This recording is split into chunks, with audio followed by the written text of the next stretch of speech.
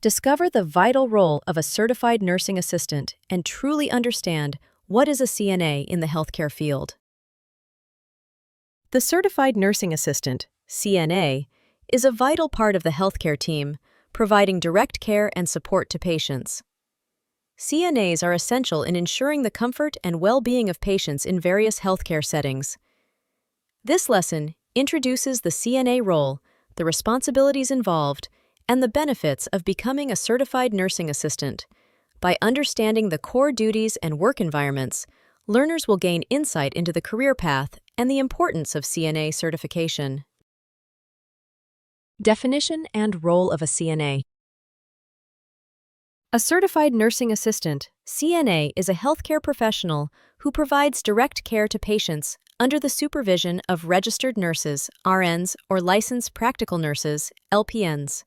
CNAs are essential members of the healthcare team and assist with the daily activities and care needs of patients, particularly those in long-term care or rehabilitation facilities. CNAs are responsible for delivering basic patient care and ensuring that patients are comfortable and well cared for. Their role includes assisting with activities of daily living, ADLs. This includes helping patients with tasks like bathing, dressing, grooming, eating, and toileting. Monitoring vital signs. CNAs often monitor blood pressure, temperature, pulse, and respiratory rate and report these findings to the nurse. Patient mobility. Helping patients move or transfer from one place to another, including assisting with walking, turning in bed, or using mobility aids. Providing emotional support. CNAs play an important role in providing emotional support to patients, especially those dealing with chronic illnesses, recovery, or end-of-life care. Job responsibilities of a CNA. CNA job responsibilities can vary depending on the specific healthcare setting. However, the main duties usually include 1. Patient care and support. Assisting with personal care. CNAs help patients with personal hygiene tasks, including brushing teeth, washing hands, and changing bed linens. Feeding patients. CNAs assist patients who cannot feed themselves and ensure that patients receive the appropriate diet. Monitoring and reporting. CNAs are responsible for observing patients' conditions and reporting any significant changes, such as signs of pain, discomfort, or abnormal vital signs, to the nursing staff. 2. Documenting patient information. CNAs play a crucial role in documenting patient information. This includes recording vital signs, changes in the patient's condition, or observations during patient care.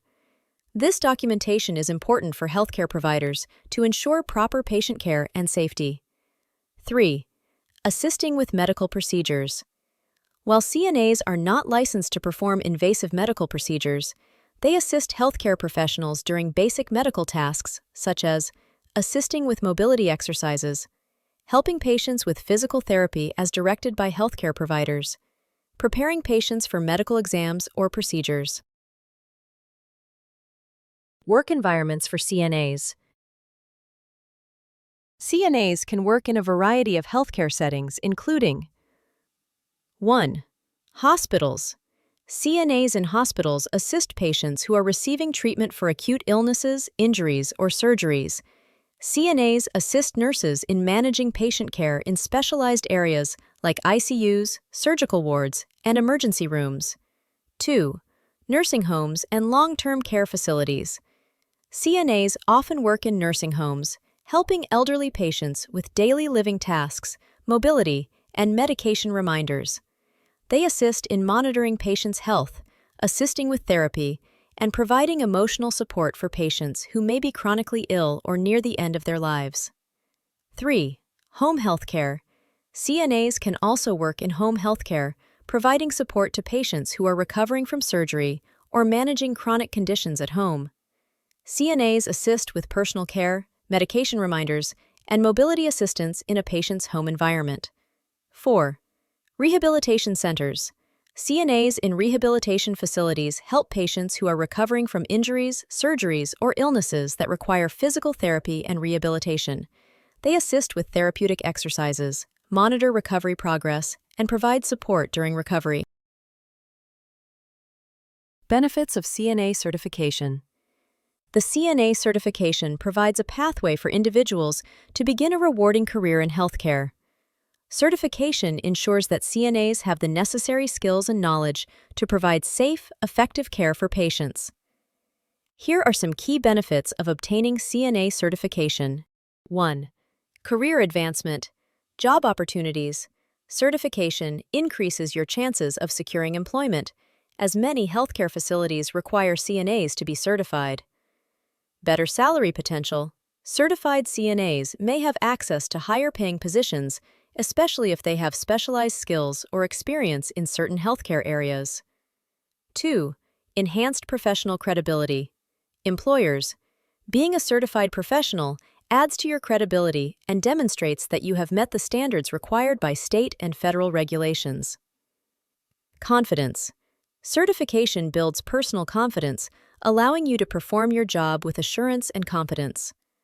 3. Access to continuing education. Many healthcare employers encourage CNAs to pursue additional certifications and training, which can lead to opportunities for advancement into specialized roles such as LPN, licensed practical nurse, or RN, registered nurse. Summary of key concepts. Here are the topics and key points. Definition and role of a CNA. CNAs provide direct care, assist with ADLs, and support patient mobility in healthcare settings. Job responsibilities. CNAs help with personal care, vital signs monitoring, patient documentation, and basic medical procedures. Work environments. CNAs work in hospitals, nursing homes, home healthcare, and rehabilitation centers. Benefits of CNA certification. Certification improves job prospects, leads to higher salaries, and provides career advancement opportunities. Conclusion and recap. In this lesson, we introduced the role of a Certified Nursing Assistant, CNA, and discussed the core responsibilities of a CNA, the work environments in which CNAs operate, and the benefits of becoming certified. Understanding the importance of CNA certification and the responsibilities it entails is the first step toward a successful and rewarding career in healthcare. Prepare confidently for your certification by understanding every component in this overview of the CNA exam, written plus skills test. The Certified Nursing Assistant, CNA exam is made up of two distinct parts, the written exam and the skills test. Each part assesses different aspects of a CNA's role and expertise in patient care. Understanding the structure, format, and content of both parts of the exam is essential for success. This lesson will provide an overview of the written exam and skills test, including what to expect, how to prepare, and practical tips for succeeding in each component. CNA written exam, structure and content. The CNA written exam is designed to assess your knowledge of key concepts related to patient care, nursing procedures, and safety protocols. The exam usually consists of multiple choice and true or false questions. Here's what you need to know about the written test. Exam format. Number of questions. The written portion typically contains between 60 to 100 multiple choice questions, depending on the certification body. Each question focuses on essential skills and knowledge necessary for a CNA to perform their duties. Time limit.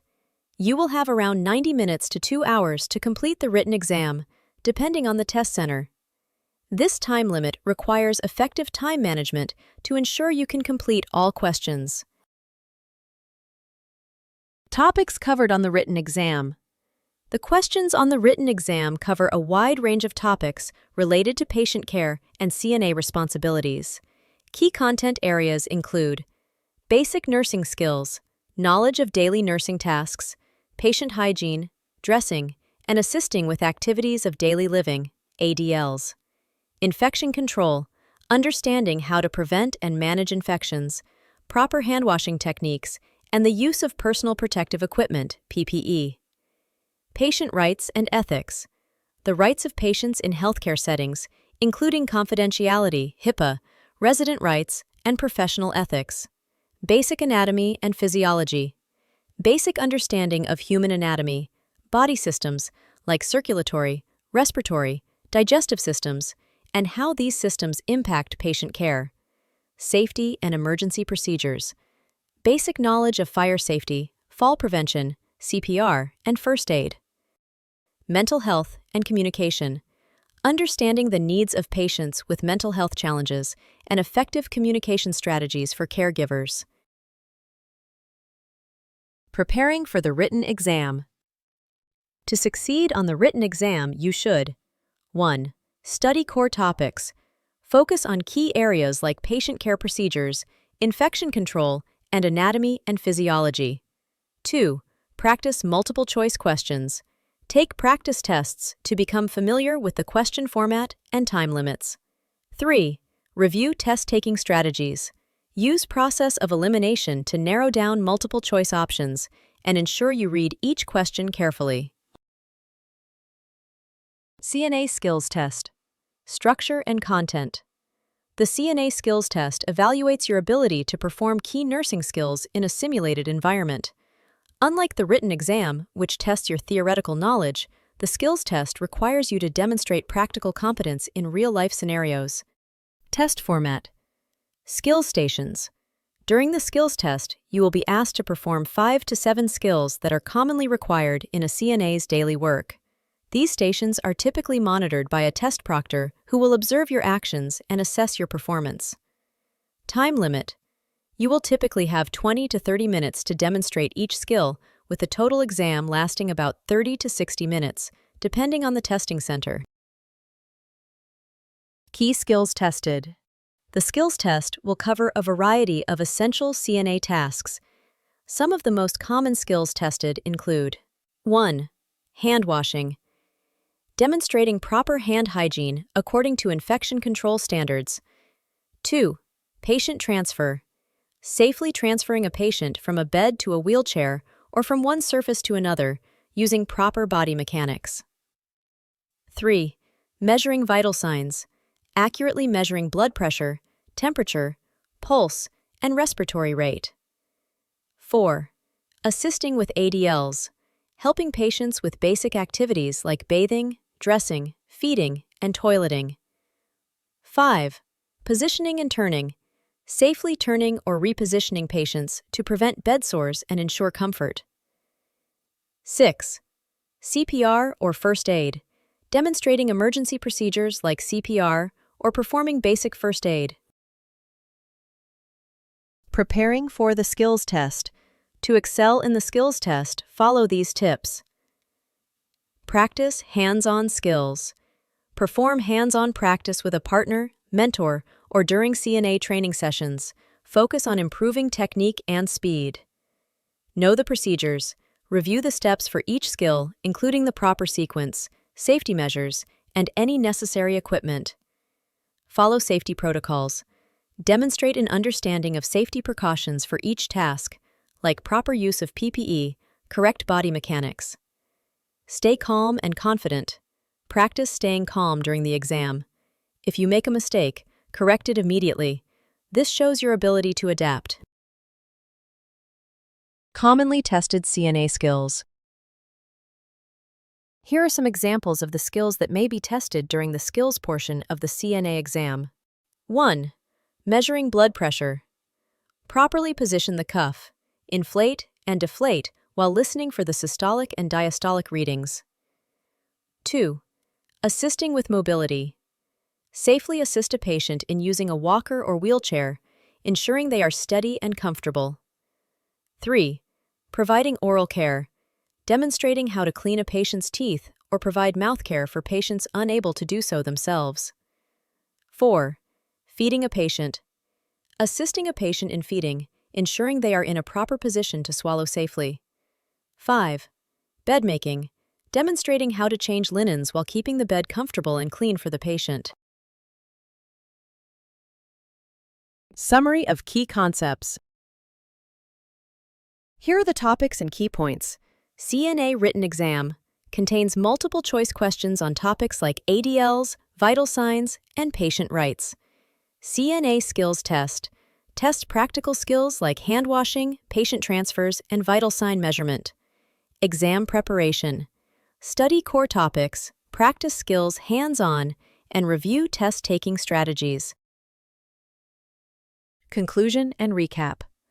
In this lesson, we provided an overview of the CNA exam, including both the written and skills portions. The written exam evaluates your knowledge of patient care, safety, and ethics, while the skills test ensures you can perform practical CNA tasks competently. Proper preparation, both theoretical and practical, is essential for passing the exam and becoming a successful CNA. Prepare effectively for your CNA exam by understanding key NNAP and state-specific testing info covered in this comprehensive lesson. The CNA Certification Test includes both the National Nurse Aid Assessment Program and NNAAP exam and state-specific testing requirements. While the NNAAP exam serves as the standard certification for nursing assistants across the U.S., some states may have unique testing protocols, additional exams, or specific registration requirements. Understanding these state-specific differences is crucial for CNA candidates to ensure they are adequately prepared for the certification process. The NNAAP exam is a nationwide assessment designed to evaluate the knowledge and skills required for CNA certification. It is administered by Pearson VUE and serves as the standard test for CNA candidates in most states. Structure of the NNAAP exam. The NNAAP exam is divided into two parts. 1. Written exam. The written portion of the NNAAP exam is typically a multiple-choice test that covers a wide range of topics, including patient care, safety protocols, infection control, and ethics. This exam typically includes 60 to 70 questions with a time limit of 90 minutes. 2. Skills test. The skills portion is a practical exam in which candidates are asked to demonstrate a variety of CNA duties, such as assisting patients with activities of daily living, ADLs, handwashing, transferring patients, and taking vital signs. This portion usually consists of 5 to 7 skills to be demonstrated in a 30-minute period. The NNAAP exam assesses both theoretical knowledge, via the written test, and practical competency, via the skills test. To pass the exam, candidates must achieve a passing score on both portions. State-specific requirements. While most states use the NNAAP exam, some states have additional requirements for CNA certification. These may include specific state exams, training criteria, or additional steps in the certification process. State-specific testing. Additional state exams. In certain states, candidates may be required to pass additional exams beyond the NNAAP. These exams may focus on state-specific laws, regulations, and healthcare standards that are unique to that state. For example, California has a state-specific exam that includes additional oral and written questions focused on patient rights, abuse reporting, and more detailed infection control protocols. Registration and application. Some states may require a separate registration process before sitting for the exam, including background checks, fingerprinting, or submitting evidence of completed CNA training. Be sure to check with your state's regulatory agency for the full application process. Training requirements. Most states require CNA candidates to complete a state-approved training program. These programs are typically 75 to 100 hours in length and must cover both classroom education and hands-on clinical experience. Some states may have additional training hours or specialized courses for specific settings, like home healthcare or rehabilitation centers. State-specific reciprocity.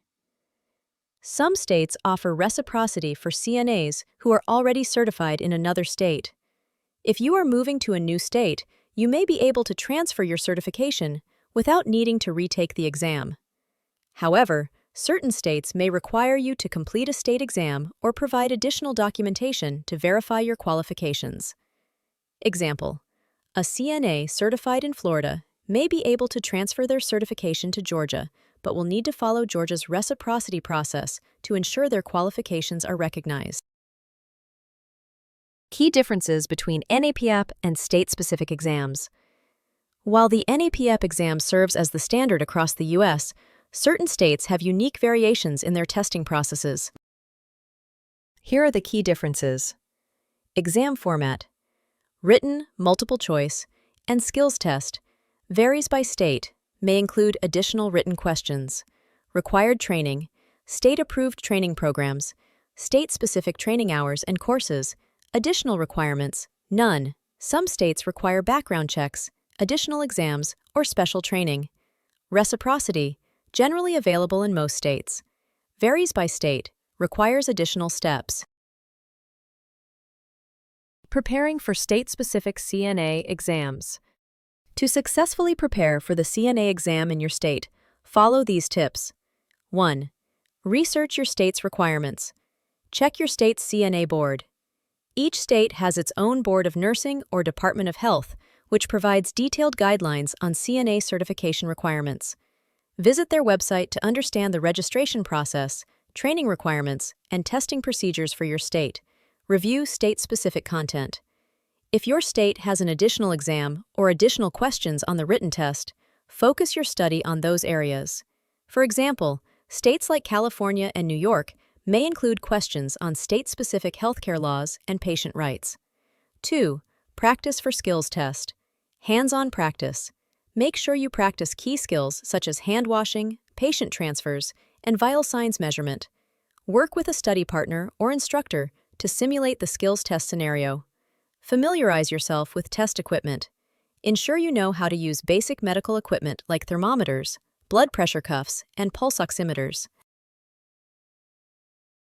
Summary of key concepts. Overview of NNAAP. NNAAP includes a written exam and skills test to assess both knowledge and practical skills. State-specific requirements. Some states have additional exams, training hours, and background checks for CNA certification. Reciprocity. Many states offer reciprocity for CNAs certified in other states, but it may require additional paperwork. Preparing for state-specific exams. Research your state's requirements, review state laws, and practice hands-on skills to ensure readiness. Conclusion and recap. In this lesson, we explored the structure of the NNAAP exam, the differences between state-specific exams, and how to prepare for state regulations and additional testing requirements. Whether you are preparing for the NNAAP exam or a state-specific certification test, understanding your state's unique needs and requirements is key to success. Discover precisely how this course will help you master new skills and transform your understanding of key concepts. The journey to becoming a certified nursing assistant CNA can seem overwhelming, but with the right preparation, you can pass the exam and begin a rewarding career in healthcare. This course is designed to provide you with step-by-step guidance for success in both the written exam and skills test. We'll focus on building a strong foundation in the knowledge and skills needed for the CNA exam, along with practical tips and test-taking strategies to ensure your success. Overview of course structure. This course is designed to guide you through every step of your CNA exam preparation. Written exam preparation.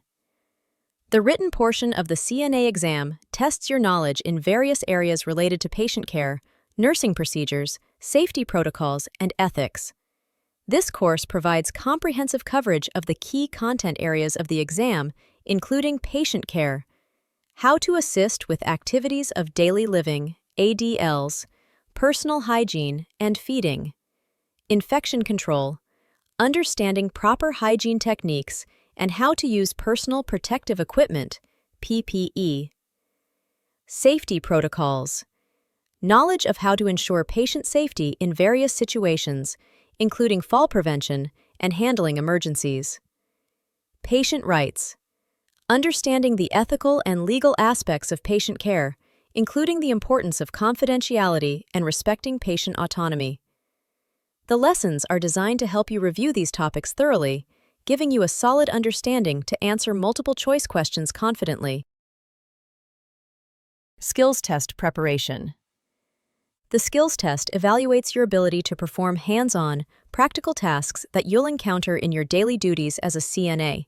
This course provides detailed instruction and practice opportunities for the key skills you will need to demonstrate. 1. Handwashing and proper infection control techniques. 2. Patient transfer and mobility assistance. 3. Measuring vital signs, temperature, pulse, blood pressure, and respiration. 4. Basic patient care skills, such as feeding, dressing, and toileting assistance. Each skill will be explained in detail and will provide practical tips on how to perform each skill confidently during the exam. Focus areas of this course. This course is structured around core focus areas that are essential for both your written and skills exams. Fundamental knowledge for the written exam. Nursing fundamentals. Understanding basic nursing procedures, patient care, and ethical considerations. Infection control. How to prevent and manage infections in a healthcare setting. Basic anatomy and physiology. A solid understanding of the human body and its systems. Safety protocols. Knowledge of fire safety, emergency procedures, and patient handling. Mastering practical skills for the skills test, hand washing and hygiene. Demonstrating proper hand hygiene and infection control practices. Patient mobility and transfer, safely assisting patients with transfers and ensuring their comfort. Vital signs measurement, accurately measuring and recording vital signs and patient data. Assisting with ADLs, helping patients with basic daily activities like bathing, dressing, feeding, and toileting. Effective test-taking strategies. This course also includes strategies for succeeding on test day, time management during the written exam, approaching multiple-choice questions effectively, staying calm during the skills test by preparing and practicing hands-on. Practical tips and support for success. This course provides not only study material and practice questions, but also practical tips to help you succeed on the exam. Study tips for success. 1. Set a study schedule. Break your study time into manageable sessions and stick to a consistent study routine. Prioritize areas where you need the most improvement. 2. Active learning. Practice active learning techniques such as self-quizzing, group study, and teaching concepts to others to reinforce knowledge. 3. Use multiple resources. In addition to this course, utilize textbooks, online resources, and practice tests to prepare thoroughly. Test day preparation tips. 1. Get enough rest. Ensure you get a good night's sleep before the exam day. 2. Arrive early. Plan to arrive at the test center at least 30 minutes before your scheduled exam time. 3. Bring required documents. Ensure that you bring your ID, admission ticket, and any other required materials. Confidence-building strategies. 1. Practice hands-on skills. Regularly practice the key skills in a controlled environment to build your confidence. 2. Positive affirmations. Use positive self-talk and visualize yourself succeeding on the exam. 3. Stay calm under pressure. Use breathing exercises and relaxation techniques to manage anxiety and stay focused during the test. Summary of key concepts. Here are the topics and key points. Written exam preparation. Focus on core areas like patient care, infection control, safety, and basic anatomy. Skills test preparation. Practice essential tasks like hand washing, patient transfers, and vital signs measurement. Study strategies. Create a study schedule, utilize active learning, and practice regularly. Test day tips. Arrive early, get rest, and bring all required documents. Use breathing exercises to stay calm. Conclusion and recap. In this lesson, we covered the structure of this course, emphasizing how each component will help you prepare for both the written and skills tests required for CNA certification. Through practice, study strategies, and test day tips, this course is designed to ensure you are confident, prepared, and ready to succeed on the exam. Prepare confidently for your certification by understanding the ins and outs of the CNA exam format. multiple choice, computer-based, in this essential guide. The CNA written exam is an essential part of obtaining certification as a certified nursing assistant. This portion of the exam is computer-based and consists primarily of multiple choice questions that assess your knowledge in various areas of patient care, nursing procedures, and safety protocols. Understanding the exam's format will help you navigate the testing process effectively, manage your time, and feel confident on exam day. This lesson will explain the structure of the CNA written exam, focusing on how the multiple choice questions are presented, the content areas tested, and time management strategies for success in the computer-based format. Overview of the CNA written exam. The CNA written exam is designed to assess your theoretical knowledge and understanding of basic nursing skills. Here's the overview of computer-based testing. Computer-based format. The exam is administered on a computer, and you will interact with the testing interface to select your answers. Question navigation. The computer system will display questions one at a time. You can navigate forward and backward between questions, and if needed, you can mark questions to return to later. Adaptive system. Some computer-based CNA exams may use an adaptive testing system, where the difficulty of the questions adjusts based on your performance. Multiple choice questions. Question format. Each question on the written exam will be in a multiple choice format with 4 options: A, B, C, D. Answer selection. You will select the answer you believe is correct by clicking on the corresponding option on the screen. No penalty for guessing.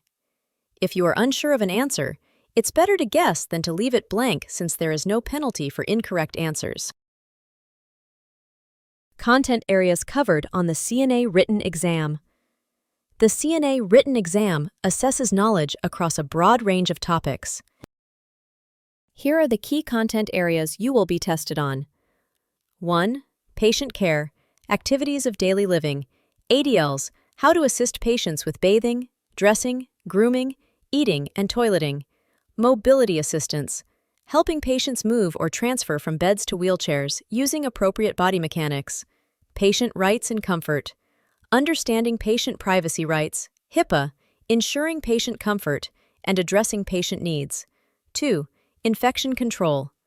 Hand hygiene, proper techniques for washing hands and using hand sanitizers. Personal protective equipment, PPE, understanding the proper use of gloves, gowns, masks, and other safety equipment to prevent the spread of infection. Cleaning and disinfection, knowledge of cleaning and disinfecting patient care equipment and environments. 3. Safety and emergency procedures. Fall prevention, measures to prevent falls and manage patients at risk of falling. Fire safety, the correct actions to take in the event of a fire, including knowing the RACE. Protocol, rescue, alarm, contain, extinguish. CPR and first aid, basic first aid procedures and knowing when to administer CPR or seek emergency help. 4. Communication and documentation. Patient interaction, effective communication with patients, families, and other healthcare professionals. Recording observations, proper methods of documenting patient care and vital signs in patient charts or electronic records. Time management strategies for the computer-based exam. Effective time management is essential to succeed in the CNA written exam. Here's how you can manage your time efficiently during the exam. 1. Understand the time limits. The CNA written exam typically has a time limit of 90 minutes to 2 hours. You will need to manage your time wisely to ensure that you complete all questions within the allotted time. 2. Pace yourself. Don't rush. While you may feel pressure to finish quickly, rushing through questions can lead to mistakes. Aim to spend around 1 minute per question to allow for thorough thinking. Move quickly through easier questions. Answer questions you feel confident about first, then return to the more difficult ones. This will build your confidence and ensure that you finish the exam. 3. Skip and return to difficult questions. Mark questions you're unsure about. If you encounter a difficult question, mark it, and move on. You can come back to it after completing easier questions. This strategy will help reduce stress and ensure that you don't get stuck on one question for too long. Use the review time. If you have time left after answering all the questions, review your answers. Double-check questions that you were unsure about or skipped. Key tips for taking the computer-based CNA exam. 1. Familiarize yourself with the computer system. Before the exam, try to practice with a sample computer-based test or familiarize yourself with the testing platform. Knowing how to navigate the system can reduce anxiety. 2. Stay calm and focused. If you encounter a difficult question, don't panic. Take a deep breath, trust your knowledge, and move on if needed. Staying calm will help you think clearly. 3. Eliminate incorrect answers. If you're unsure about a question, use the process of elimination. Discard answers that seem obviously incorrect and narrow down your choices. Summary of key concepts. Here are the topics and key points. CNA written exam format. The exam is computer-based with multiple choice questions on patient care, infection control, safety, and more. Content areas. Key topics include patient care, infection control, safety protocols, and communication. Time management. Manage your time effectively. Spend 1 minute per question, skip difficult questions, and use review time. Test-taking tips. Stay calm, familiarize yourself with the exam system, and use elimination techniques for tough questions. Conclusion and recap. In this lesson, we explored the format and structure of the CNA written exam, focusing on the multiple-choice questions and computer-based testing system. We discussed time management strategies, key content areas to review, and test-taking tips to help you perform well. By practicing these strategies, you can increase your chances of success on the CNA exam. Get clarity on the CNA passing score requirements to confidently prepare for and successfully pass your CNA exam. The CNA certification exam includes 2 key components, the written exam and the skills test. Each part of the exam has specific passing score requirements that candidates must meet in order to become certified. Understanding how these exams are scored, what constitutes a passing score, and how to interpret your score report is essential for exam success. This lesson will guide you through the passing score requirements, helping you understand what you need to achieve to pass the CNA exam and become a certified nursing assistant. Understanding the passing score for the CNA exam. Written exam scoring. Scoring scale. The written exam is scored based on the number of correct answers you provide. The exam typically consists of 60 to 100 multiple-choice questions, and you must score at least 70 to 80% of the total questions correctly to pass. How the score is calculated. Your score will be calculated based on the number of correct answers relative to the total number of questions. For example, if the exam consists of 80 questions, you must answer at least 56 to 64 questions correctly to pass, based on a passing score of 70 to 80%. Skills test scoring. Pass or fail evaluation. The skills test is a pass-fail test where you are asked to demonstrate several essential CNA tasks, such as handwashing, patient transfer, and vital sign measurement. The exam proctor will evaluate your performance based on a checklist of specific tasks. Scoring method. Each skill is evaluated using a pass-fail system, and you must demonstrate each skill correctly to pass. In some cases, partial points may be awarded for correctly completing parts of a task, but the overall evaluation will focus on whether the skill is performed safely and correctly. Failing the skills test. If you fail a task during the skills test, you will be given a chance to retest the skill before leaving the exam center. Overall passing criteria. To achieve certification, you must pass both the written exam and the skills test. Written exam, achieve a score of 70 to 80% correct answers to pass. Skills test, demonstrate proficiency in all the required skills with a pass or fail result. Full certification requirements. To be fully certified as a CNA, both parts of the exam must be passed within the designated testing period.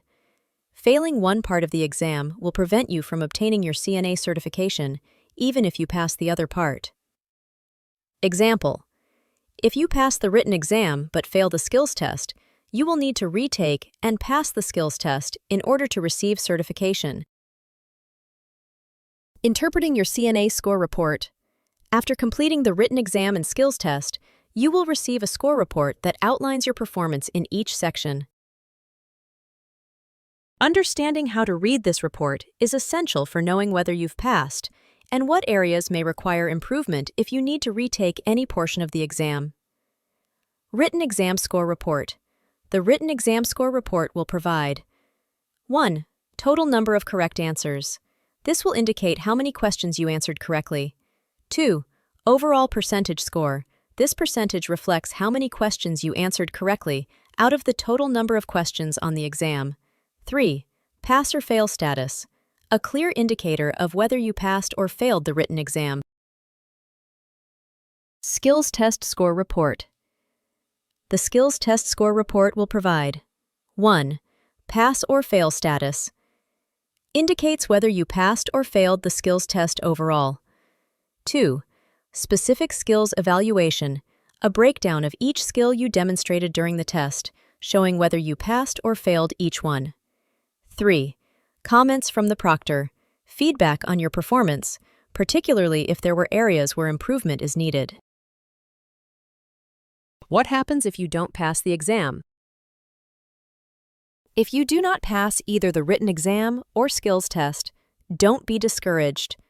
Many states allow you to retake the exam after a certain period of time. The specific rules for retaking the test will vary by state, but here are some general steps. Retaking the written exam. If you do not pass the written exam, you can generally retake it after a waiting period, typically a few weeks. Be sure to review your study materials and focus on the areas where you struggled during the first attempt. Test registration. You will need to re-register for the exam through the testing agency, paying any associated fees. Retaking the skills test. If you fail the skills test, you will need to schedule a retake with the testing center. You may be allowed to retake only the specific skills that you failed, rather than the entire test. Prepare for the retake. Review the skills you were evaluated on, practice each one thoroughly, and ask for feedback from your instructor if needed. Additional support. If you have difficulty passing the CNA exam after multiple attempts, consider seeking additional study support or test preparation courses. Many programs offer practice exams, study groups, and other resources to help you succeed. Summary of key concepts. Here are the topics and key points. Written exam passing score. Achieve 70 to 80% correct answers to pass the written exam. Skills test. Passing criteria. Pass-fail evaluation for skills like handwashing, patient transfer, and vital signs. Overall certification. Both the written exam and skills test must be passed to become certified. Retake process. If you fail, you can retake either part of the exam after a waiting period. Conclusion and recap.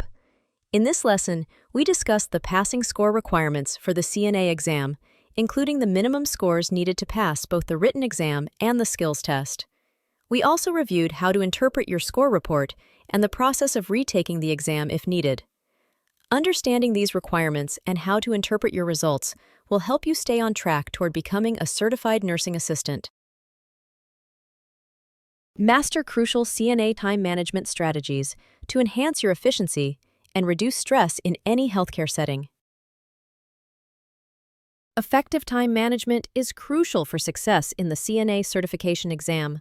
Both the written exam and the skills test require careful planning and efficient use of time. Whether you are answering multiple choice questions or demonstrating your ability to perform essential CNA tasks, managing your time will help you stay calm, reduce stress, and ensure that you complete all required sections of the exam within the allotted time.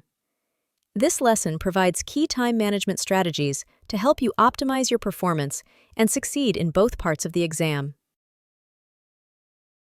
Importance of time management in the CNA exam. Time management is one of the most critical skills you need to succeed on the CNA exam. Written exam time management. The written exam typically consists of 60 to 100 multiple-choice questions. You will have 90 minutes to 2 hours to complete the exam, depending on the testing center and the specific exam version. Skills test time management. The skills test is a practical exam where you will demonstrate essential nursing tasks. Typically, you will be given 20-30 minutes to complete the skills portion of the exam. Balancing speed and accuracy. Don't rush. While time is limited, rushing through questions or skills may lead to mistakes. Focus on completing tasks accurately while managing your pace. Stay calm. Panic can cause you to rush unnecessarily, so stay calm and follow the process step by step. Time management for the written exam. How to approach multiple-choice questions. Allocate time per question.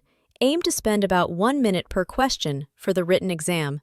If you are working on a 90-minute test with 75 questions, you can divide your time evenly.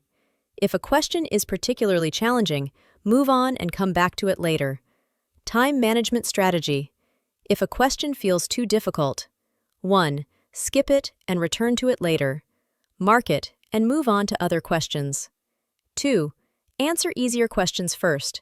Answer questions you are confident in so that you have more time for the difficult ones. Review time. Aim to leave 10 to 15 minutes at the end of the exam to review your answers. This allows you to double-check difficult questions and make sure you haven't missed anything. Focus on accuracy over speed. Take your time on complex questions. Some questions may require more thought and careful consideration. Spend extra time on these, but always aim to complete the exam within the allocated time. Avoid second-guessing. When you feel confident about an answer, trust your initial choice. Second-guessing can waste valuable time. Time management for the skills test. Understanding the skills test format. The skills test involves demonstrating 5 to 7 essential CNA tasks, such as handwashing, patient transfer, and taking vital signs.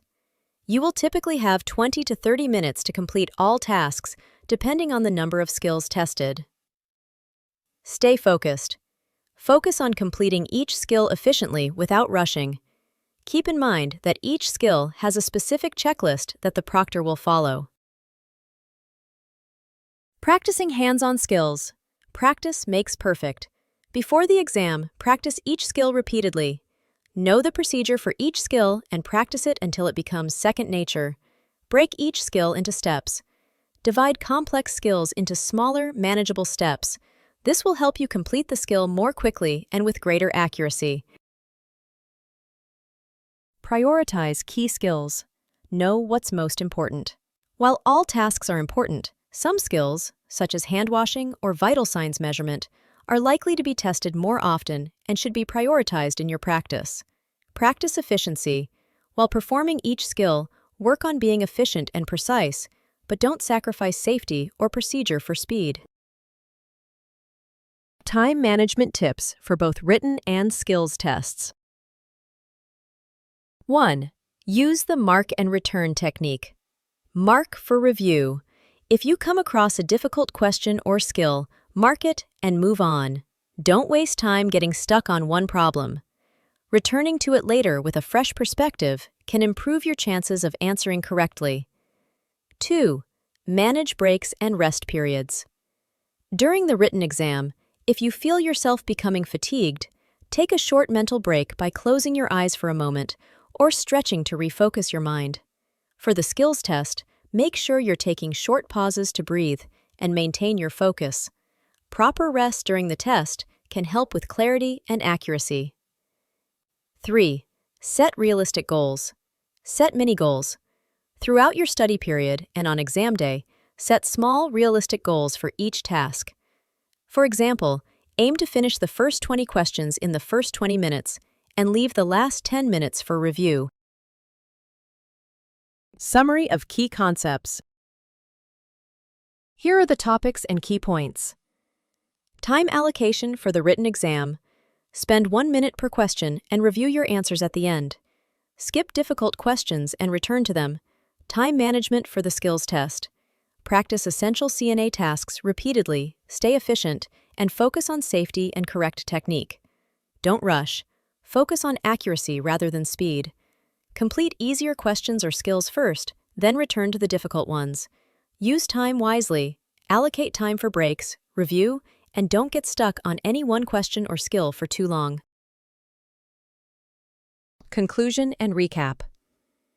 In this lesson, we discuss the importance of time management in the CNA exam, providing strategies for both the written exam and the skills test. By allocating time wisely, staying calm, and practicing key skills, you can approach the exam with confidence and increase your chances of success. Master the critical skill of how to read and analyze CNA questions to boost your understanding and improve your score on the certification exam. Understanding how to read and analyze CNA exam questions is essential for performing well on the CNA certification exam. The ability to quickly comprehend the question, identify key information, and analyze the options will enable you to answer questions more accurately and efficiently. This lesson is designed to provide you with the tools and strategies to confidently approach both multiple-choice and scenario-based questions in the written exam. Types of questions on the CNA exam.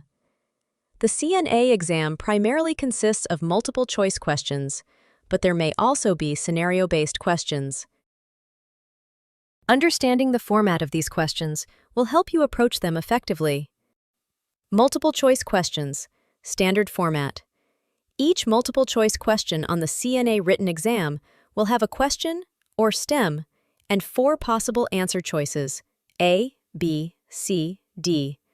Only one answer is correct. Objective focus. These questions are designed to test your understanding of nursing concepts, patient care techniques, and safety protocols. Scenario-based questions. Real-life scenarios. Some questions may present a real-world situation or patient care scenario and ask you how you would respond. These questions test your ability to apply knowledge in practical situations. Decision-making. You will need to analyze the scenario and select the best course of action based on your understanding of the appropriate protocols. How to break down complex questions. Some questions on the CNA exam may appear complex or intimidating at first glance. However, with the right approach, you can break down these questions into manageable parts. Identify the key information. Highlight keywords. When reading the question, identify keywords that define the core of the question. These keywords could include verbs like assist, monitor, or evaluate, as well as patient-specific details like elderly, post-surgery, or critical. Focus on action words. Pay attention to the action words in the question. These words tell you what is expected of you. For example, what should the CNA do first? Or, which of the following is the most appropriate action? Ignore extra details. While reading the question, be cautious of irrelevant details that may be used to distract you. Focus on what the question is specifically asking. Analyze the question's context. Determine the situation. In scenario-based questions, determine whether the question is asking you to prioritize a certain action or whether it's testing your knowledge of a process. Consider patient safety. Patient safety and well-being should always be your first consideration when analyzing the question. Ensure your answer prioritizes safety protocols, patient rights, and ethical practices.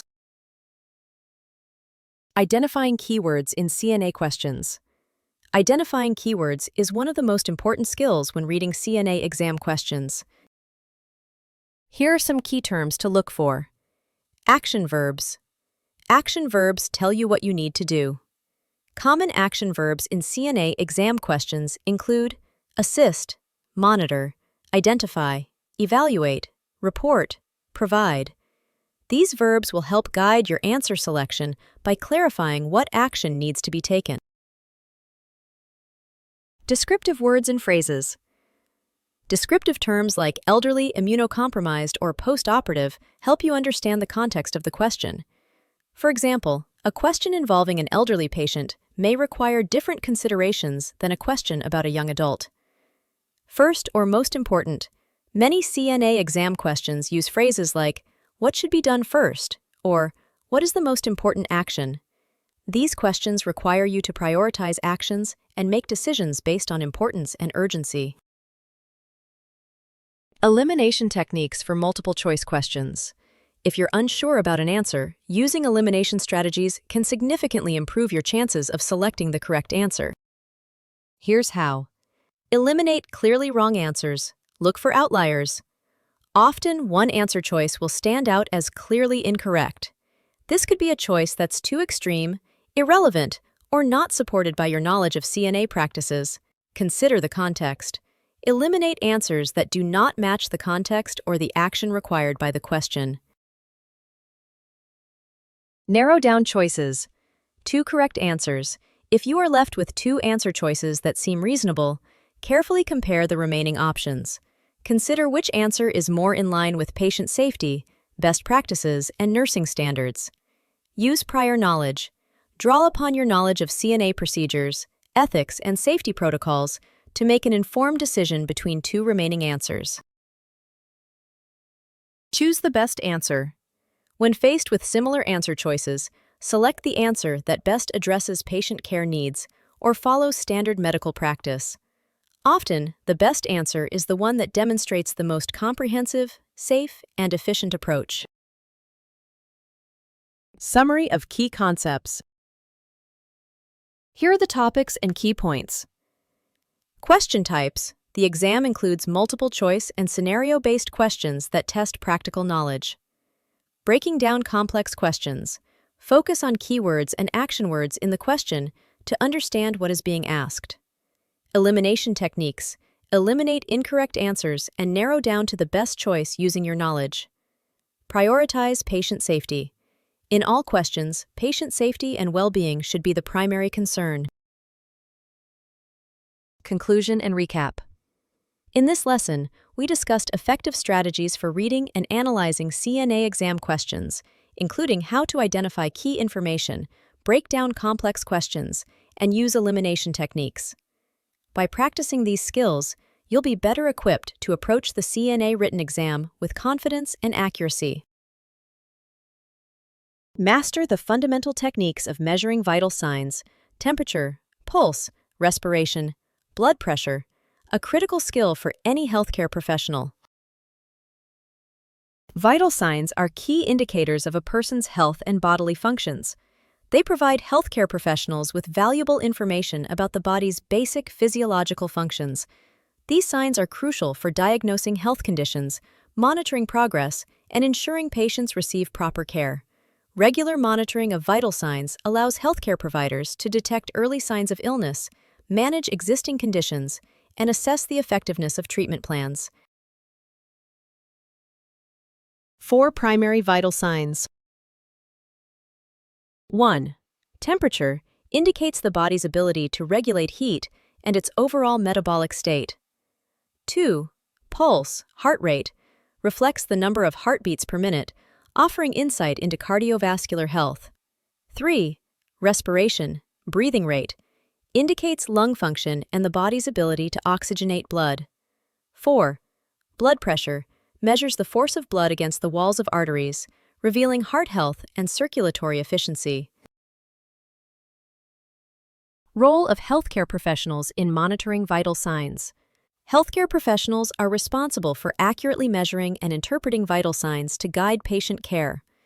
This includes routine monitoring, emergency assessments, and ensuring that correct techniques are used to avoid errors. Now, we will discuss the temperature measurement. Here are the types of thermometers. 1. Oral thermometer, used in the mouth, most common for adults and children. 2.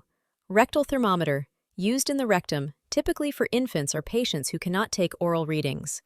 3. Axillary thermometer. Measured under the arm, typically used for infants or when other methods are not available.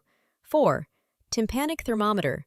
Measures temperature in the ear canal, offering a quick and non-invasive method. 5. Temporal artery thermometer. Uses infrared technology to measure temperature across the forehead. Step-by-step guide to measuring body temperature. 1. Oral.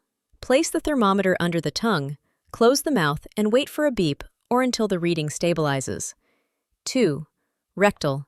Insert the thermometer about 1 to 2 inches into the rectum, hold in place, and wait for a reading. 3. Axillary. Place thermometer in the armpit and ensure it touches the skin, holding for several minutes. 4. Tympanic. Gently pull the ear back and insert the thermometer, ensuring a snug fit. 5. Temporal artery. Gently swipe the thermometer across the forehead. Factors affecting body temperature. 1. Age. Children and elderly individuals may have slightly different normal ranges. 2. Environment. Extreme heat or cold can affect the body's ability to regulate temperature. 3. Physical activity. Exercise increases metabolic rate, leading to heat production and a rise in body temperature. Common units for recording temperature. Celsius and Fahrenheit are the two primary units. Be mindful of conversions. Example, 37 degrees Celsius equals 98.6 degrees Fahrenheit.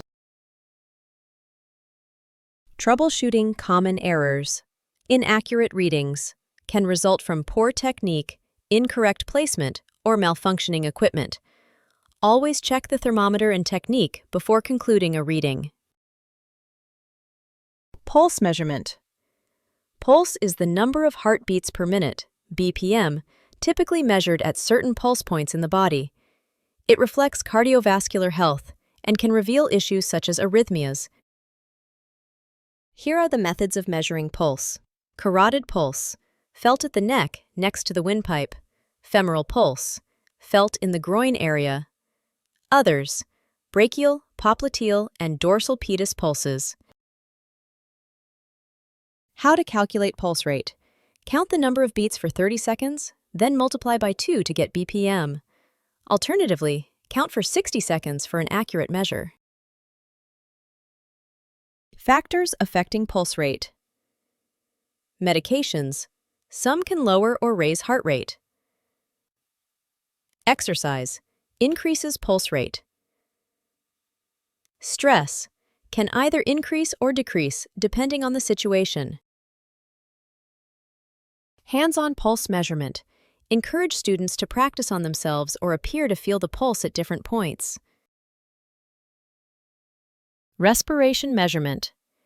Respiration reflects the body's ability to oxygenate the blood and expel carbon dioxide. It's crucial for evaluating lung function and overall health. Methods for measuring respiratory rate. Visual observation. Counting chest rises and falls for 30 seconds, then multiplying by 2. Stethoscope. For more accurate listening, use a stethoscope to count breaths for 30 seconds or 1 minute. Normal respiration rates by age. Newborn, 30 to 60 breaths per minute. Infants, 1 to 2 months, 30 to 40 BPM. Children, 1 to 5 years, 25 to 35 BPM. Adult, 12 to 20 BPM. Identifying abnormal breathing patterns. 1. Dyspnea, difficulty breathing. 2. Tachypnea, rapid breathing. 3.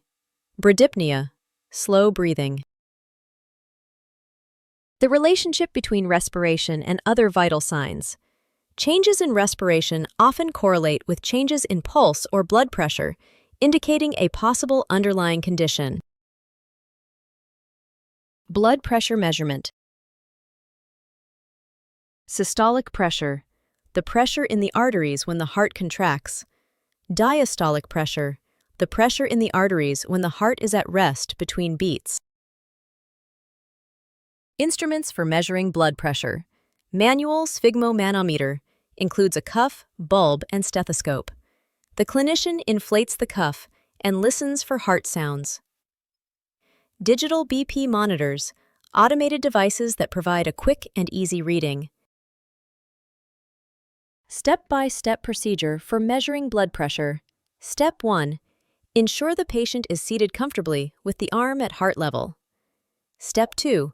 Wrap the cuff snugly around the upper arm, just above the elbow. Step 3. Inflate the cuff until the artery is occluded, typically around 180 mm mercury. Step 4. Slowly release the air while listening for the first, systolic, and last, diastolic, sounds. Step 5.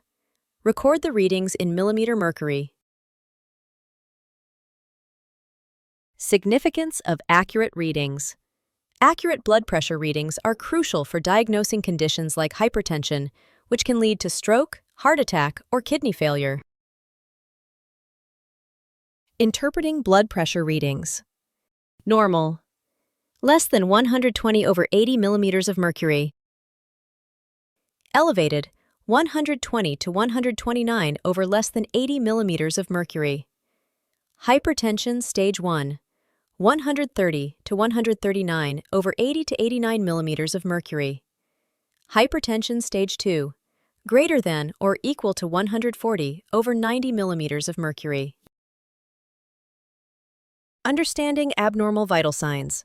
Abnormal readings in any of the vital signs can indicate underlying conditions such as infections, cardiovascular issues, or respiratory problems. Recognizing high and low readings. Temperature above 100.4 degrees Fahrenheit, 38 degrees Celsius, suggests fever. Pulse above 100 bpm may indicate tachycardia, while below 60 bpm may indicate bradycardia. A respiratory rate over 20 bpm or under 12 bpm may suggest respiratory distress. Blood pressure over 140/90 millimeters of mercury may indicate hypertension. When to seek medical attention. Abnormal vital signs that are persistent or worsening should prompt consultation with a healthcare provider. Conclusion and recap. Vital signs are a critical part of patient care. Accurate measurement and interpretation of vital signs can help prevent serious health issues. The role of technology in vital signs measurement. Wearable devices and remote monitoring are making it easier for healthcare professionals to track vital signs in real time. Learn vital protocols for infection control and hand hygiene that are crucial for any healthcare or public setting.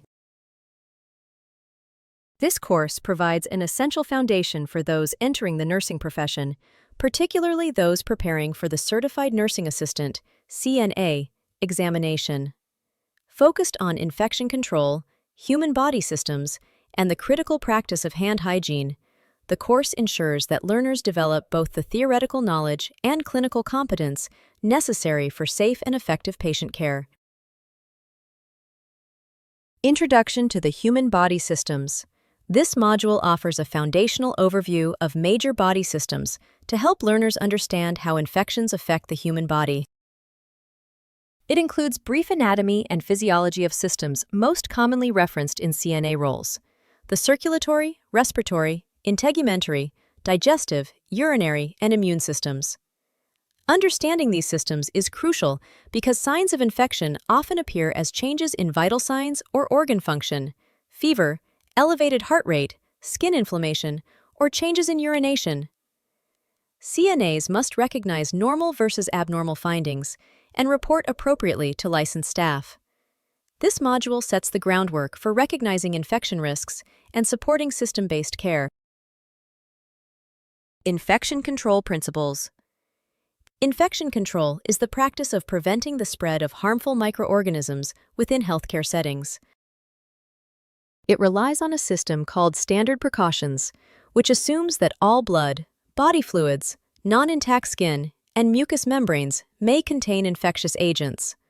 These precautions include the use of personal protective equipment, PPE, such as gloves, masks, gowns, and eye protection. The chain of infection outlines how infections are transmitted. It includes 6 links: the infectious agent, reservoir, portal of exit, mode of transmission, portal of entry, and susceptible host. Breaking any one of these links can stop the infection from spreading. For example, wearing gloves breaks the contact between an infectious agent and a susceptible host. Covering wounds, safely disposing of soiled items, and disinfecting surfaces are all part of maintaining infection control. The role of hand hygiene in healthcare settings. Hand hygiene is the most effective method for preventing the spread of infections. The hands of healthcare workers can carry harmful microbes from one patient or surface to another, even if gloves are used. Proper hand washing involves using soap and warm water to scrub all parts of the hands, including the backs, between fingers, under fingernails, and wrists, for at least 20 seconds. Alcohol-based hand sanitizers can be used when hands are not visibly dirty. However, they are ineffective against certain organisms like Clostridioides difficile, C. diff, and should not replace hand washing after contact with bodily fluids or when hands are visibly soiled. The World Health Organization's 5 moments of hand hygiene include before touching a patient, before clean aseptic procedures, after body fluid exposure, after touching a patient, and after touching patient surroundings. Healthcare workers must perform hand hygiene at each of these critical moments to ensure patient and personal safety. Disease transmission pathways. Pathogens are microorganisms like bacteria, viruses, fungi, and parasites that can cause disease. They can spread through various routes. Direct contact transmission occurs when a person physically touches an infected individual. Indirect contact happens when pathogens are transferred via contaminated surfaces or instruments. Droplet transmission involves larger respiratory droplets from sneezing or coughing, which usually travel short distances. In contrast, airborne transmission refers to smaller particles that can remain suspended in the air and travel farther. Examples include tuberculosis and measles. Other pathways include vector-borne transmission through insects and fecal-oral transmission due to poor sanitation or hygiene. Understanding how a specific disease spreads allows healthcare workers to take proper precautions. For example, airborne infections require wearing N95 masks and placing patients in negative pressure rooms. Aseptic techniques and environmental controls. Aseptic technique refers to procedures that prevent contamination by harmful microbes. In healthcare, this includes sterilizing equipment, maintaining clean environments, and using barrier techniques like gloves and sterile fields. Medical asepsis, clean technique, is used in daily patient care such as bathing and feeding, while surgical asepsis, sterile technique, is used during invasive procedures. Environmental controls play a significant role in preventing the growth and spread of pathogens. Surfaces that are frequently touched, bed rails, doorknobs, IV poles, must be cleaned regularly with approved disinfectants. Proper room ventilation, humidity control, and waste disposal all help limit the survival of microorganisms in patient areas.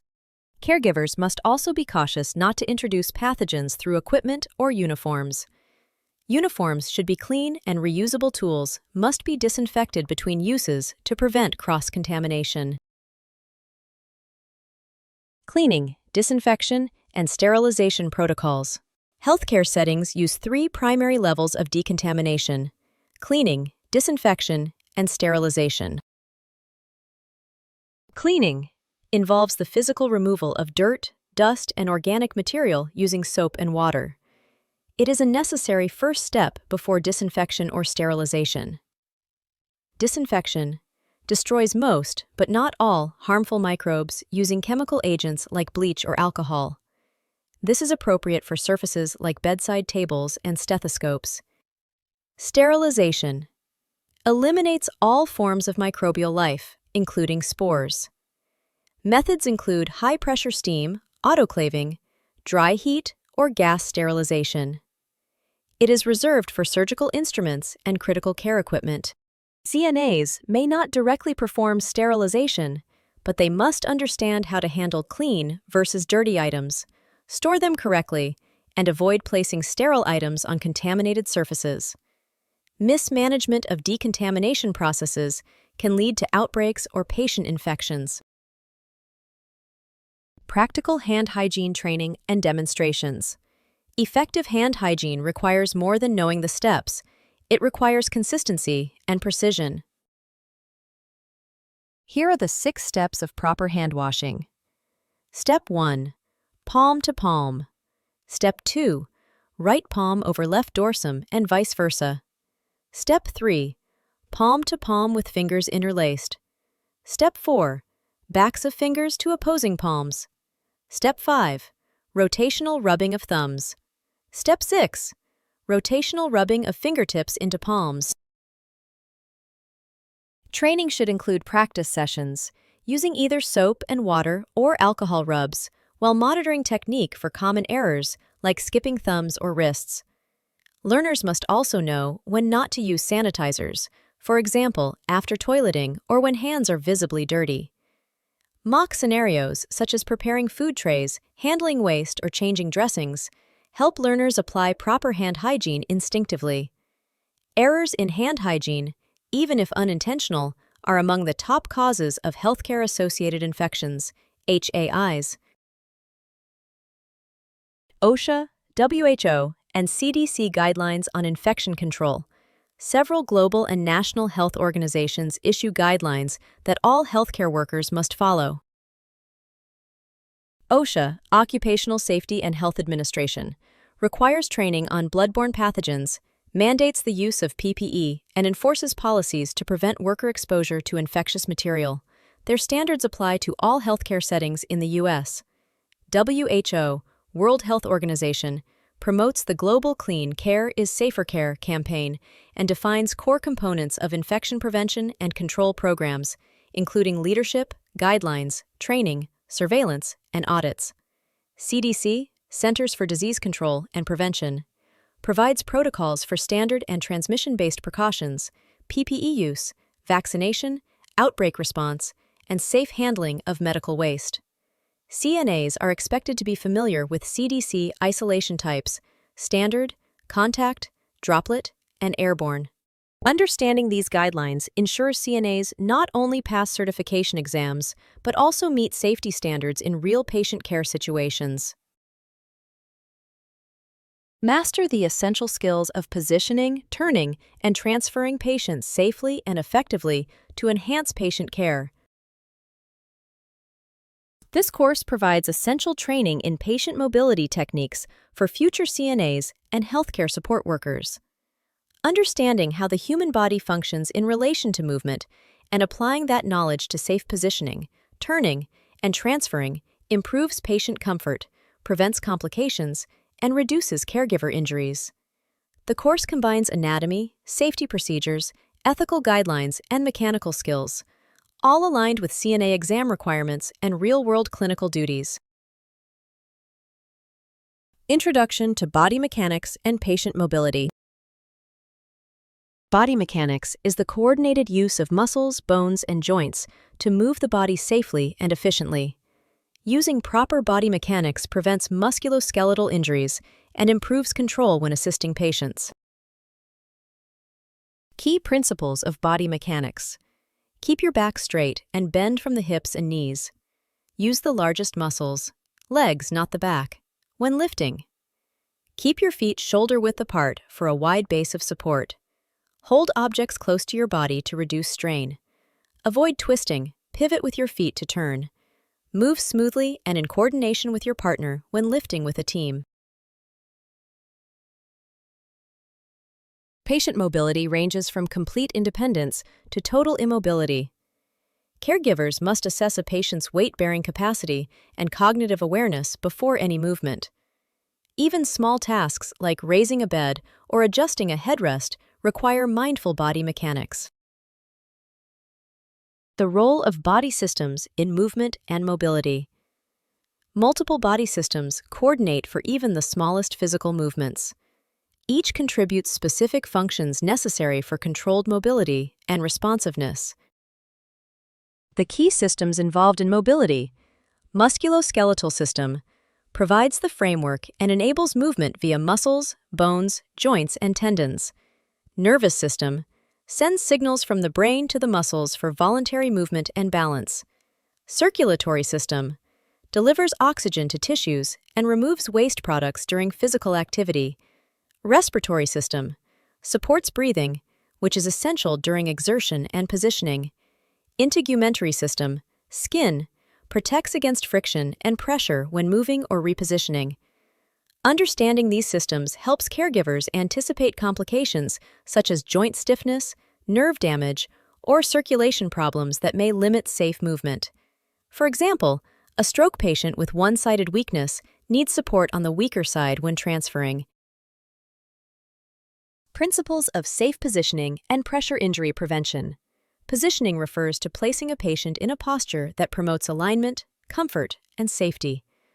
Proper positioning prevents pressure injuries, contractures, and respiratory complications. Here are the common positions. 1. Fowler's position, sitting upright, 45 to 60 degrees, used for feeding, breathing support, or comfort. 2.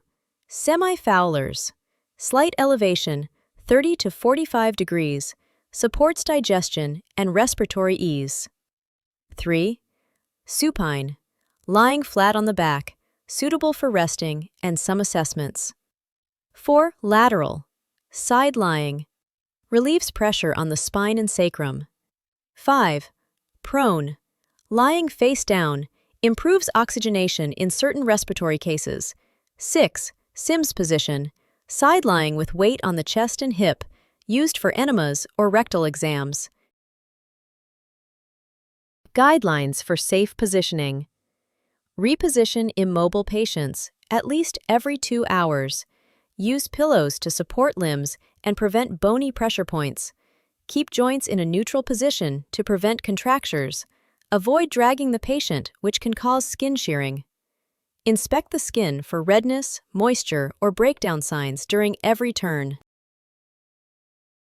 Turning and repositioning techniques. Bedbound and limited mobility patients. Repositioning keeps blood flowing, maintains muscle tone, and prevents complications like pneumonia and pressure sores. Proper techniques are critical for patients who cannot move on their own.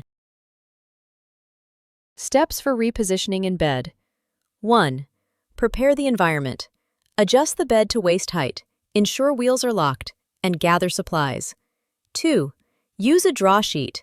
This allows caregivers to move the patient without friction on the skin. 3. Turn the patient.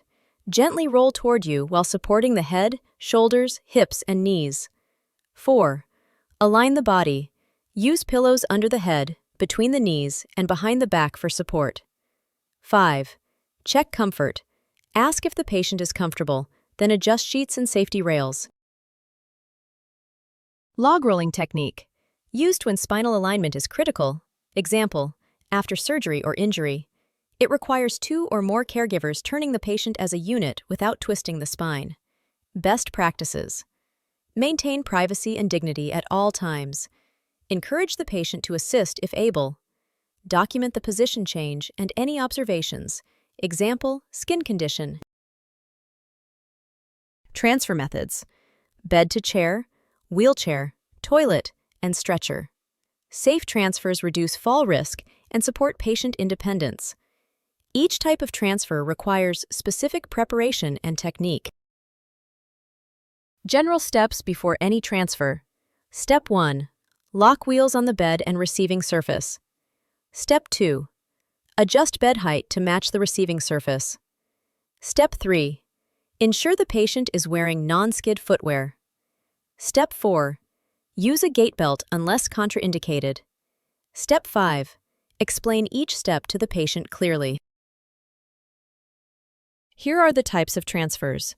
1. Bed to wheelchair.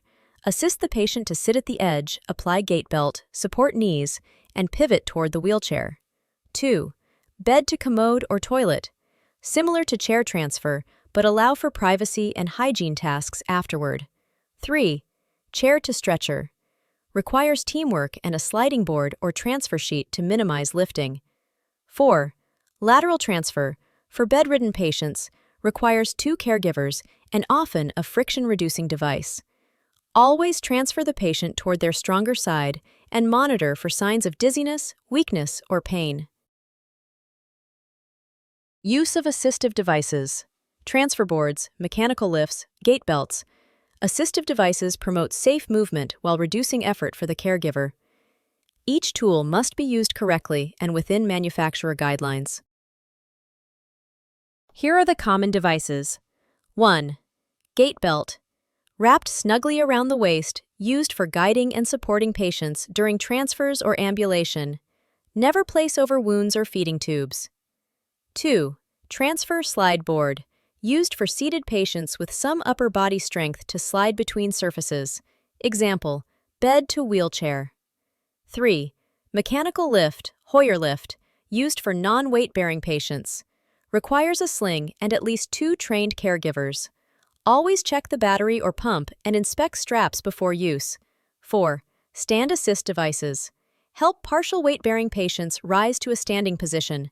These devices reduce the chance of injury, but require practice and awareness. CNA exams often test identification of appropriate equipment and proper usage steps. Team lifting and communication strategies. Many patient transfers require teamwork to prevent accidents and distribute the workload. Poor communication can lead to dropped patients, injuries, or equipment failure. Best practices for team lifting. Assign a leader who gives clear instructions. Count aloud. 1, 2, 3, lift. Ensure both caregivers understand the patient's ability level and any risks. Move in sync. No sudden jerks or uneven pressure. During patient interaction, explain the task before starting. Ask for the patient's help if they can assist. Use calm, confident tones to reduce fear or resistance. Patients may become anxious during movement, so reassurance and respectful communication are essential. Always ensure safety belts and side rails are secured after the transfer. Legal, ethical, and safety considerations in patient handling. Patient handling comes with legal and ethical responsibilities. Failure to use safe practices can result in injury, legal action, and professional consequences. Key considerations. 1. Informed consent. Always explain procedures and obtain verbal consent before touching or moving a patient. 2. Negligence. Failing to use safe technique or ignoring care plans can cause harm and lead to liability. 3. HIPAA. Maintain privacy by closing doors and draping appropriately. 4. OSHA compliance. Follow regulations that protect workers from injury, including lifting limits and required PPE. 5. Documentation. Always chart repositioning, skin condition, or incidents during movement. Patient rights. The right to refuse care, the right to be treated with dignity, the right to a safe environment. When in doubt, caregivers should stop, reassess, or call for help. Knowing policies and practicing ethical care ensures both safety and respect. Master the essential techniques for effective feeding and intake or output recording to ensure accurate patient care. This course is written as direct instructional content, ideal for self-study, classroom training, or CNA exam preparation. Each module teaches specific knowledge and skills needed in patient nutrition and hydration care with the appropriate use of lists and detail for clarity. Feeding patients and accurately monitoring their fluid intake and output, I&O, are critical components of patient care. This course equips healthcare trainees with the foundational knowledge of nutrition, fluid balance, body system functions, and proper documentation techniques. Mastery of these skills ensures patient safety, supports recovery, and aligns with regulatory and CNA exam standards. The digestive system and nutritional needs. The digestive system converts food into nutrients that fuel the body's cells. It begins with ingestion in the mouth, where mechanical and chemical breakdown occurs via chewing and saliva. Food then travels down the esophagus, enters the stomach, where it's mixed with acids, and continues into the small intestine for nutrient absorption. The large intestine absorbs water and forms waste. The body requires 6 essential nutrients: carbohydrates, proteins, fats, vitamins, minerals, and water. CNAs need to recognize how poor digestion, illness, or age may limit nutrient absorption. For example, elderly patients may have reduced saliva or impaired chewing. Patients on medications may experience appetite loss or constipation. Disease or surgery can impair nutrient uptake. Balanced meals support healing, strength, and immune response. Knowing the basics of digestion helps caregivers anticipate feeding challenges and support better nutritional outcomes. Understanding special diets and feeding requirements. Different health conditions require tailored diets to support healing or avoid complications. Common types of therapeutic diets include clear liquid diet, broth, gelatin, juice, used post-surgery or for digestive rest. Full liquid diet, adds milk, soups, puddings, step between clear liquids and solid food. Mechanical soft diet, easy-to-chew foods for patients with dental issues or chewing difficulty. Pureed diet, smooth, blended foods for patients with severe swallowing difficulty. Low-sodium diet, restricts salt for heart and kidney conditions. Diabetic diet, controls sugar intake, emphasizes balanced carbohydrates. Renal diet, limits potassium, phosphorus, and sodium for kidney failure patients. Caregivers must always check diet orders before feeding and be alert for food allergies or religious or cultural preferences. Tray accuracy, proper food labeling, and patient identification are essential to prevent harm. Assisting with feeding, techniques, and safety. Many patients cannot feed themselves due to weakness, limited mobility, cognitive decline, or injury.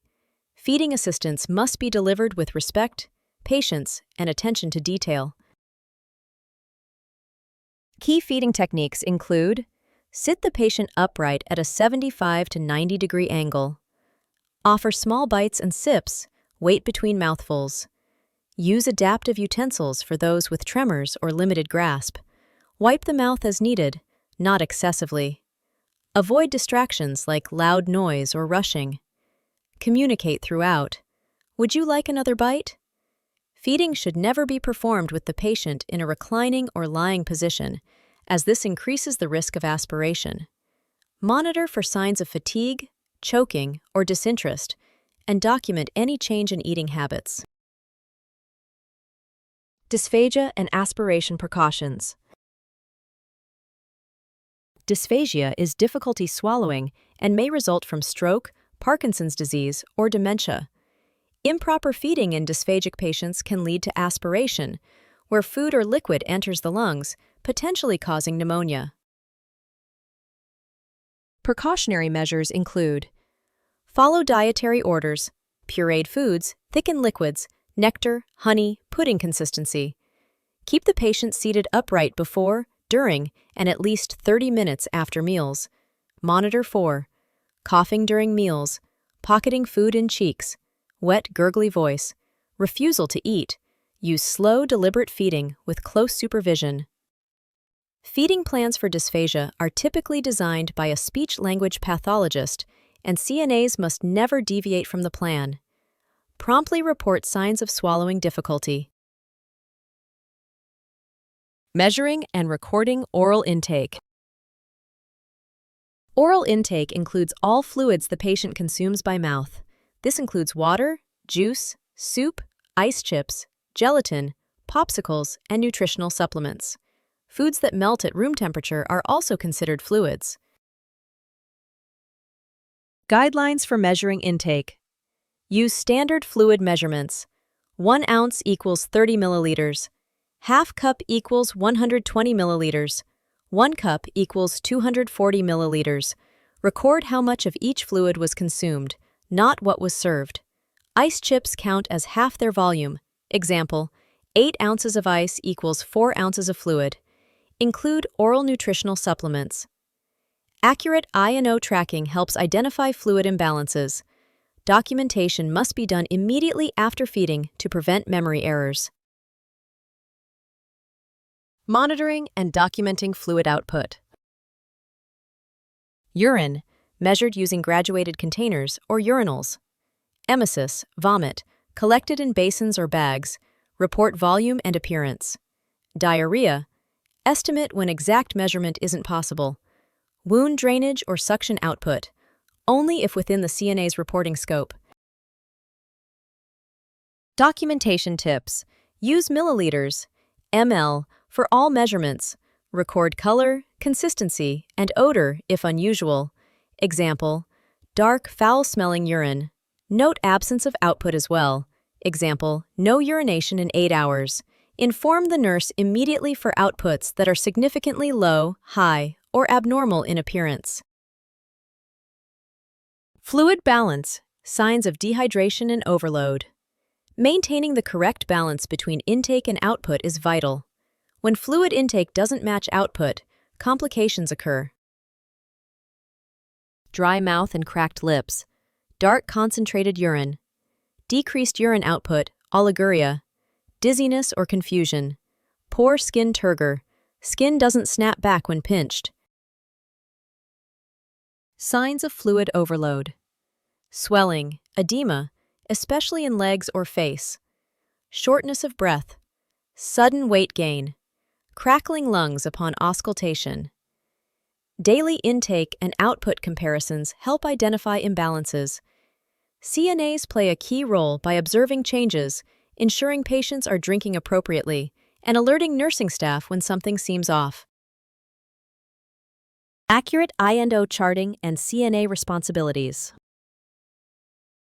CNA documentation is a legal record and must be accurate, timely, and complete.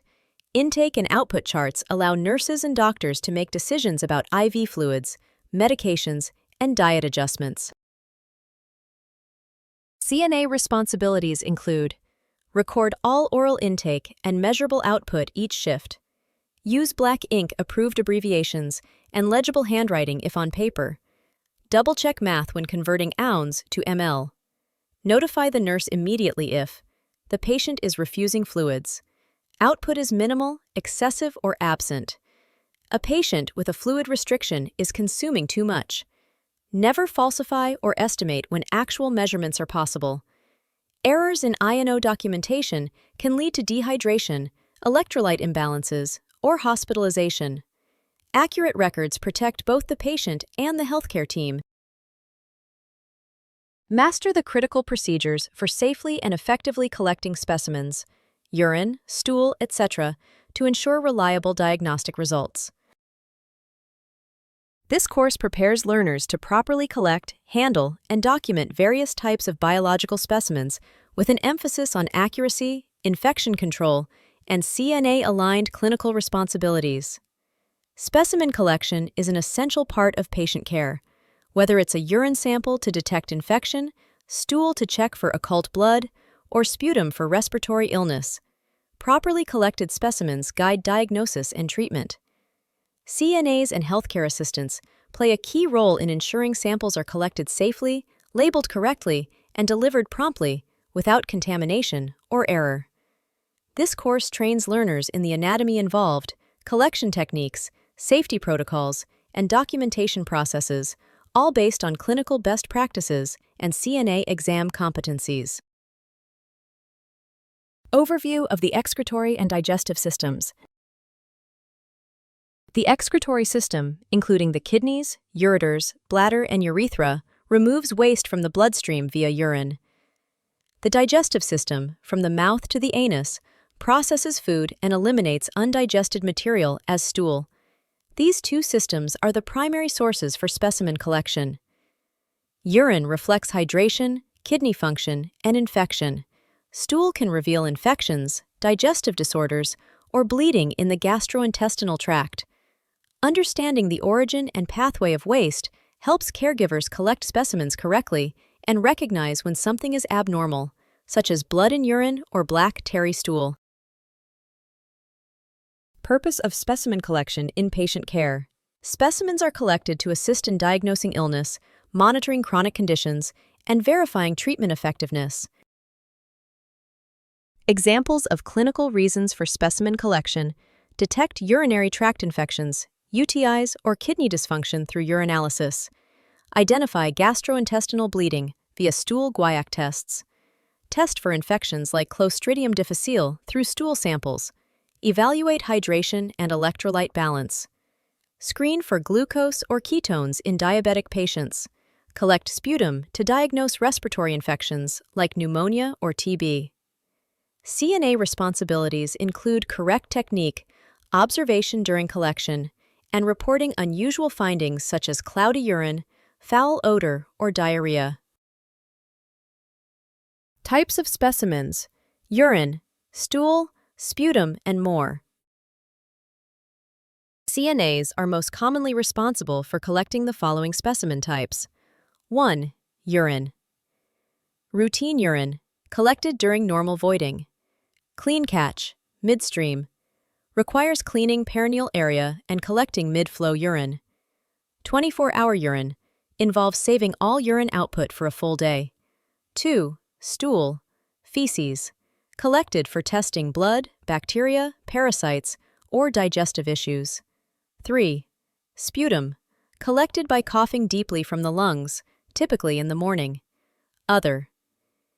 Emesis, vomit, saved to assess GI bleeding or poisoning. Drainage, such as wound exudate or drainage from tubes, only as assigned. Each type has specific collection tools and protocols that must be followed closely to ensure accuracy and safety. Standard precautions and infection control in specimen handling. Handling human waste materials comes with the risk of infection transmission. Standard precautions must be followed to protect both the caregiver and others. Precautions include: always wear gloves when collecting or handling specimens. Wash hands before and after the procedure. Use gown and face shield if splashing is likely. Do not touch the inside of containers or lids. Dispose of contaminated items in proper biohazard containers. Clean and disinfect surfaces and equipment after use. Never store specimens near food or medications, and ensure specimen containers are sealed and leak-proof. Breaks in infection control can lead to facility-acquired infections or failed lab results. Step-by-step urine specimen collection. Routine, clean catch, 24-hour. Precautions include: wash hands and gather labeled container. Provide privacy and assist the patient to urinate into a clean container or bedpan. Transfer sample into the labeled container without touching the inside. Secure lid, place in a biohazard transport bag, and store per facility protocol. Clean catch. Midstream. Instruct patient to clean perineal area with towelettes, front to back for females. Begin voiding into the toilet. Collect urine midstream into the sterile container. Finish voiding in the toilet. Secure and label container. 24-hour urine collection. Discard the first voided urine at the start time. Collect all urine for 24 hours in a large container, often refrigerated or kept on ice. Clearly label start and end times. If any urine is missed, the collection is invalid and must be restarted. Collecting stool specimens safely and accurately. Stool collection process.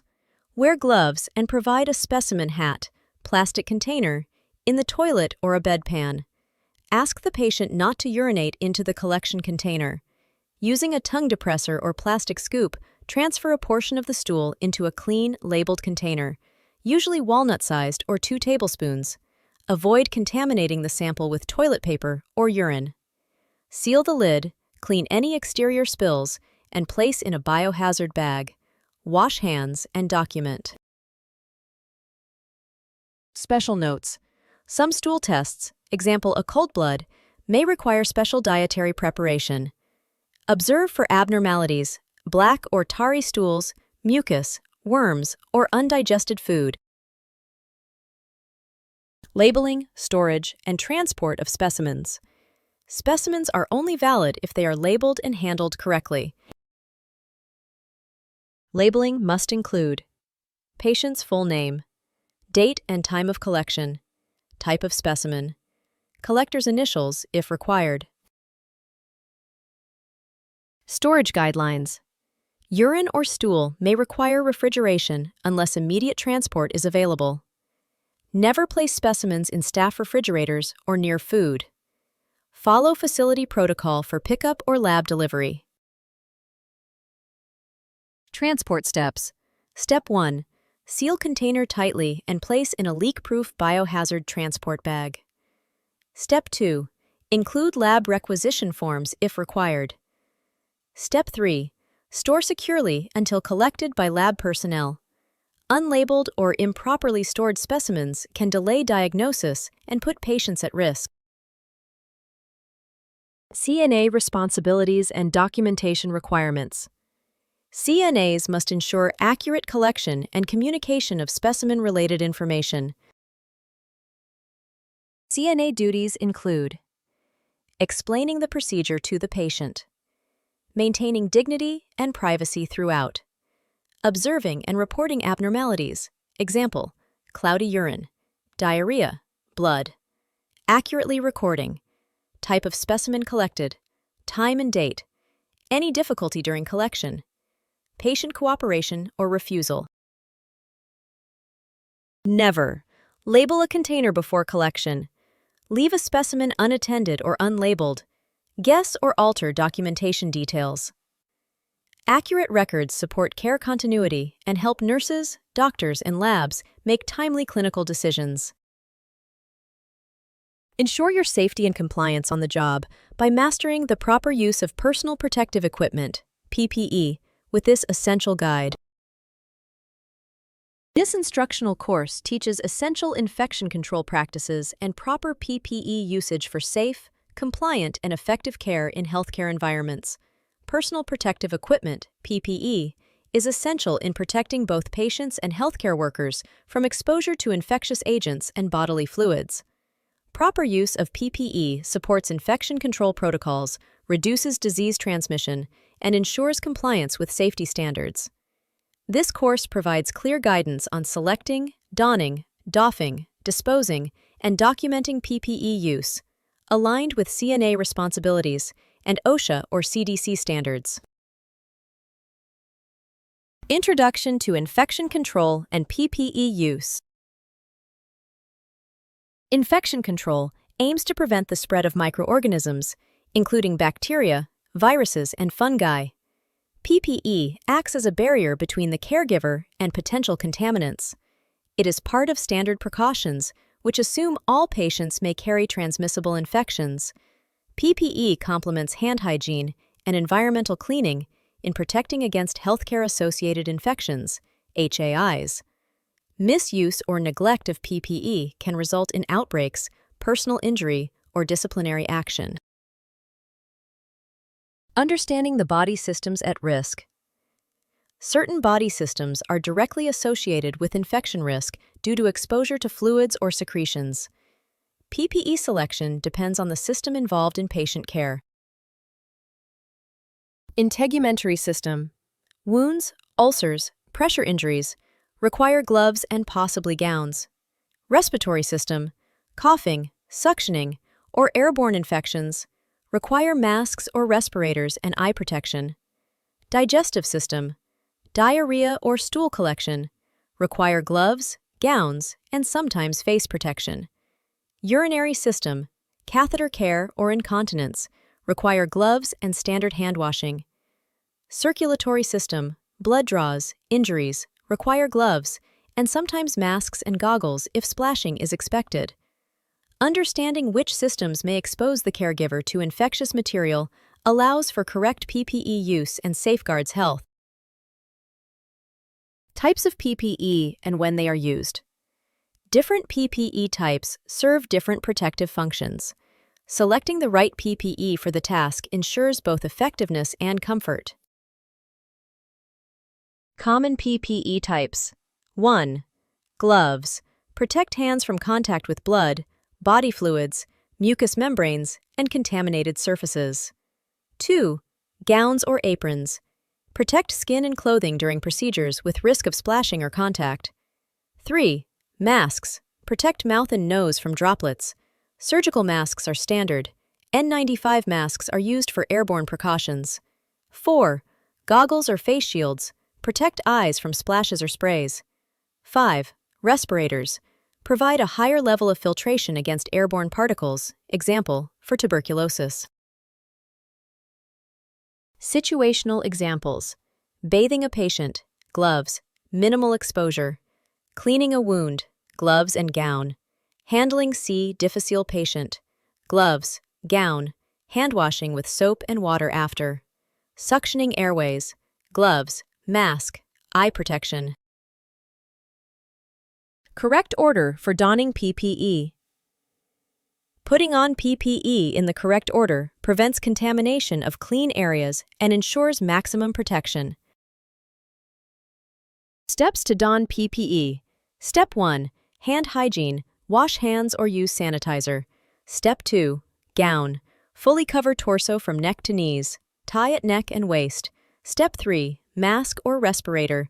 Secure over nose and mouth. Fit snugly under chin.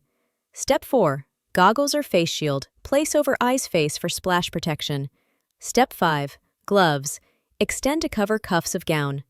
Once PPE is on, avoid touching your face or adjusting the gear unnecessarily. PPE should feel snug but allow for mobility and comfort during tasks. Correct order for doffing PPE. Removing PPE improperly can cause contamination of hands, clothing, or the environment. Follow the correct removal sequence to reduce this risk. Steps to doff PPE. Step 1. Gloves. Grasp the outside of one glove with the other hand and peel off. Hold it in the gloved hand, then slide fingers under the wrist of the remaining glove and peel off. Discard both. Step 2. Goggles or face shield. Remove from the back by lifting strap. Avoid touching the front. Step 3. Gown. Unfasten ties.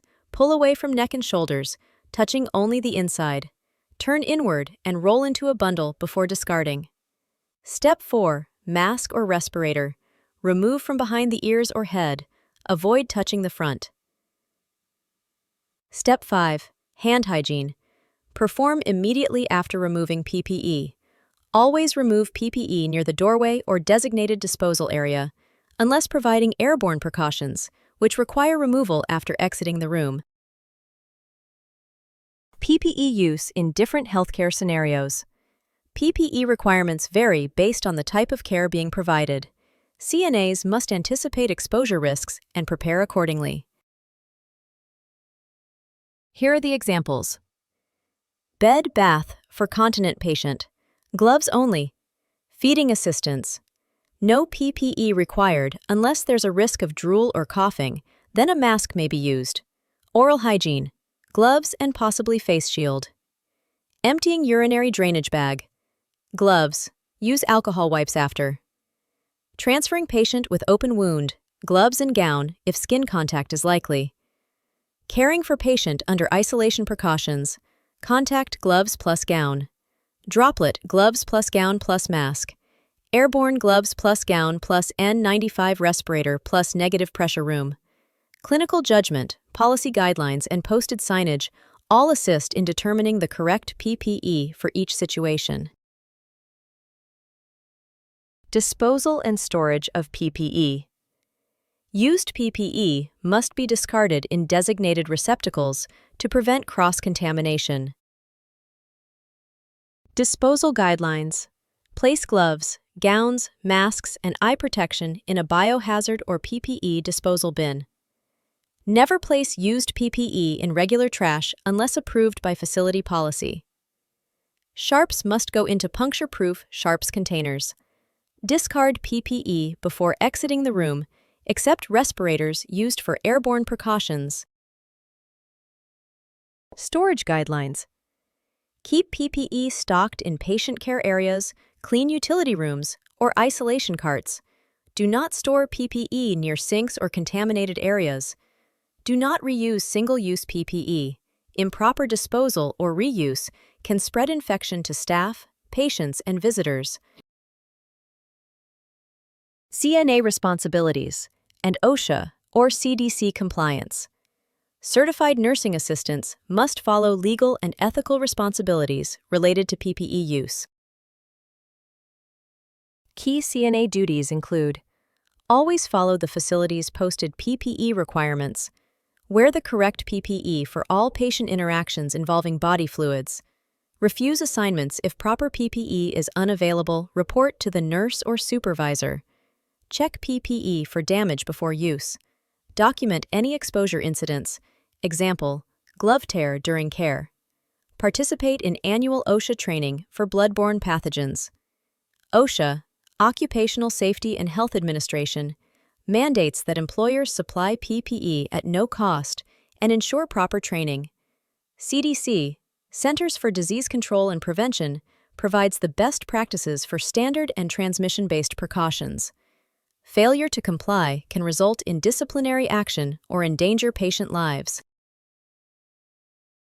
Discover essential practices for comprehensive bathing, grooming, and oral hygiene to ensure optimal health and well-being. This course provides essential training in assisting patients with activities of daily living ADLs, focusing on bathing, grooming, and oral hygiene. These tasks are vital to maintaining the dignity, health, and well-being of patients, especially those with limited mobility or illness. Activities of daily living, ADLs, encompass tasks like bathing, grooming, and oral hygiene, which are necessary for maintaining personal hygiene and overall health. For nursing assistants and healthcare workers, assisting with ADLs requires both technical skill and sensitivity to the patient's needs, preferences, and comfort. This course covers the proper techniques for providing these essential services while ensuring patient safety, dignity, and infection control. Introduction to Activities of Daily Living, ADLs. ADLs are essential tasks that support personal well-being. For many patients, particularly those with chronic illness, injury, or limited mobility, the ability to perform ADLs independently may be compromised.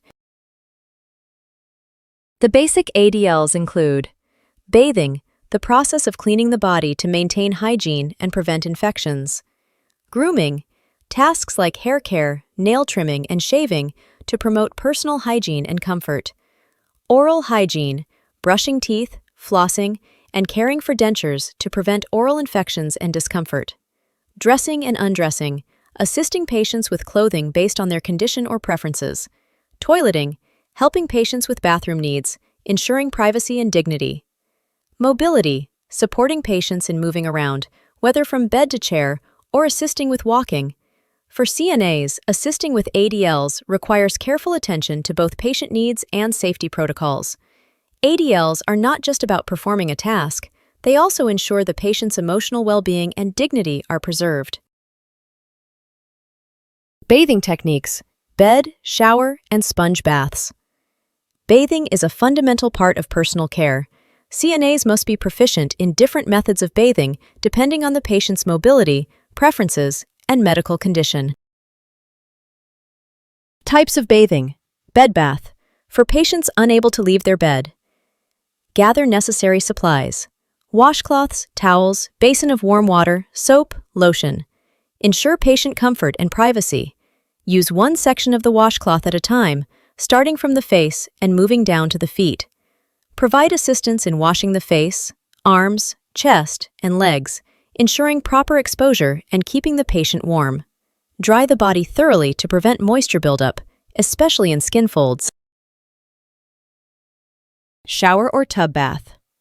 For ambulatory or semi-ambulatory patients, ensure the environment is safe. Non-slip mats, towel rails. Use appropriate temperature settings to avoid burns or chills. Assist with positioning and provide balance support. Sponge bath, typically done for patients who can sit up but cannot shower. Use a sponge or washcloth, focusing on cleaning the patient without using a full bath. Clean the face, arms, back, chest, and legs while ensuring modesty and comfort. Key points to remember: always maintain patient privacy. Use gentle techniques to prevent skin irritation or injury. Be mindful of any medical devices, such as IVs, catheters, or oxygen tubes when bathing. Grooming, hair, nails, and skincare. Grooming is an essential part of maintaining self-esteem and comfort. Proper grooming also contributes to overall health by preventing conditions like skin breakdown or infection. Hair care, combing and brushing. Regular combing helps prevent tangling and promotes scalp health. Shampooing. For patients with hair, ensure that water temperature is comfortable and gently massage the scalp. Shaving. Some patients require assistance with shaving. Always use the correct tools. Electric razor for those with sensitive skin, and ensure the patient is comfortable and safe. Nail care, trimming. Proper trimming prevents discomfort, injury, or infection. Filing and polishing. Be gentle when filing nails to prevent damage, especially in diabetics or those with poor circulation. Skin care, moisturizing. Applying lotion helps keep skin hydrated, especially in dry environments or with patients who are bedridden. Inspecting skin for signs of breakdown. Always check for pressure ulcers, redness, or sores, especially in immobile patients. Key points to remember. Always ask the patient about their preferences regarding grooming.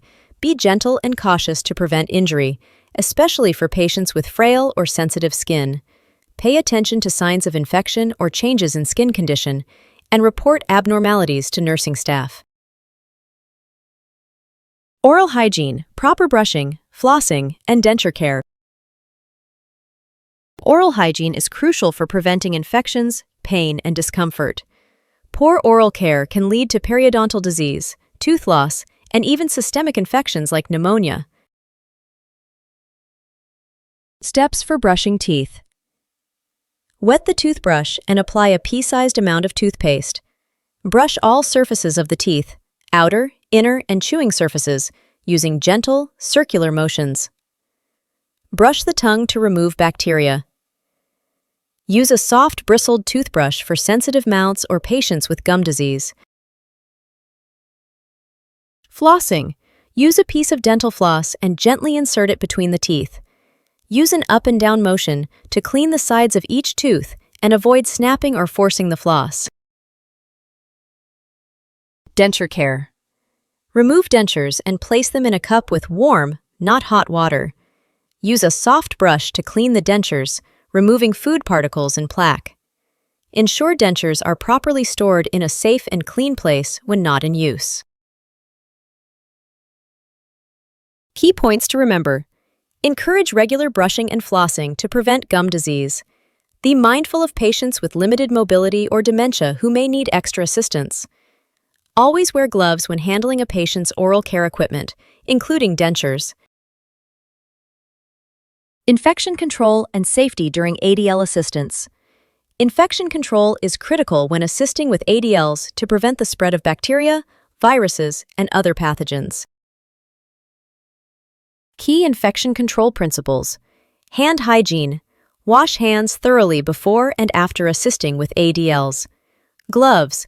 Wear gloves when handling body fluids, cleaning wounds, or performing oral care. Personal protective equipment. Use PPE as required, particularly during procedures that involve body fluids. Disinfection. Ensure all grooming tools and bathing equipment are properly sanitized after each use.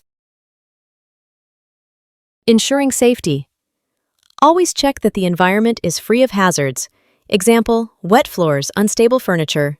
When assisting with ADLs, maintain patient comfort and prevent falls by using proper techniques and equipment. Example, non-slip bath mats. Monitor for signs of discomfort, skin breakdown, or infection, and report any concerns. Cultural sensitivity and patient dignity in ADLs. Respecting patient dignity during ADL care is essential for building trust and providing compassionate care. Cultural sensitivity also plays a role in providing personalized and respectful services. Key considerations. Respect patient privacy. Always provide privacy by covering the patient appropriately and closing doors or curtains during care. Ask about preferences. Different cultures and individuals have varying expectations about personal care. Always inquire about preferences and follow them to the best of your ability. Maintain dignity. When assisting with intimate tasks like bathing or dressing, ensure the patient feels respected by explaining what you are doing, using appropriate language, and working within their comfort zone. Be non-judgmental. Foster an environment of respect and understanding, avoiding comments or behavior that might cause discomfort. CNA responsibilities in ADL care and documentation. As a CNA, you are not only responsible for providing physical assistance, but also for accurately documenting the assistance provided. Documentation guidelines. Record the type of care provided, including any changes in the patient's skin condition or physical state. Note if the patient had difficulty performing any ADLs or if there were signs of discomfort. Report any unusual findings. Example, sores, infections, excessive fatigue, to the nurse or healthcare provider immediately. Always ensure the accuracy and timeliness of your documentation, as it is a legal record that supports patient care and safety. Master the essential skills for compassionate and effective dressing, toileting, and feeding assistance to provide dignified care. This course provides essential instruction for CNAs and healthcare support workers in assisting patients with dressing, toileting, and feeding. These critical activities of daily living, ADLs, ensure the patient's comfort, dignity, and hygiene, and are foundational skills for any healthcare professional. Assisting patients with activities of daily living, ADLs, including dressing, toileting, and feeding, is a core responsibility of nursing assistants and healthcare workers. These activities help patients maintain their independence, dignity, and health, and CNAs must provide care with skill, sensitivity, and respect. This course covers proper techniques, infection control, safety considerations, and documentation practices to ensure effective and compassionate patient care. Introduction to Activities of Daily Living, ADLs, and their importance. Activities of daily living, ADLs, refer to basic tasks that are essential for maintaining personal hygiene and overall well-being. In the healthcare setting, ADLs are often provided by nursing assistants or caregivers when patients are unable to perform them independently. Core ADLs include dressing, helping the patient put on or remove clothing; toileting, assisting with using the toilet and maintaining hygiene; feeding, helping the patient eat or drink, particularly when they cannot do so on their own; bathing and grooming, maintaining hygiene through bathing, shaving, and personal grooming tasks; mobility assistance, helping patients move or reposition themselves safely. ADLs are essential for maintaining a patient's physical health, emotional well-being, and sense of independence. For CNAs, assisting with ADLs requires technical skill, patience, and sensitivity, ensuring that patients are treated with dignity and respect throughout. Dressing assistance, techniques, and patient comfort. Dressing assistance is often a personal and intimate activity that requires respect for the patient's dignity. Some patients may need help due to physical limitations, cognitive impairments, or post-surgical recovery. Steps for assisting with dressing. Ensure privacy. Always provide privacy by drawing curtains or closing doors. Position the patient. Help the patient into a comfortable sitting or reclining position before beginning. Assist with clothing. Choose clothing appropriate for the patient's condition, comfort, and weather. Start with undergarments, helping the patient to insert limbs through openings. Assist with buttons, zippers, or other fasteners. Adjust for comfort. After dressing, ensure there are no wrinkles or tight spots in the clothing that might cause discomfort or pressure. Assist with footwear. Help the patient put on shoes or slippers, ensuring they are stable and comfortable. Key considerations. Always respect the patient's preferences for clothing and style. When possible, encourage the patient to participate in the dressing process to maintain their independence. Be mindful of patients with physical limitations, such as joint pain or reduced mobility, which may make dressing more difficult. Toileting assistance, maintaining dignity and hygiene. Toileting assistance is one of the most sensitive tasks in patient care.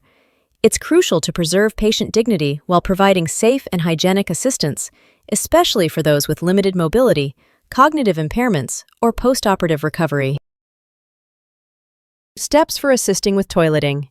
Ensure privacy. Close the door or draw curtains to provide privacy. Assist to the toilet. Depending on the patient's mobility, assist them to sit on the toilet, commode, or bedpan. Provide necessary assistance. For patients with limited mobility, help them balance or position themselves. Ensure that the patient is comfortable and secure. Provide hygiene support. After toileting, assist the patient with cleaning from front to back, especially for females, using toilet paper or wet wipes. Help with redressing. Assist the patient with lowering or raising clothing and ensuring that they are fully dressed. Ensure comfort. Make sure the patient is comfortable before leaving them and that the bathroom area is safe to navigate. Key considerations. Always wear gloves when assisting with toileting tasks. Check the skin for signs of irritation or infection, especially in areas that are in contact with moisture. Respect the patient's privacy and comfort by giving them control over the situation whenever possible. Feeding assistance, safe practices and promoting independence. Feeding is another crucial aspect of patient care. Some patients may require assistance with feeding due to illness, injury, or cognitive impairments. It's important to promote independence while ensuring safety during mealtime. Steps for assisting with feeding. Ensure proper positioning. Position the patient upright, either in a chair, wheelchair, or bed, at a 45-degree to 90-degree angle to prevent choking. Prepare the meal. Ensure food is at a comfortable temperature and that any dietary restrictions or preferences are followed. Encourage patient participation. Encourage the patient to feed themselves as much as possible to maintain their independence. Assist with utensils. If necessary, help guide the patient's hand or provide adaptive utensils for easier grip and use. Monitor for safety. Watch for signs of choking, especially if the patient has difficulty swallowing, dysphagia. Offer small bites and sips, and encourage the patient to chew thoroughly. Provide fluids. Offer water or other liquids as needed to stay hydrated. Clean up. After feeding, clean the patient's face and hands. Dispose of any leftover food properly. Key considerations. Always ask the patient about their food preferences and respect cultural or religious dietary restrictions. If the patient has swallowing difficulties, ensure you follow proper protocols. Example, thickened liquids to prevent aspiration. Be aware of any changes in appetite or eating habits, as these may indicate underlying health issues. Infection control and safety during ADL assistance. Providing ADL care requires strict adherence to infection control measures to prevent the spread of disease, particularly when assisting with toileting, feeding, and dressing. Key infection control practices. 1. Hand hygiene. Wash your hands before and after assisting with ADLs to prevent cross-contamination. 2. Gloves. Wear gloves when assisting with feeding, toileting, or when there is contact with bodily fluids. 3. Disinfect equipment. Clean and disinfect any tools or surfaces after assisting with ADLs. Example, bedpans, wheelchair trays. 4. Use PPE as needed. Wear appropriate PPE. Example, gown, mask, if the situation requires additional protection.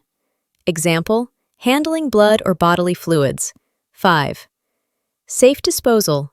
Dispose of any soiled materials, wipes, or pads in designated waste containers to avoid contamination. Key considerations. Be mindful of infection control protocols when assisting with feeding, particularly with high-risk patients or during meal preparation. Always ensure that the environment is clean and free of hazards that could lead to patient injury or infection. Cultural sensitivity, patient dignity, and personal preferences. Respecting patient dignity and cultural sensitivity is a core aspect of ADL assistance. Patients may have personal, cultural, or religious preferences regarding their care, and CNAs must accommodate these preferences while ensuring safe and respectful assistance. Key practices for maintaining dignity. 1. Ask for preferences. Always ask the patient how they prefer to be assisted, especially when it comes to dressing, toileting, or eating. 2. Be non-judgmental. Approach each task with sensitivity, particularly when assisting with personal care. 3. Maintain privacy. Close doors, use screens, and avoid exposing the patient unnecessarily. 4. Empathy and communication. Use compassionate communication to explain the process and reassure the patient during each task. Key considerations. Always be respectful of the patient's autonomy and preferences. Ensure comfort by using appropriate language and gestures that reinforce trust and respect. CNA responsibilities in ADL care and documentation. CNAs are responsible for assisting with ADLs and documenting their actions. Proper documentation ensures continuity of care, supports patient safety, and ensures compliance with healthcare regulations. Documentation guidelines. Record assistance provided. Log the type of ADL assistance given, including any difficulties encountered. Monitor changes. Document any changes in the patient's condition, such as skin irritation, changes in appetite, or refusal of assistance. Report issues promptly. If a patient exhibits signs of distress, discomfort, or refuses care, report it to the nurse immediately. Key considerations. Ensure all documentation is accurate, clear, and timely. Always report any concerns regarding patient health or safety to supervisory staff. Learn to effectively assess and utilize ambulation and mobility aids to support safe and confident patient mobility. This course provides essential training for CNAs and healthcare support workers on assisting patients with safe ambulation and the proper use of mobility aids. Learning these skills is vital for patient safety, comfort, and independence in a healthcare setting. Ambulation and mobility are essential aspects of patient care. Patients with limited mobility may require support to maintain or regain their independence and prevent complications like muscle atrophy, joint stiffness, or falls. This course will teach learners how to assist with safe ambulation using various mobility aids such as walkers, canes, and crutches, while focusing on proper technique, patient safety, and dignity. Introduction to Ambulation and Mobility Aids. Ambulation refers to the ability to walk or move from one location to another. Maintaining ambulation is essential for physical health, circulation, and muscle strength. However, many patients experience limited mobility due to conditions like arthritis, stroke, neurological disorders, or musculoskeletal injuries. CNAs and healthcare workers must assist patients with ambulation while minimizing the risk of injury, falls, and discomfort. Key components of ambulation assistance. Patient assessment. Before assisting with ambulation, assess the patient's ability to stand, balance, and walk. This includes checking for muscle strength, joint mobility, and any pain or discomfort that could interfere with movement. Mobility aids. Depending on the patient's needs, different mobility aids are required. These can include walkers, canes, crutches, or gait belts. Environment safety. Ensure that the patient's environment is free of obstacles, such as rugs or furniture, which could cause falls. Anatomy and physiology of movement and mobility. Understanding the body's systems involved in movement is crucial for assisting with ambulation. The musculoskeletal system, nervous system, and circulatory system all work together to enable coordinated movement and balance. Key systems involved in mobility. Musculoskeletal system. Bones, muscles, and joints provide structure, support, and movement. Proper muscle strength and joint mobility are essential for safe ambulation. Nervous system. The brain sends signals to muscles for coordination and balance.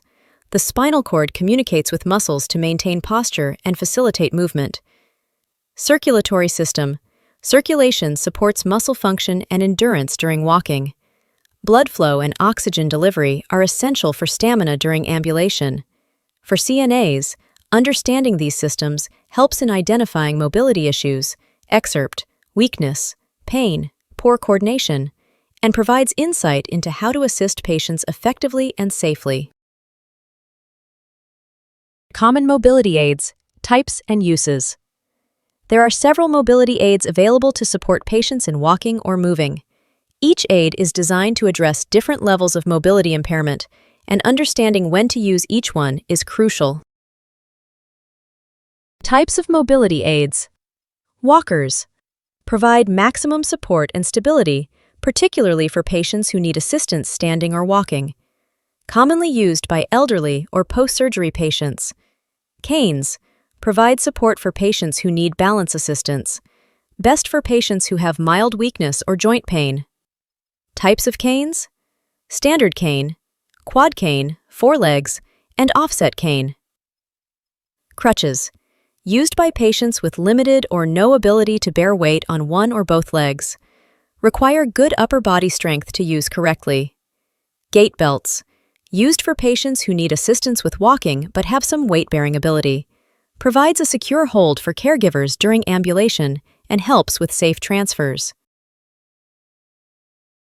Key considerations. Choose the right aid based on the patient's condition and physical capabilities.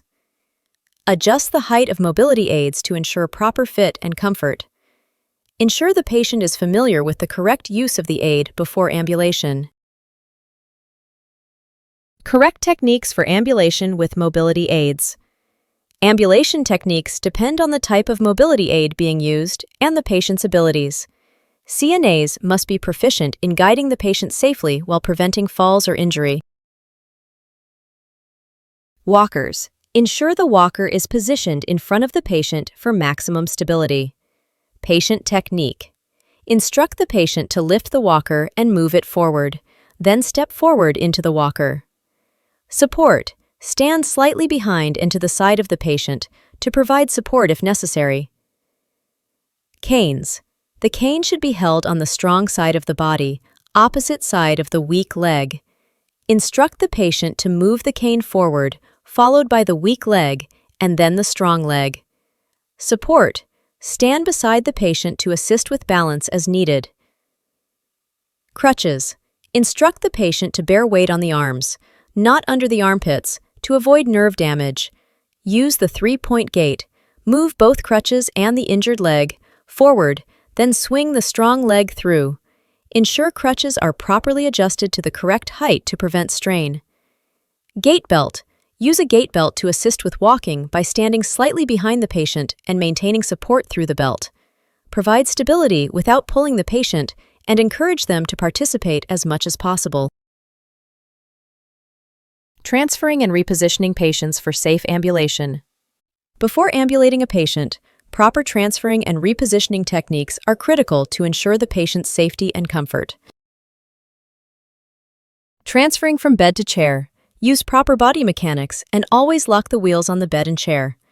Help the patient swing their legs over the side of the bed and sit upright before assisting them into the chair. Use a gait belt for added support and encourage the patient to participate as much as possible. Repositioning for walking. Ensure the patient is seated upright and stable before beginning ambulation. Help the patient position their feet properly and provide support as they stand up. Maintain a steady pace, walking with the patient's rhythm, and avoid sudden movements.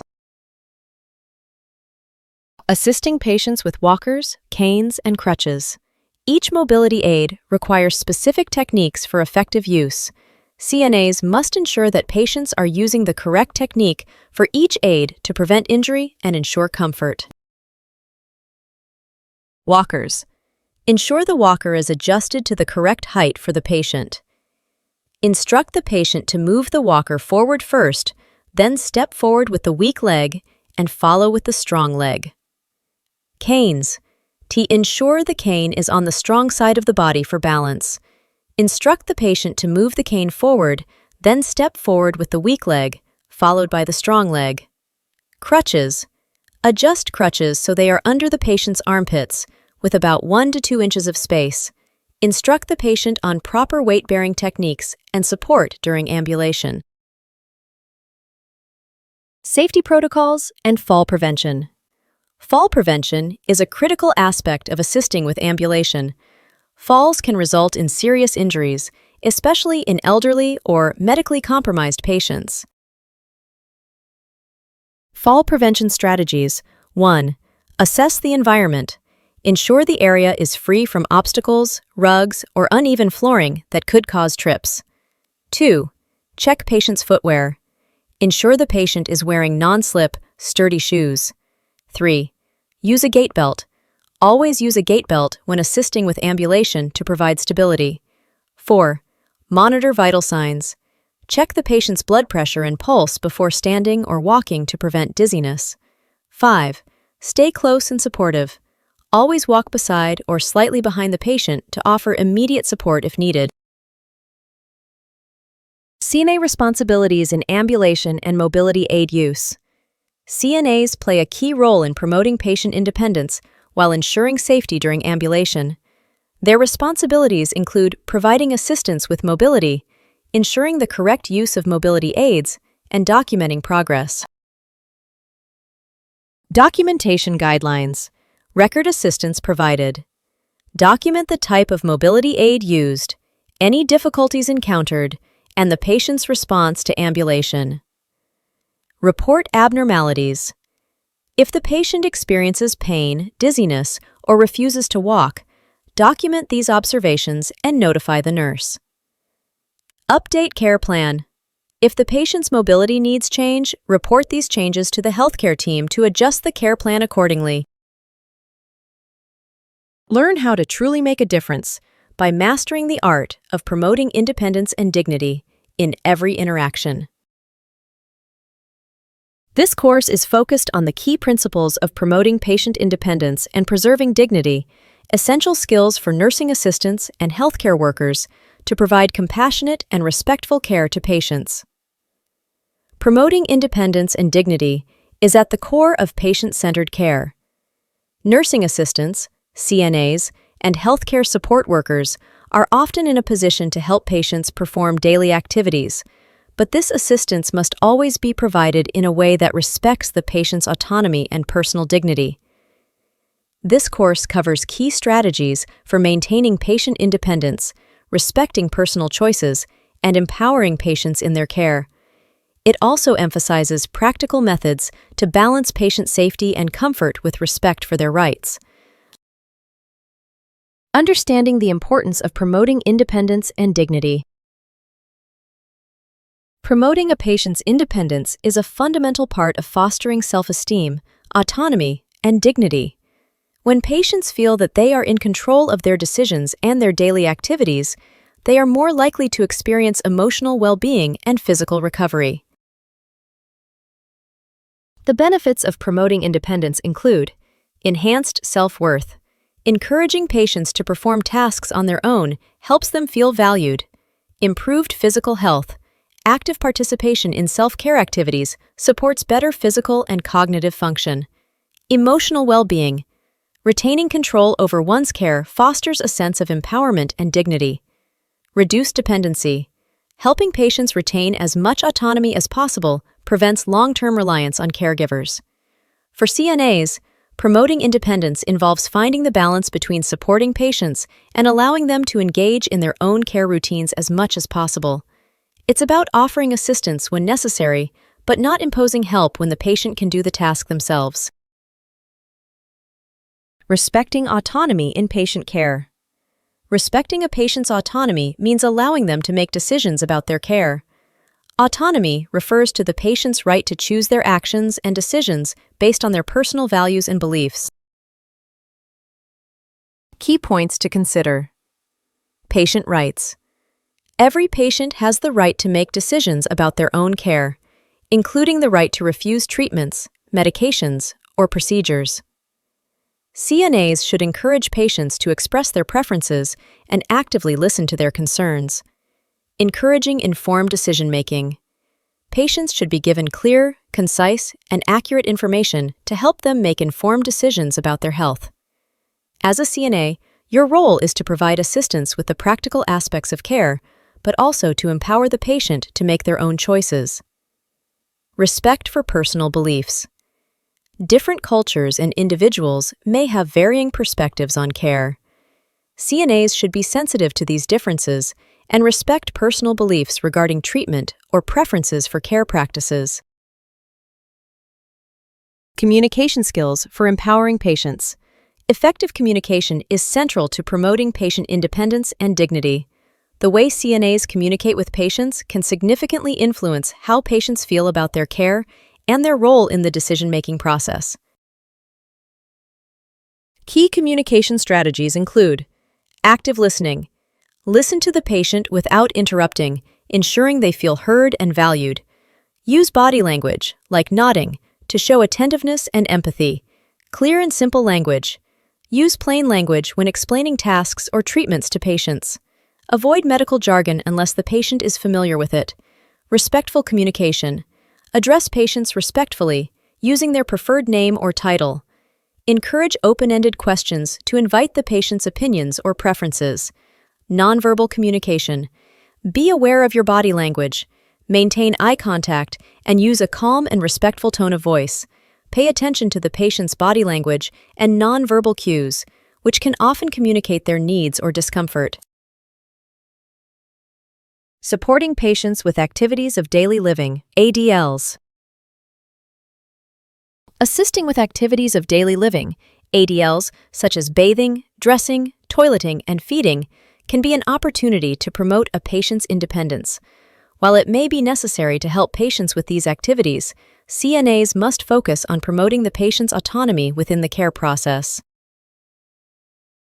Involving patients in decision-making helps patients feel more in control of their care, which can positively impact their recovery and overall satisfaction with care. Ways to involve patients in decision-making. 1. Ask for preferences. Always ask the patient how they would like to be cared for, whether it's about their environment, treatment, or ADL preferences. 2. Offer choices. Provide options whenever possible. For example, offer different methods of bathing, shower versus bed bath, or meal options based on the patient's dietary restrictions. 3. Encourage participation. If a patient is able, encourage them to assist in their care, such as brushing their own teeth or choosing their clothes for the day. Building trust and rapport in patient care. Trust and rapport are essential for fostering a collaborative and empowering relationship between the patient and CNA. Building these qualities can enhance the patient's emotional well-being and encourage participation in their care. Key strategies for building trust and rapport. Consistency. Be consistent in your interactions with patients. Being dependable and following through on promises builds trust. Empathy. Show empathy by acknowledging the patient's feelings and offering support. For example, if a patient expresses frustration about their condition, offer comforting words and actively listen. Respecting boundaries. Always respect patient boundaries and preferences. If a patient is uncomfortable with a specific task, try to find an alternative or provide reassurance and support. Positive reinforcement. Offer praise and encouragement when patients take steps toward independence, such as dressing themselves or making decisions about their care. Addressing challenging situations while maintaining dignity. In healthcare settings, CNAs may encounter patients who are resistant to care, refuse assistance, or exhibit challenging behavior due to their condition. Handling difficult situations while preserving dignity. 1.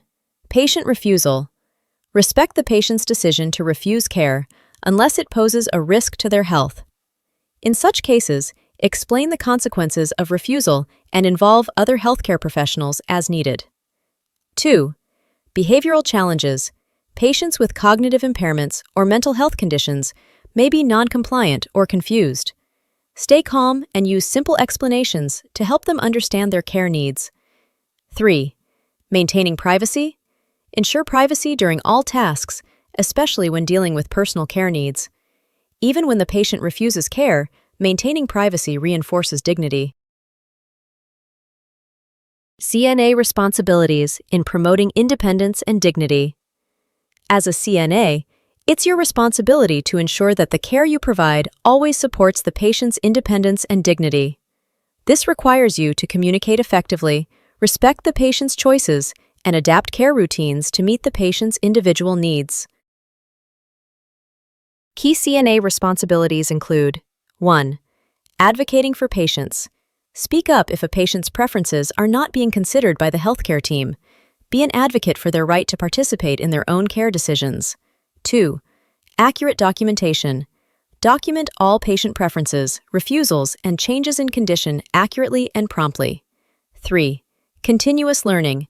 Regularly participate in training and professional development opportunities to improve your communication and caregiving skills. By maintaining a focus on patient autonomy and dignity, CNAs help ensure patients receive respectful, compassionate, and individualized care. Learn to build stronger connections and promote healthier responses through the art of supporting emotional needs. This course provides essential instruction for CNAs and healthcare support workers on how to recognize, understand, and support the emotional and psychological needs of patients in various healthcare settings. Understanding and supporting a patient's emotional health is crucial to providing compassionate, comprehensive care. This course provides essential instruction for CNAs and healthcare support workers on how to recognize, understand, and support the emotional and psychological needs of patients in various healthcare settings. Understanding and supporting a patient's emotional health is crucial to providing compassionate, comprehensive care. Understanding the emotional needs of patients. Patients often face emotional challenges related to their physical health conditions. These challenges can include anxiety, fear, depression, anger, and frustration, all of which can affect their recovery and overall well-being. Emotional needs of patients include fear and anxiety.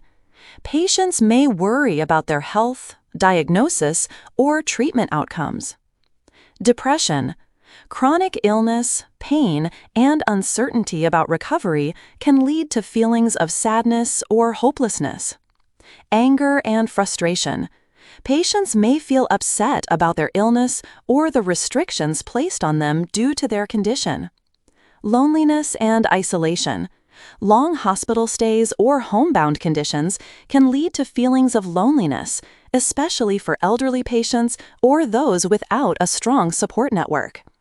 As a CNA, you will be the first to observe changes in a patient's emotional state and must be able to recognize signs of emotional distress. Understanding the patient's emotional needs is key to providing effective care.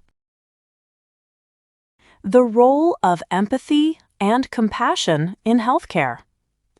Empathy is the ability to understand and share the feelings of another person, while compassion goes a step further by acting to alleviate their distress. Both qualities are essential when providing patient care, as they foster trust, rapport, and comfort in the patient-caregiver relationship. How to practice empathy and compassion. Listen actively. Pay attention to the patient's words, tone, and body language. Validate their emotions by acknowledging their feelings. Be non-judgmental. Allow patients to express themselves without fear of criticism or dismissal. Respond with compassion. Offer words of encouragement or reassurance when a patient expresses fear, pain, or frustration. Simple statements like, "I understand this is difficult for you," can go a long way. Respect boundaries. Recognize when a patient needs space or prefers not to talk. Offer support when they are ready. As a CNA, showing empathy and compassion can ease emotional distress, improve patient satisfaction, and contribute to a healing environment. Effective communication techniques for emotional support. Effective communication is essential when supporting patients emotionally. CNAs must understand how to communicate clearly, compassionately, and respectfully with patients to foster a sense of safety, dignity, and trust. Key communication techniques include active listening. Listen attentively and avoid interrupting. Acknowledge the patient's feelings by reflecting back what they have said. It sounds like you're feeling worried about your treatment. Nonverbal communication. Pay attention to body language, eye contact, and tone of voice. Your nonverbal cues can offer reassurance or indicate that you are genuinely engaged. Open-ended questions. Encourage patients to share their thoughts and feelings by asking questions that require more than a yes-no answer. Example, "How are you feeling today?" Or, "Can you tell me more about what's on your mind?" Providing reassurance. When appropriate, reassure the patient that their concerns are valid and that the healthcare team is there to support them. Empathy, clear communication, and attentive listening help CNAs understand emotional distress and provide support accordingly. Supporting patients through chronic illness and recovery. Chronic illness and recovery from surgery or acute illness often involve ongoing emotional challenges. Patients may struggle with uncertainty, pain, fatigue, and decreased independence, which can impact their emotional well-being. Supporting chronic illness patients. Encourage self-management. Teach patients how to manage their condition and celebrate small successes. Example, improved mobility, better pain control. Provide emotional support. Acknowledge the challenges of living with chronic conditions and reassure patients that they are not alone in their journey. Promote independence. Encourage the patient to maintain as much independence as possible, whether it's through mobility aids, daily care tasks, or decision-making. Manage expectations. Set realistic goals for the patient's recovery or management of their illness, avoiding false hope or undue pressure. Supporting recovery. Monitor emotional changes. Be aware of signs of depression or anxiety during the recovery phase. Encourage patients to express concerns about their recovery. Create a supportive environment. Encourage family involvement and ensure the patient feels comfortable and well cared for during their recovery. Dealing with end-of-life care and grief. End-of-life care can be emotionally taxing for both patients and their families. As a CNA, you will be involved in caring for terminally ill patients and may also interact with their grieving families. Providing support for end-of-life patients. Create a peaceful environment. Ensure the patient is comfortable and their wishes regarding pain management and family visits are respected. Offer a listening ear. Sometimes family members or patients need someone to listen to their concerns, fears, and reflections. Respect patient wishes. Help facilitate discussions about advanced directives or end-of-life care preferences, ensuring the patient's dignity is upheld. Supporting the grieving process. 1. Be present. Sometimes offering emotional support simply means being there for the patient or family. 2. Acknowledge grief. Understand that grief can manifest in many ways, example, anger, sadness, denial, and allow family members to express their feelings. 3. Offer resources. Provide information about grief counseling or support groups if needed. Providing emotional support in mental health care. Patients with mental health conditions, example, depression, anxiety, schizophrenia, often have unique emotional needs. CNAs must be prepared to offer care and support that is compassionate and non-judgmental. Key strategies for supporting mental health patients. 1. Recognize signs of emotional distress. Look for indicators such as withdrawal, irritability, or signs of agitation. 2. Create a calm environment. Avoid overstimulation and try to keep the environment peaceful and quiet for patients experiencing anxiety. 3. Encourage positive self-talk. Help the patient reframe negative thoughts by focusing on their strengths and accomplishments. 4. Respect boundaries. Some mental health patients may need more personal space, while others may benefit from social interaction. Always ask and respect their preferences. Recognizing and managing emotional distress in patients. Emotional distress can take many forms, including anxiety, depression, anger, and fear. Recognizing these signs early can prevent more serious emotional or physical issues and allow the healthcare team to intervene appropriately. Signs of emotional distress. Physical symptoms: increased heart rate, sweating, tremors, or fatigue can indicate anxiety or fear. Behavioral changes: withdrawal, irritability, or changes in eating or sleeping patterns can signal depression or stress. Verbal cues: expressions of hopelessness, fear, or frustration can reveal emotional distress. Managing emotional distress. 1. Listen actively. Allow the patient to express their feelings and show understanding. 2. Provide reassurance. Offer gentle reassurance and comfort. 3. Encourage coping strategies. Guide the patient toward relaxation techniques or mindfulness to reduce anxiety. 4. Involve the healthcare team. If the distress is severe, inform the nursing staff or counselor to address underlying issues more effectively. CNA responsibilities in supporting emotional needs and documentation. As a CNA, your role in supporting emotional needs is crucial. Your observations and actions can significantly impact patient care and well-being.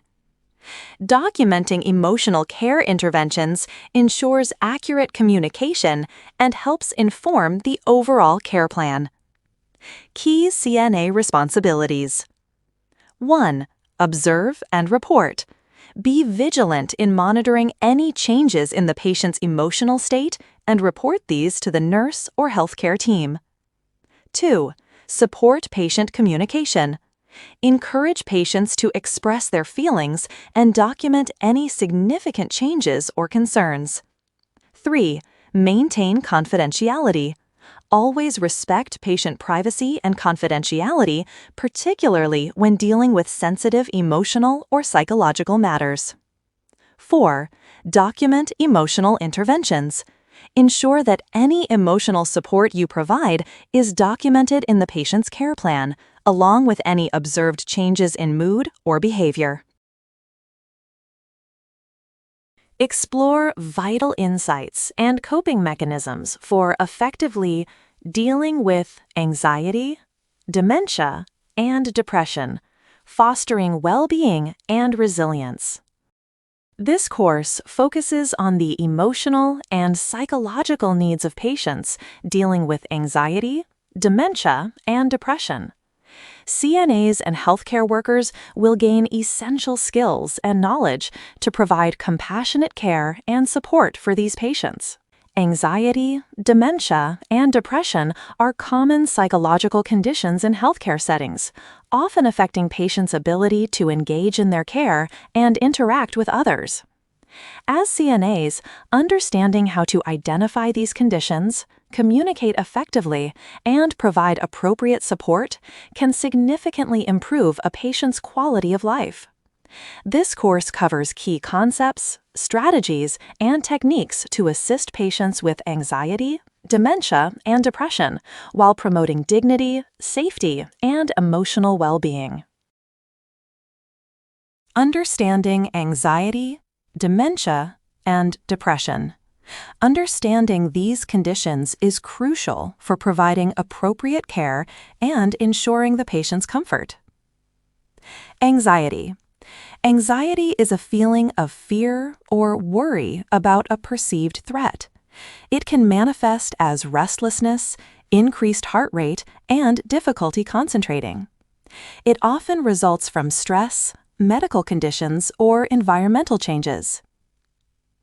Dementia.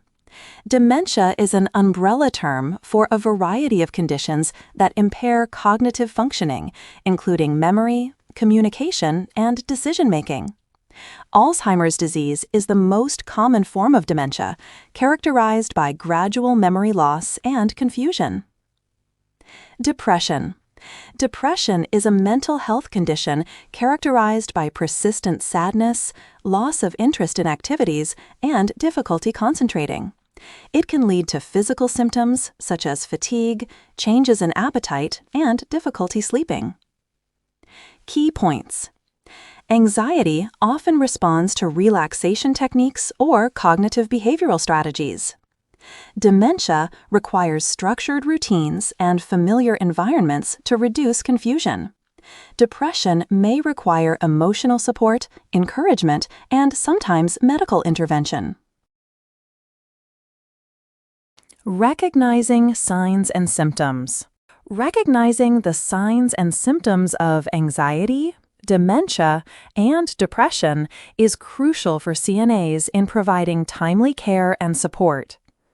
Signs and symptoms of anxiety: restlessness or nervousness, rapid heart rate or breathing, difficulty concentrating or focusing, complaints of physical symptoms, example, headaches, stomach aches.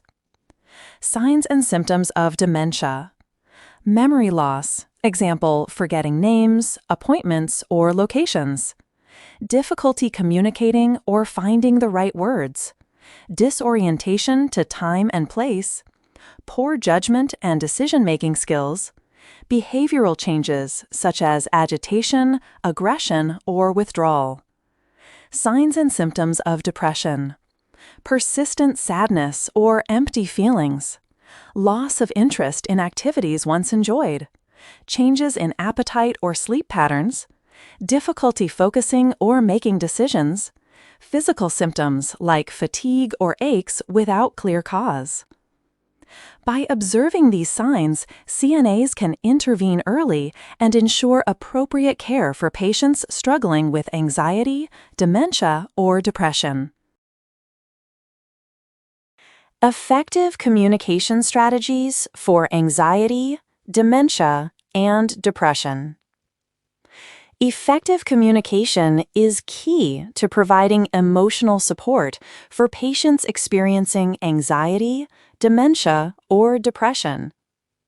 Adapting communication strategies based on the patient's condition will reduce stress and create a more supportive environment. For anxiety, use calm, reassuring tones. Speak slowly and offer reassurance. Help the patient focus on their breathing. Encourage deep breathing exercises. Deep breathing can help regulate the patient's physical symptoms and reduce panic. Validate feelings. Acknowledge the patient's anxiety and avoid dismissing their concerns. Keep instructions simple.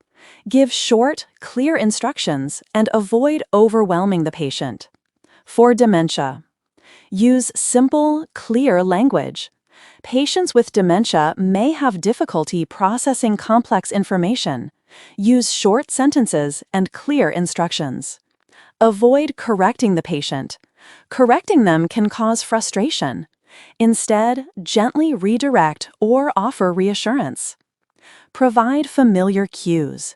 Maintain routines, use familiar names or objects, and ensure the patient feels comfortable and safe. Be patient and allow extra time.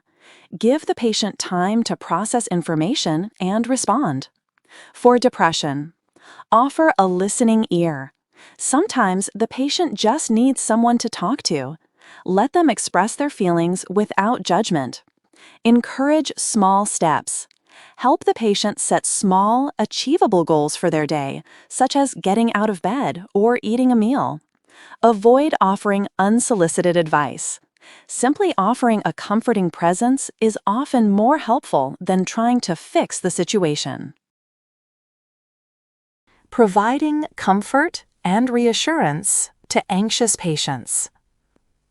Anxiety can be debilitating for patients, affecting both their physical and mental health. Providing comfort and reassurance is essential to helping the patient feel supported and secure. Techniques for reassurance. Calm presence. Your presence alone can provide comfort. Remain calm and composed to model a sense of control. Redirect attention. Help the patient focus on something calming, like a soothing image or a favorite object. Breathing exercises. Encourage slow, deep breaths to help the patient calm down. You can guide them through the steps or simply demonstrate. Distraction. Engage the patient in light conversation, music, or a favorite hobby to shift their focus from anxiety-provoking thoughts. Caring for patients with dementia, techniques for safety and engagement. Patients with dementia face challenges with memory, cognition, and behavior, making it essential to maintain a structured, safe environment that supports their needs. Techniques for supporting dementia patients. Routine and structure. A consistent routine helps reduce confusion and anxiety.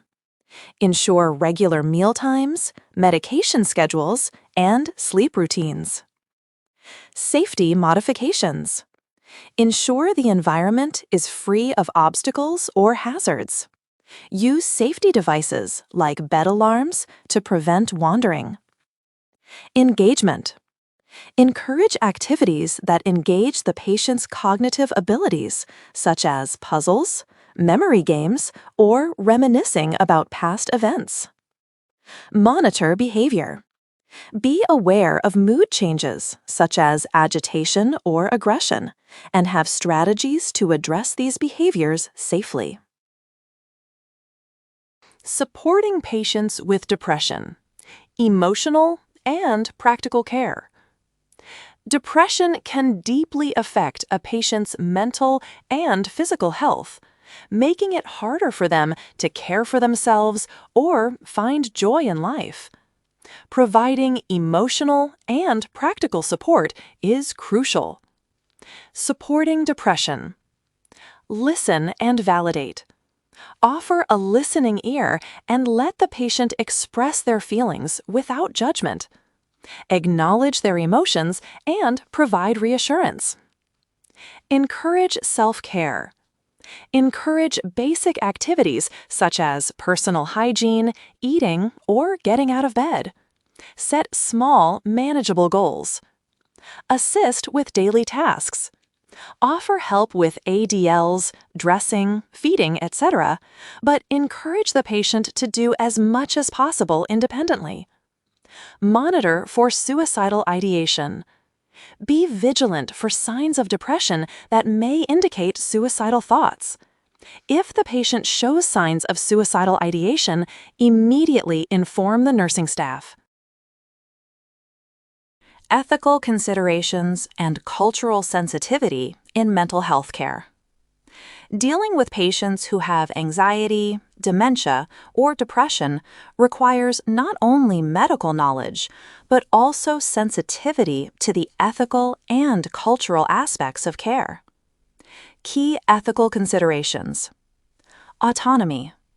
Respect the patient's right to make decisions about their care, even if their choices differ from what healthcare providers would recommend. Confidentiality. Maintain the patient's privacy, especially when discussing sensitive mental health information. Informed consent. Ensure that patients with mental health conditions understand their care options and are involved in decisions. Cultural sensitivity. Understand cultural differences. Be aware that patients from different cultural backgrounds may have different views on mental health and treatment. Respect their beliefs and preferences. Tailor care to individual needs. Adapt care strategies based on the patient's cultural and personal preferences, ensuring they feel comfortable and respected. CNA responsibilities in managing anxiety, dementia, and depression. As a CNA, your role includes providing direct care, reporting observations, and ensuring the emotional and psychological well-being of the patient. Key CNA responsibilities. Observation. Monitor patients for signs of anxiety, dementia, and depression. Report any significant changes in their behavior or mental state. Provide support. Offer emotional comfort, encouragement, and assistance with ADLs. Help patients feel safe, heard, and supported. Document care. Accurately document any emotional or psychological care interventions, noting changes in the patient's condition and any strategies used to manage their symptoms. Advocate for the patient. Be an advocate for the patient's needs, ensuring their emotional well-being is considered in the overall care plan. Learn to provide person-centered care and foster an environment of trust by mastering the core concepts of respecting resident rights. This course is designed to teach CNAs and healthcare workers about respecting and upholding resident rights in healthcare settings. Understanding and applying these principles is crucial to providing ethical, dignified, and legally sound care for patients. Respecting resident rights is fundamental to providing quality, patient-centered care in healthcare settings. CNAs, nursing assistants, and healthcare professionals are responsible for ensuring that residents' rights are upheld in every aspect of their care, from respecting their autonomy to ensuring their privacy and safety. This course covers the key principles of respecting resident rights, including legal, ethical, and practical considerations, and provides guidance on how CNAs can integrate these practices into daily care routines. Introduction to Resident Rights in Healthcare Settings. Resident rights are a set of principles that ensure residents receive respectful, individualized care and can participate fully in decisions about their lives and care. In healthcare settings, these rights help guide the behavior of caregivers and provide clear expectations for ethical, compassionate care. Key principles of resident rights. Right to self-determination. Residents have the right to make decisions about their care, including treatment options, daily routines, and lifestyle choices. Right to privacy and confidentiality. All personal and medical information should be kept confidential, and residents should be given privacy during care and treatment. Right to dignity and respect. Residents should be treated with dignity, respect, and compassion at all times, ensuring their personal preferences and values are honored. Why resident rights matter. Promotes individual autonomy and independence. Reduces healthcare-related abuse and neglect. Fosters a positive, trusting relationship between healthcare workers and patients. Legal and ethical foundations of resident rights. Legal and ethical considerations provide the framework for resident rights. Healthcare workers, including CNAs, must be aware of these principles to ensure they provide care that aligns with both legal standards and ethical expectations. Key legal concepts. The Patient Bill of Rights, a set of guidelines that outline the basic rights of all patients receiving medical care. HIPAA, Health Insurance Portability and Accountability Act, a federal law that mandates the protection of patient privacy and confidentiality regarding personal health information.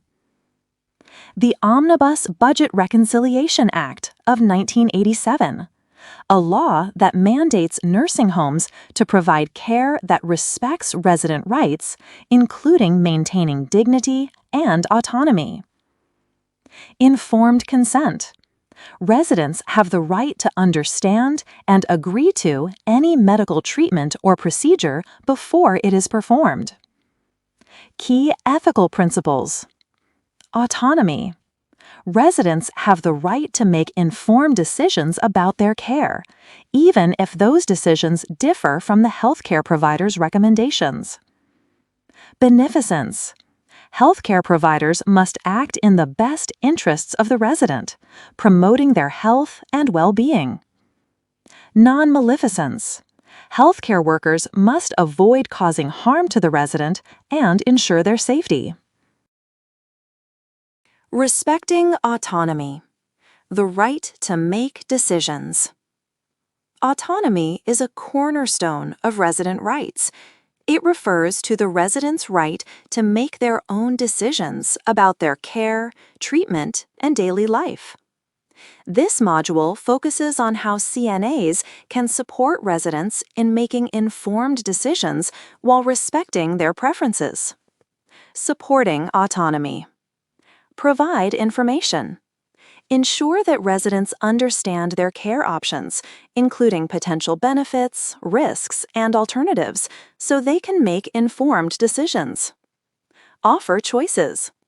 Whenever possible, offer the resident choices regarding their daily routines, example, meal preferences, daily activities, care schedules.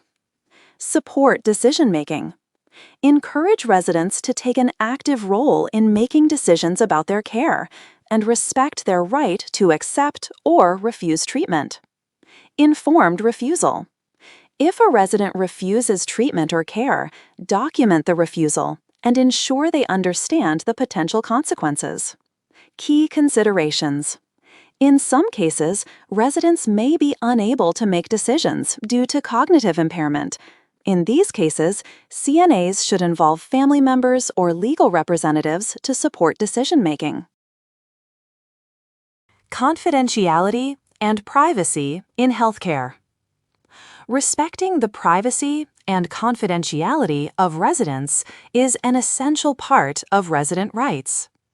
All personal and health information should be protected to maintain trust and ensure the dignity of the resident. Principles of confidentiality. 1. Protect personal health information. Ensure that any personal or medical information shared by the resident remains confidential.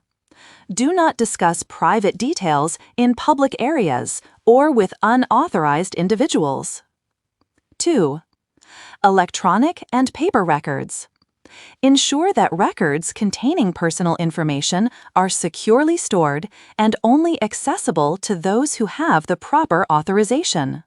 3. Patient privacy. When providing care, ensure the patient's privacy is respected. This includes providing privacy during dressing, bathing, and other personal care tasks.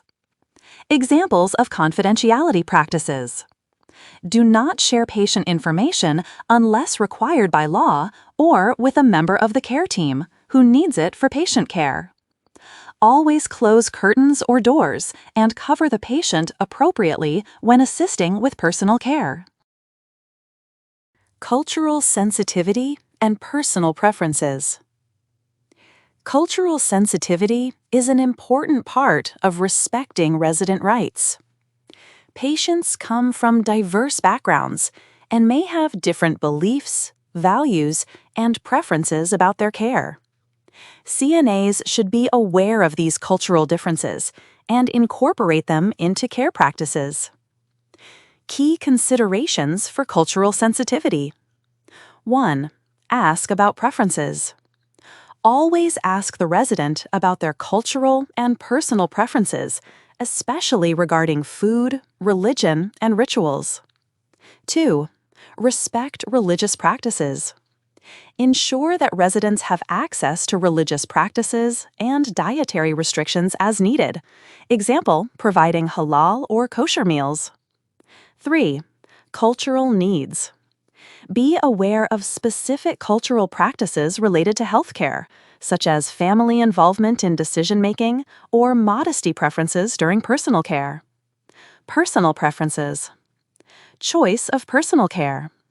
Allow residents to express their preferences for bathing, grooming, and dressing, ensuring that these preferences are respected. Social preferences. Ensure that residents have the opportunity to participate in social activities, hobbies, or cultural events that are meaningful to them. Maintaining dignity and freedom from abuse. Resident dignity must be preserved at all times.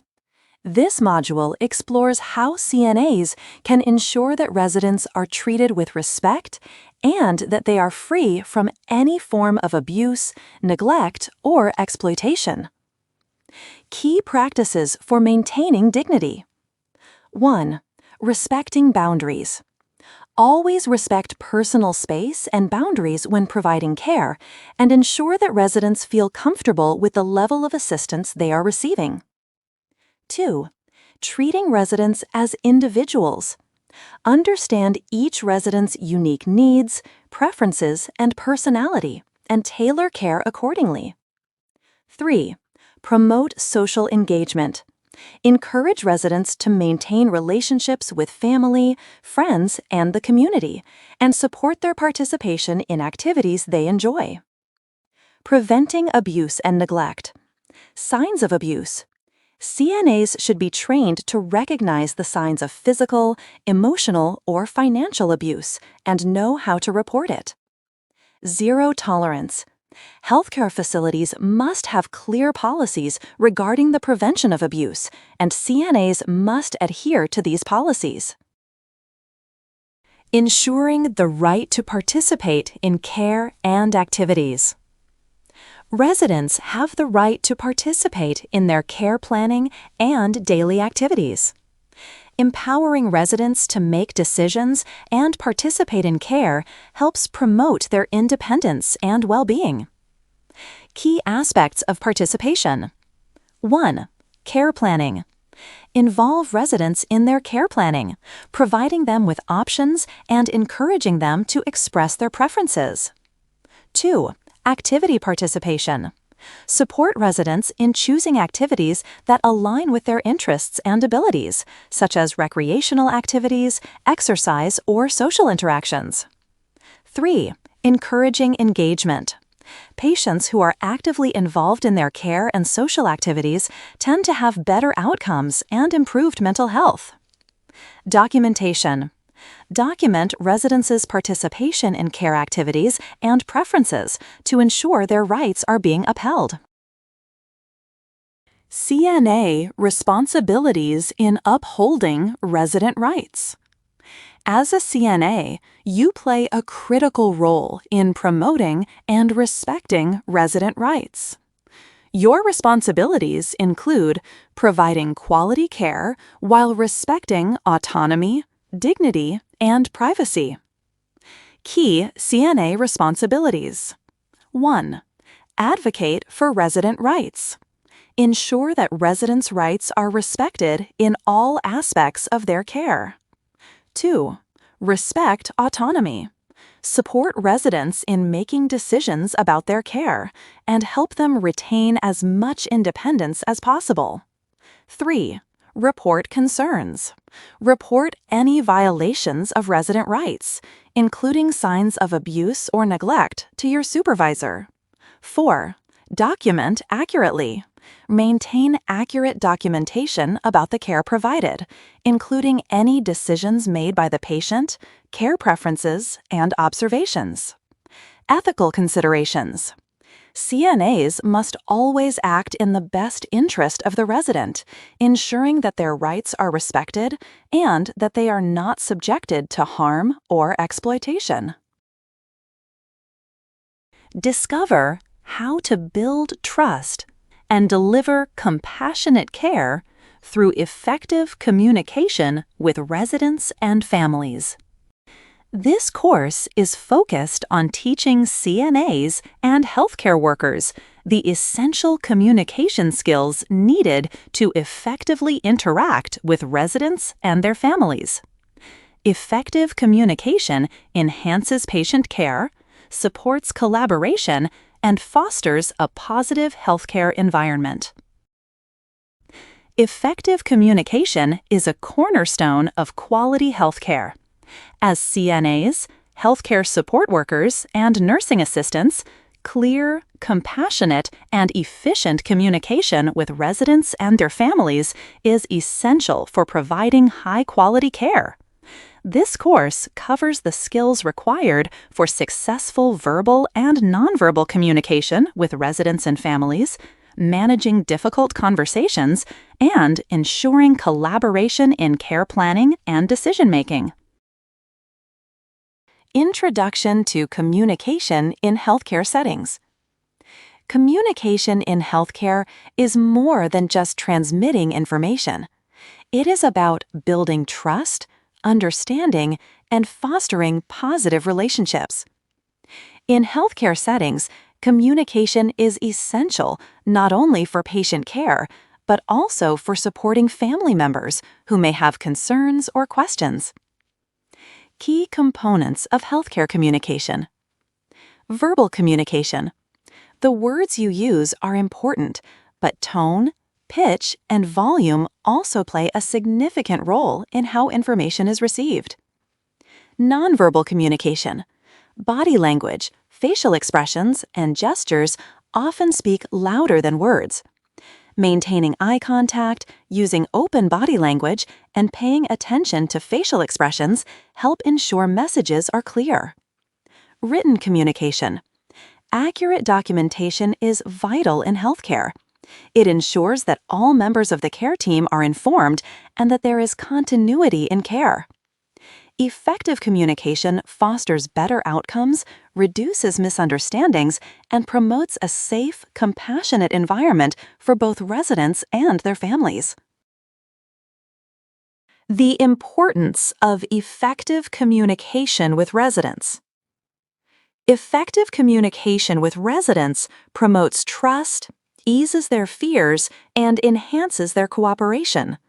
For CNAs, clear and compassionate communication is vital in building rapport with residents and ensuring they feel heard, understood, and respected. Key principles for communicating with residents. Respect and dignity. Always address residents by their preferred name and treat them with respect.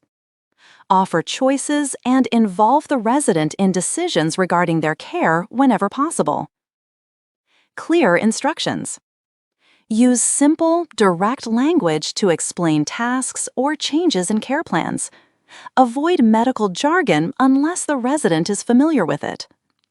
Ask open-ended questions to engage the resident in conversation and listen actively to their responses.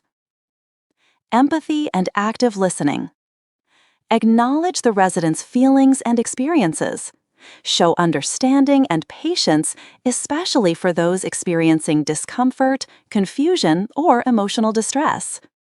Provide reassurance when necessary and always be attentive to the resident's emotional needs.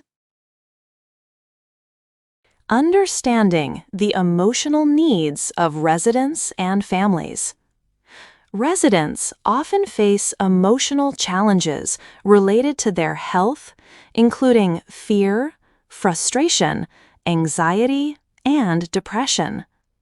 Family members may also experience emotional distress as they navigate the patient's care needs. Emotional needs of residents. Fear and anxiety. Residents may fear pain, the unknown, or losing their independence. CNAs can provide reassurance and explain procedures to alleviate these fears. Depression. Chronic illness or aging can lead to depression. CNAs should be observant of mood changes and encourage the resident to engage in activities that boost their mood. Frustration and anger. Residents may feel angry about their illness or limitations. Acknowledge their feelings and provide space for them to express themselves. Emotional needs of families. Uncertainty and worry. Family members may worry about their loved ones' well-being. CNAs can offer support by keeping families informed about care plans and progress. Grief and loss. Families may be dealing with anticipatory grief. CNAs should provide empathy and connect families with resources such as counseling. Active listening and empathy in patient and family interactions. Active listening and empathy are key to providing emotional support to residents and their families. When patients or families feel heard and understood, they are more likely to trust healthcare providers and participate in their care. Active listening techniques. 1. Focus fully on the speaker. Put aside distractions and give the resident or family your undivided attention. 2. Show engagement. Use nonverbal cues like nodding or maintaining eye contact to demonstrate your attentiveness. 3. Respond appropriately. Offer thoughtful responses that show you understand and care about what's being said. 4. Avoid interrupting. Let the resident or family member finish speaking before you respond. Empathy.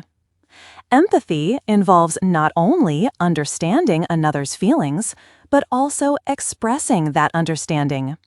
CNAs can express empathy through words and body language.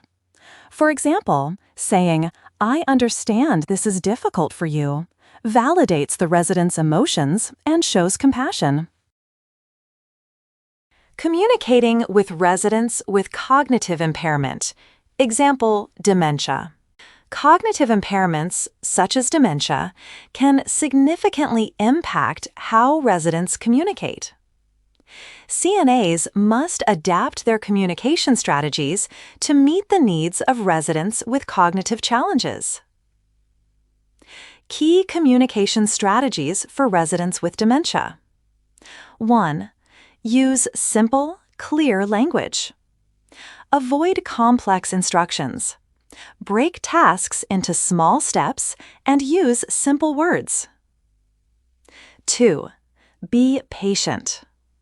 Give the resident extra time to process information or respond. 3. Nonverbal cues. Use facial expressions and body language to reinforce your message. Gestures may be more effective than words in some cases. 4. Redirect or distraction.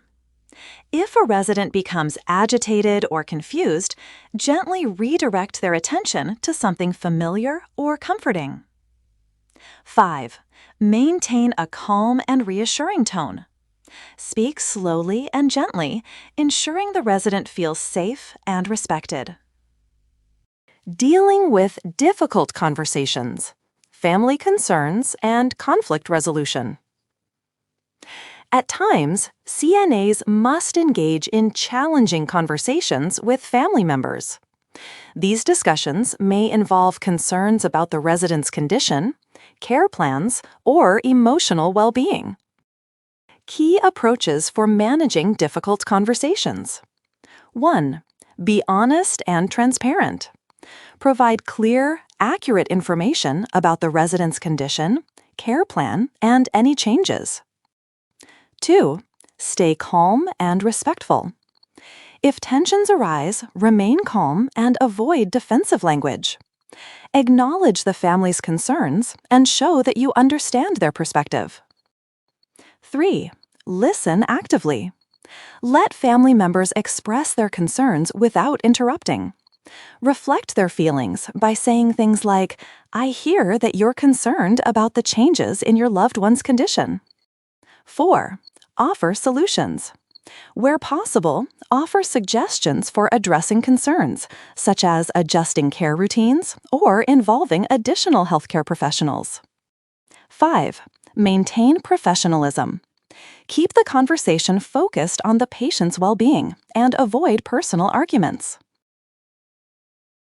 Family involvement in care plans and decision-making. Family members often play a crucial role in a resident's care plan. Involving them in decisions helps ensure that the patient's preferences are honored and that care is aligned with family values. Strategies for involving families. 1. Encourage family participation. Invite family members to meetings or discussions about the care plan, encouraging them to ask questions and provide input. 2. Respect family dynamics.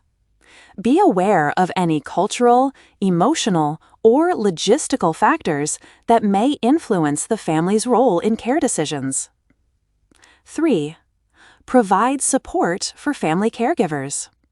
Acknowledge the challenges family members face and provide support or resources, such as respite care or counseling when appropriate.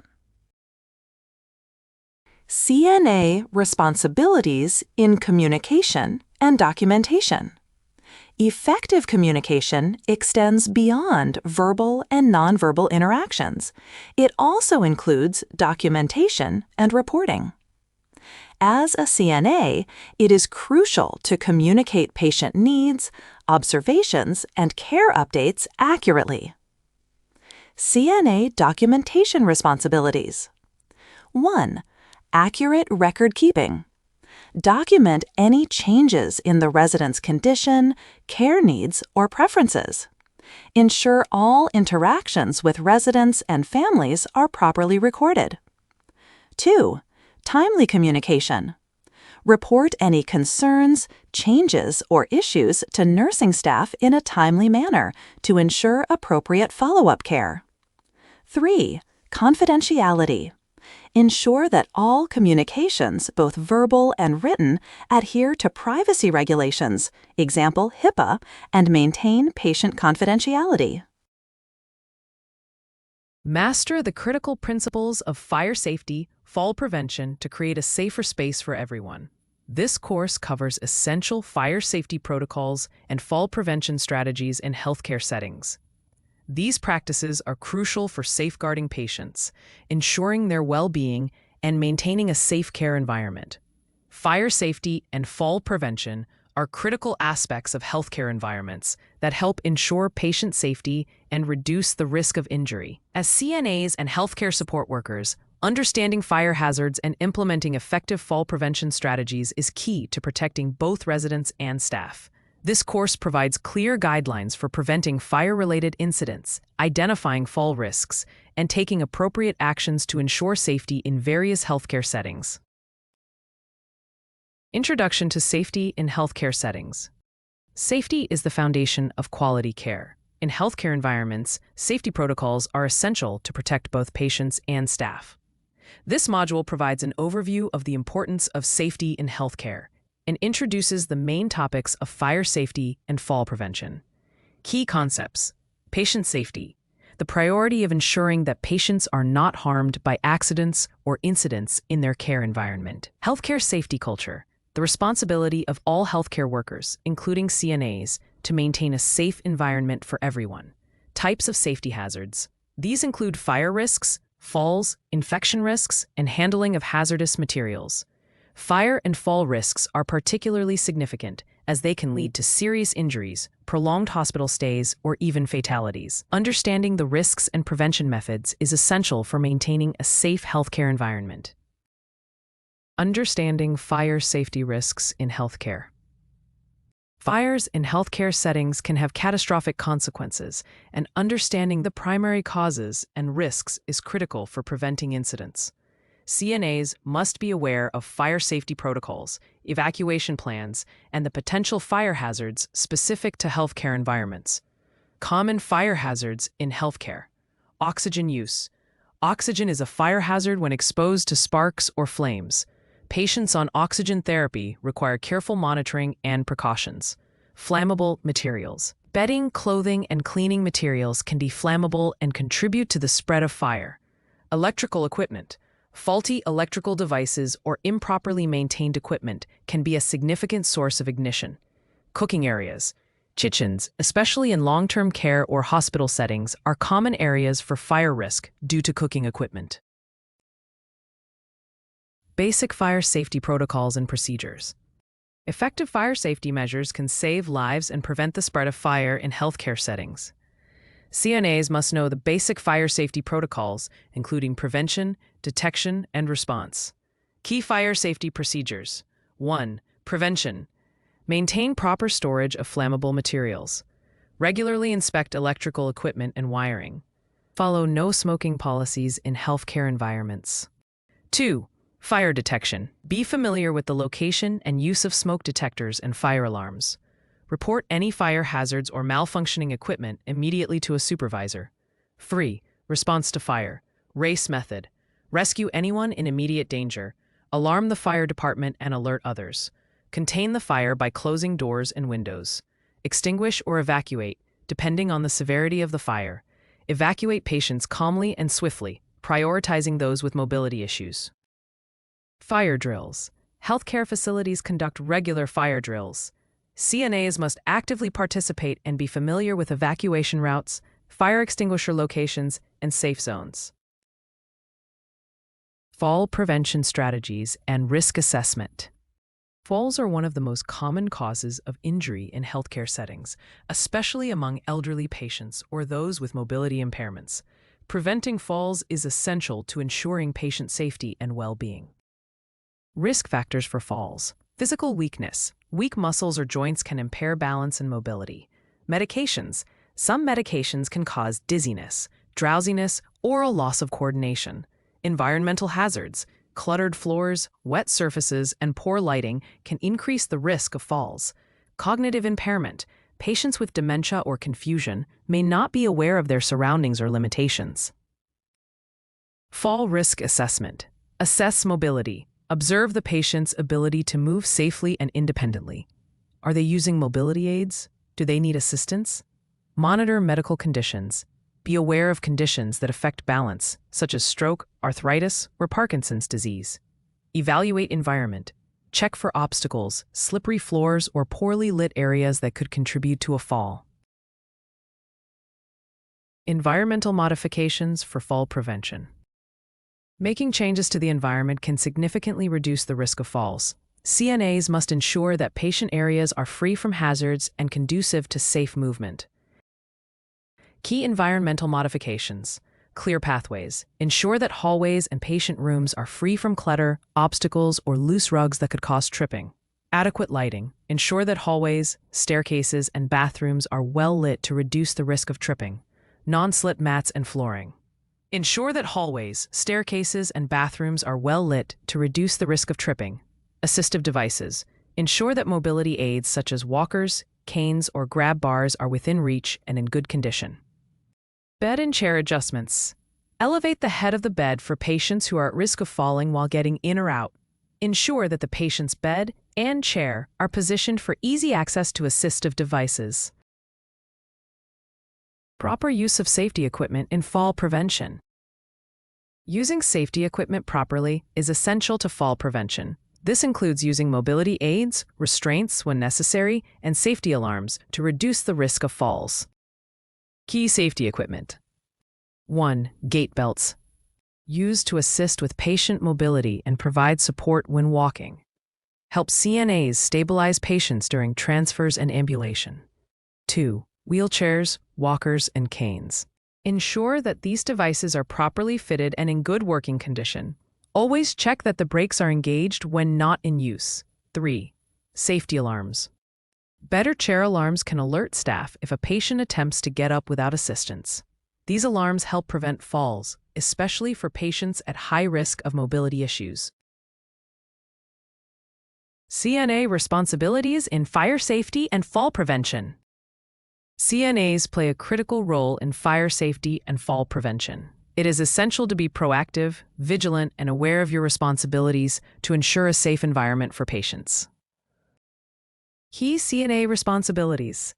Prevention and safety. Ensure that patient areas are free from hazards and properly equipped with safety features. Example, non-slip mats, proper lighting. Educate patients about safety protocols and encourage them to use mobility aids. Emergency response. Act quickly and calmly during emergencies such as fires or falls. Follow all protocols and report incidents immediately. Assist patients in evacuations, ensuring their safety while maintaining calm during the process. Documentation. Document any incidents including falls or fire drills and report them to the nurse or supervisor. Accurate documentation is essential for patient care and safety. Emergency procedures, fire drills, evacuations, and patient safety. In any healthcare facility, emergency procedures are essential to ensure patient safety. Fire drills, evacuations, and other emergency responses must be practiced regularly. Emergency procedures. Fire drills. Participate in regular fire drills to familiarize yourself with emergency protocols and evacuation routes. Know where fire extinguishers, exits, and safety zones are located. Evacuation plans. Ensure that you are aware of the facility's evacuation plan and procedures. Help guide patients safely to designated evacuation areas, ensuring that those with mobility issues are assisted appropriately. Post-incident reporting. After an emergency, report the incident according to facility policies. This includes documenting the event, evaluating the effectiveness of response measures, and following up on patient outcomes. Conclusion and recap. In this course, we covered essential concepts for fire safety and fall prevention, providing CNAs and healthcare workers with the knowledge and skills needed to maintain a safe environment for patients. From understanding the risks to knowing how to implement safety protocols and respond during emergencies, this course ensures you are well equipped to handle fire safety and fall prevention with confidence. Learn how to save a life by mastering these crucial techniques in choking, CPR basics, and first aid. This course provides essential life-saving techniques and skills that are crucial for healthcare workers, CNAs, and nursing students. Knowing how to respond to choking, perform CPR, and apply first aid is vital to ensuring patient safety in emergency situations. Emergency situations can arise quickly, and knowing how to respond appropriately can save lives.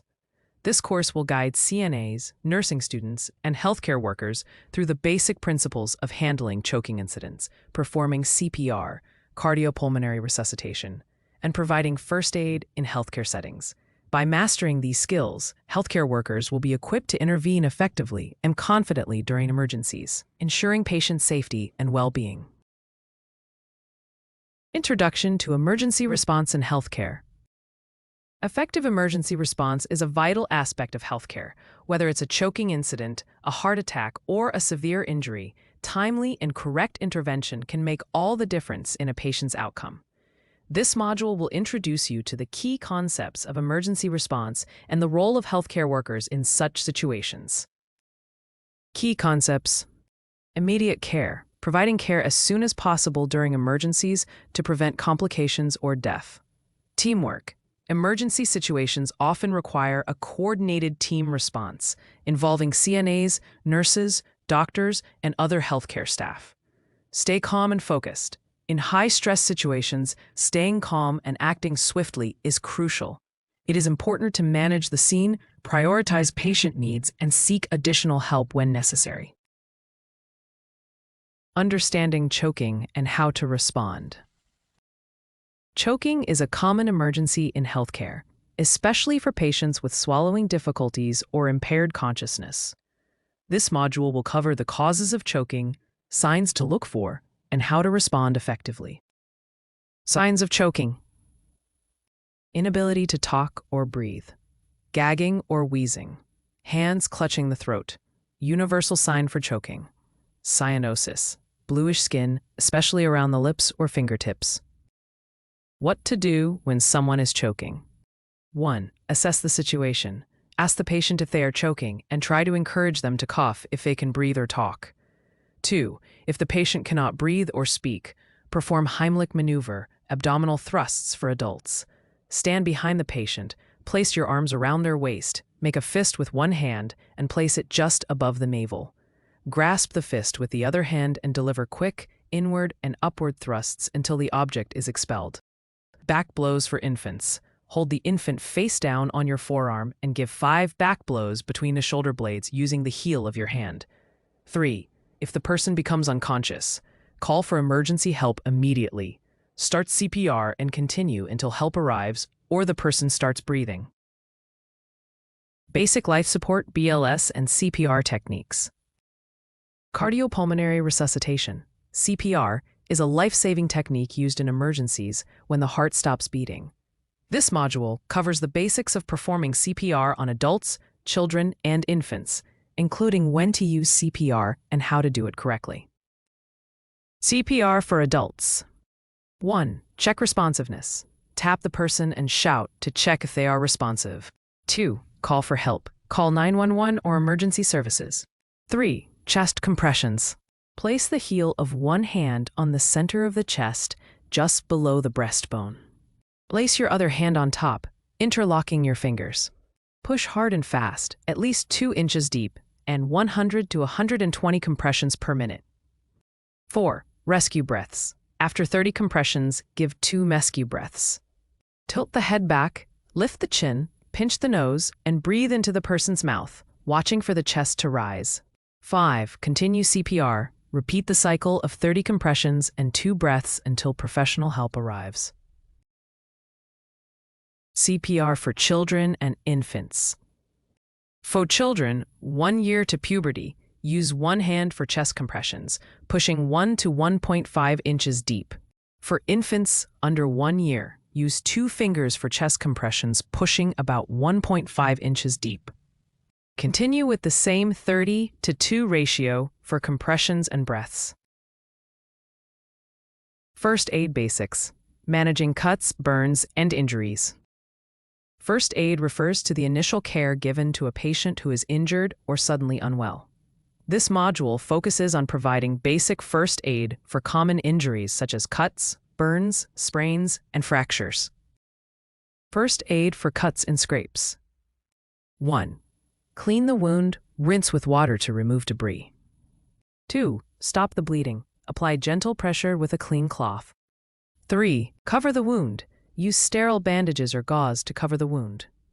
First aid for burns. 1. Cool the burn.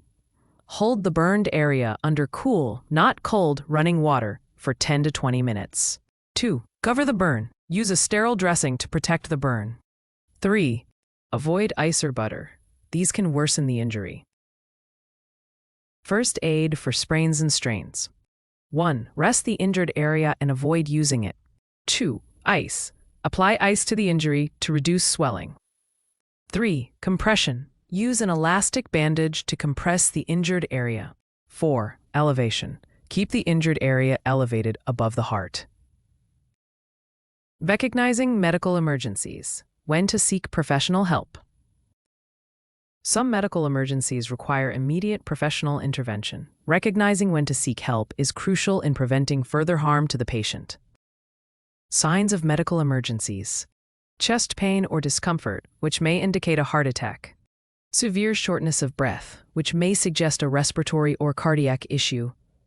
Sudden confusion, weakness, or numbness, which could be signs of a stroke. Uncontrolled bleeding that doesn't stop after applying pressure. Severe burns, especially those covering a large area of the body. If any of these symptoms are present, call for emergency medical assistance immediately. CPR for adults, children, and infants. CPR can be the difference between life and death for someone who has suffered a cardiac arrest or respiratory failure. Knowing how to adapt CPR for different ages is essential. CPR for adults. Follow the standard CPR protocol with chest compressions and rescue breaths as described in Module 3. CPR for children, 1 year to puberty. Use one hand for chest compressions and push to a depth of 1 to 1.5 inches. Give 2 rescue breaths after 30 compressions. CPR for infants under 1 year. Use 2 fingers for chest compressions, about 1.5 inches deep. Provide 2 gentle rescue breaths after 30 compressions. The role of CNAs and healthcare workers in emergency response. CNAs play a crucial role in responding to emergencies. They are often the first to notice signs of distress and must act quickly to ensure the patient's safety. Key responsibilities of CNAs. Recognize emergencies. Identify signs of distress, such as difficulty breathing, unresponsiveness, or excessive bleeding. Initiate first aid. Take immediate action to stabilize the patient until professional help arrives. Alert medical staff. Call for emergency assistance and notify the nursing staff of the situation. Document the incident. Record details of the emergency, the actions taken, and the patient's response for future care planning. Documenting and reporting emergency incidents. Accurate documentation is critical in healthcare settings. After administering first aid, CPR, or managing a choking incident, CNAs must document the event clearly and promptly. Key documentation practices. 1. Record the incident. Document the time, nature of the emergency, and interventions used. 2. Patient response. Include the patient's response to treatment, example, breathing restored, bleeding stopped. 3. Notify supervisors. Ensure that your supervisor or the nurse is informed of the situation for appropriate follow-up care. Accurate and timely documentation ensures continuity of care and helps prevent complications. Conclusion and recap. In this course, we covered the essential emergency response techniques, including how to handle choking, perform CPR, and provide first aid for common injuries. As a CNA, knowing these skills is critical for ensuring patient safety and being prepared to act in life-threatening situations. Learn the essential proper lifting techniques, body mechanics, to protect your back and lift with confidence. This course teaches safe lifting techniques and body mechanics crucial for protecting both patients and healthcare workers from injury. Proper lifting practices help prevent musculoskeletal injuries and ensure patient safety during transfers and repositioning. Lifting and moving patients safely is a fundamental skill for nursing assistants and healthcare workers. Incorrect lifting techniques can lead to serious injuries for caregivers and patients alike. This course covers the principles of body mechanics, anatomy relevant to lifting, safe lifting methods, and the use of assistive devices. Emphasis is placed on preventing injuries, maintaining patient dignity, and complying with healthcare facility safety protocols. Introduction to body mechanics in healthcare. Body mechanics refers to the coordinated use of body parts to maintain balance, posture, and alignment during movement and activity. Proper body mechanics reduce strain on muscles and joints, preventing injury. Key concepts. Use your legs, not your back, to lift. Maintain a wide base of support, for stability. Keep the load close to your body. Avoid twisting while lifting or carrying. Plan your movements before lifting or transferring. Using proper body mechanics promotes safety and efficiency in patient care tasks. Anatomy and physiology relevant to lifting and moving patients. Understanding how the musculoskeletal system functions helps caregivers appreciate why proper lifting techniques are essential. Important anatomical structures. Spine supports the body. Improper lifting can cause disc injuries. Leg muscles, quadriceps, hamstrings, provide strength for lifting. Core muscles stabilize the body during movement. Joints, hips, knees, shoulders support motion and bear weight. Awareness of these structures aids in adopting techniques that minimize injury risk. Principles of safe lifting and moving. Safe lifting is guided by several fundamental principles designed to protect the caregiver and patient. Principles. Assess the load before lifting. Get assistance if needed. Use mechanical aids when possible. Communicate clearly with the patient and team. Position your feet shoulder-width apart to maintain balance. Bend at the hips and knees, not the waist. Keep your back straight and head up. Lift smoothly without jerking. Avoid twisting your torso during lifting or transferring. Keep the load as close to your body as possible. Common lifting techniques: bed to chair to bed, turning and repositioning. This module covers step-by-step instructions for common patient transfers using proper body mechanics. Bed to chair transfer. Explain the procedure to the patient. Position the chair close to the bed. Lock the wheels. Assist patient to sit up on the edge of the bed. Use a gait belt to stabilize. Assist patient to stand. Pivot towards the chair. Lower patient safely into the chair. Chair to bed transfer. Explain the procedure.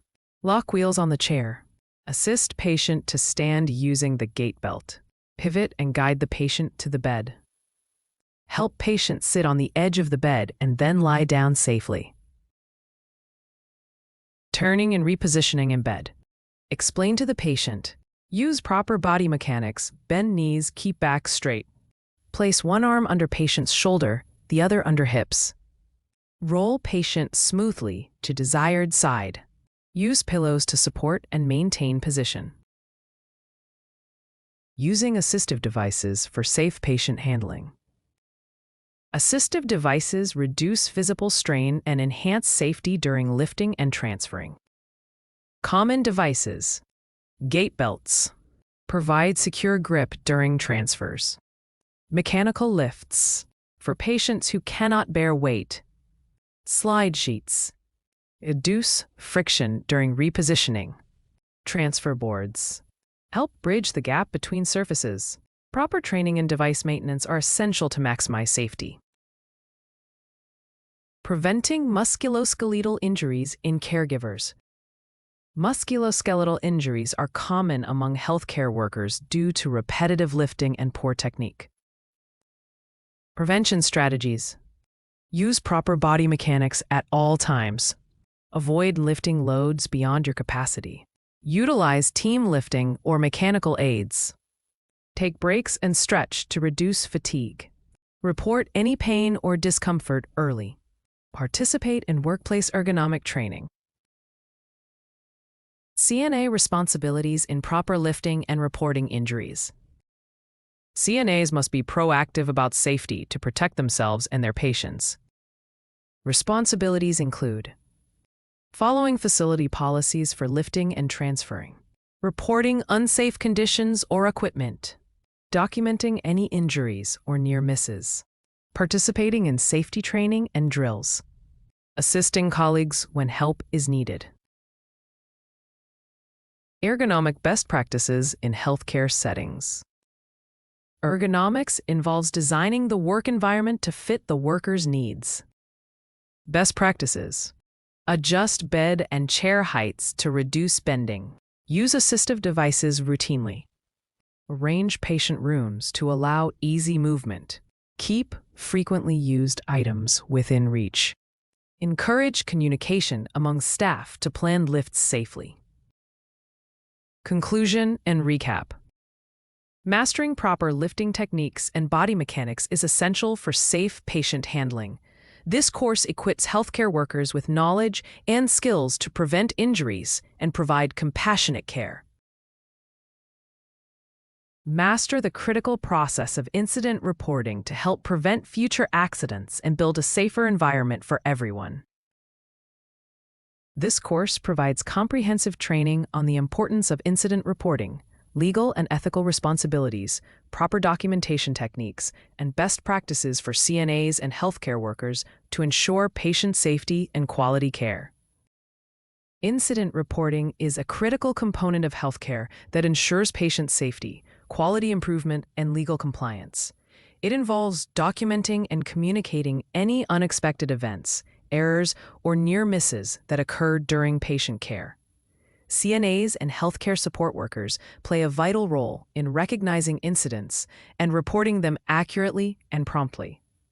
This course covers types of reportable incidents, the reporting process, and practical guidelines for effective documentation. Introduction to Incident Reporting in Healthcare. Incident reporting helps healthcare facilities identify risks, prevent future errors, and improve patient safety. Reports contribute to a culture of transparency and accountability, allowing organizations to learn from mistakes. Key points. Definition of an incident.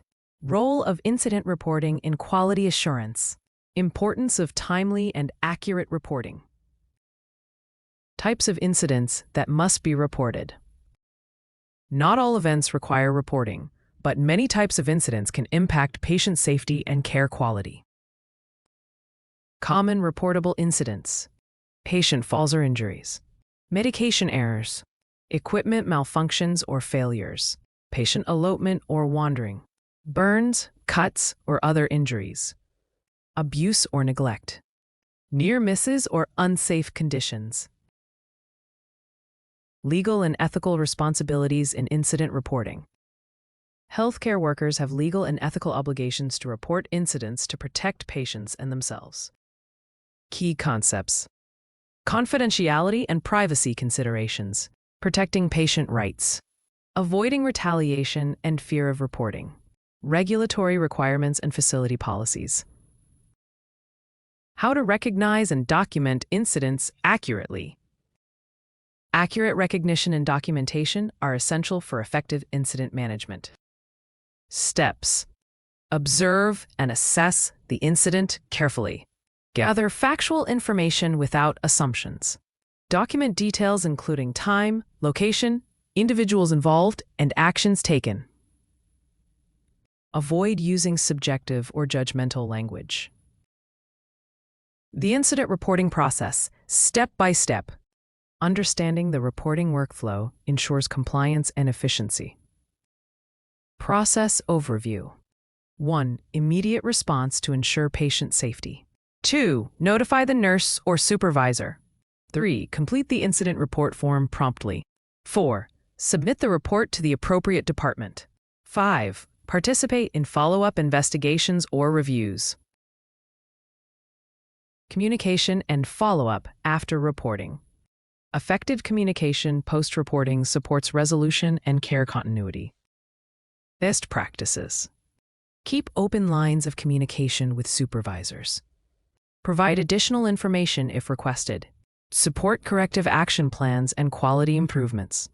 Maintain professionalism and confidentiality. Common challenges and how to overcome them.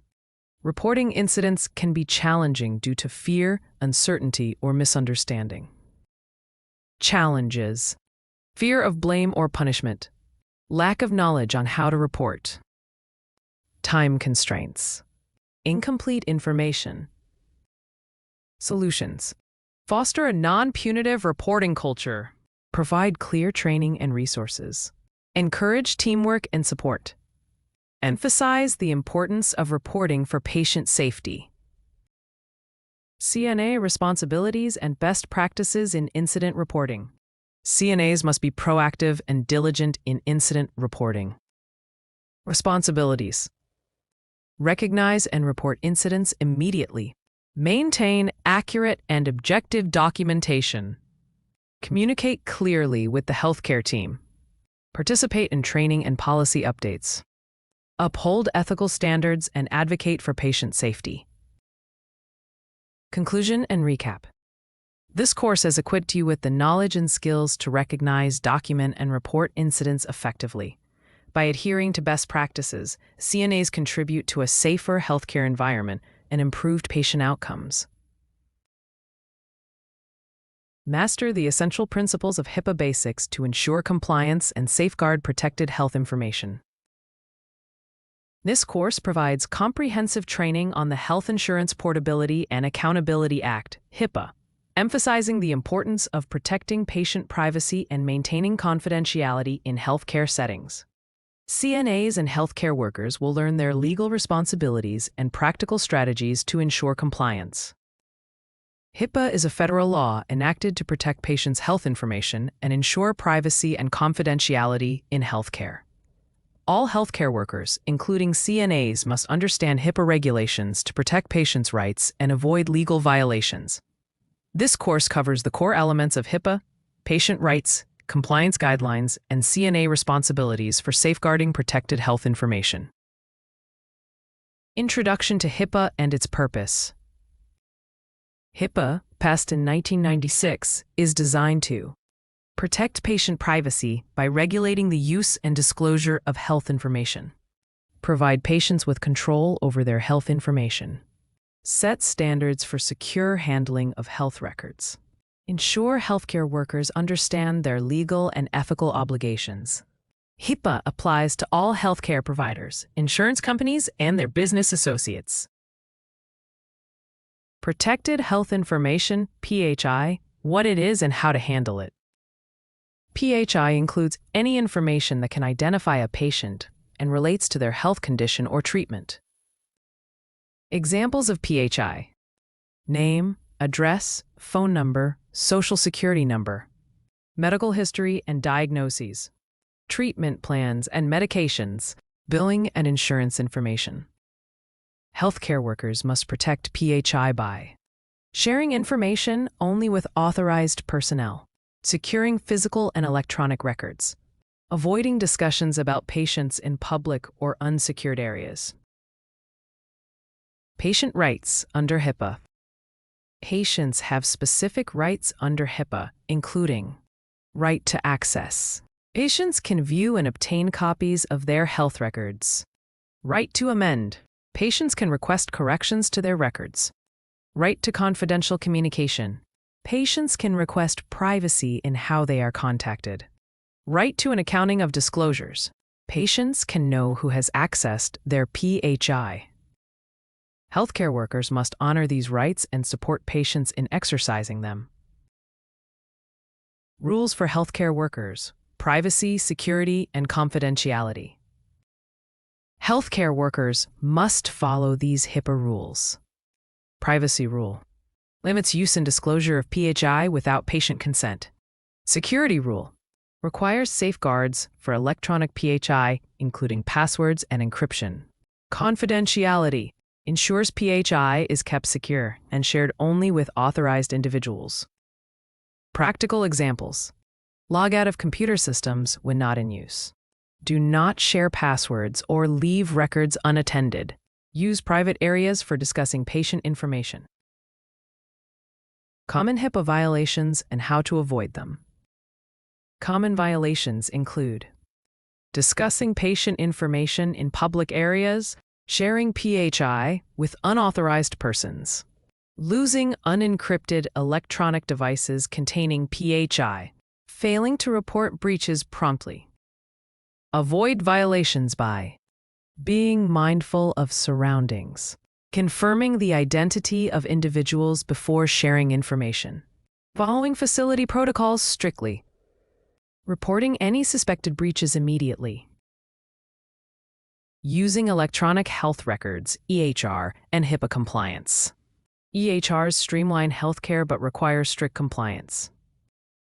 Best practices. Use strong, unique passwords.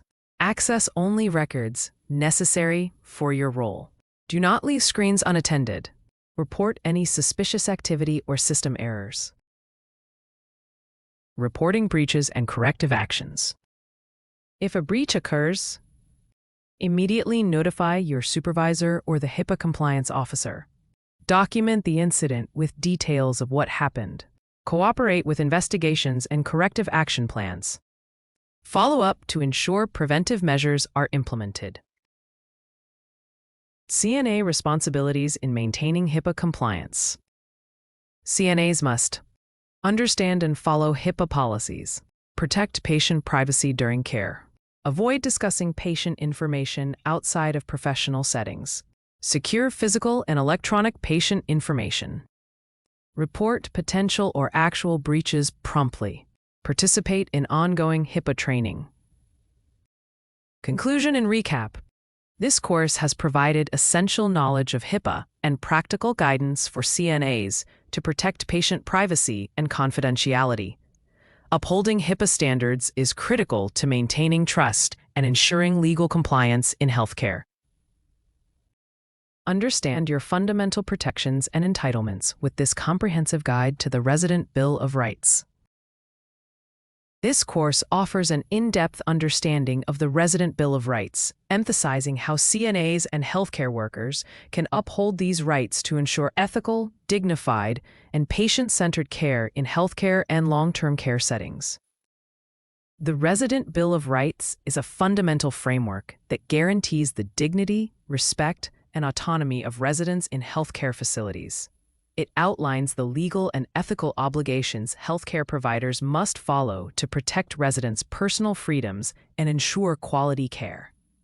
This course explores the core components of the Resident Bill of Rights and provides practical guidance on how to implement and uphold these rights in daily caregiving. Introduction to the Resident Bill of Rights. A Resident Bill of Rights establishes the basic rights and freedoms every resident is entitled to in healthcare facilities, especially in long-term care. It ensures residents receive care that respects their individuality and protects them from harm. Key points. Overview of resident rights and protections. Importance of promoting a respectful and dignified care environment. The role of healthcare workers in safeguarding these rights. Legal and ethical foundations of resident rights. Resident rights are grounded in federal and state laws as well as ethical principles governing healthcare. Legal foundations. Federal laws such as the Nursing Home Reform Act. State-specific regulations and facility policies. Ethical principles. Respect for autonomy. Beneficence and non-maleficence, justice and fairness in care delivery. Understanding these foundations ensures caregivers provide care that is legally compliant and ethically sound. Key rights included in the Resident Bill of Rights. A Resident Bill of Rights typically includes rights such as right to dignity and respect, treated as an individual with respect and without discrimination, right to privacy, confidentiality of personal and medical information, right to freedom from abuse and neglect, protection from physical, emotional, and financial abuse, right to participate in care, involvement in planning and decision-making, right to make personal choices, freedom to choose daily activities, visitors, and schedules, right to voice grievances, ability to express concerns without fear of retaliation, right to quality of life, access to social, recreational, and cultural activities. Respecting privacy, dignity, and confidentiality. Respecting a resident's privacy and dignity is fundamental to upholding their rights. Practices to ensure privacy and dignity. Providing privacy during personal care and medical treatments. Keeping medical records and personal information confidential. Avoiding unnecessary exposure during bathing, dressing, or medical procedures. Using respectful language and mannerisms. Rights related to care, treatment, and informed consent. Residents have the right to receive proper medical care and treatment. Be informed about their condition and care options. Consent to or refuse treatment after being fully informed. Receive care that respects their cultural, religious, and personal beliefs. CNAs support these rights by providing information, respecting decisions, and reporting concerns promptly. Resident rights in decision-making and participation.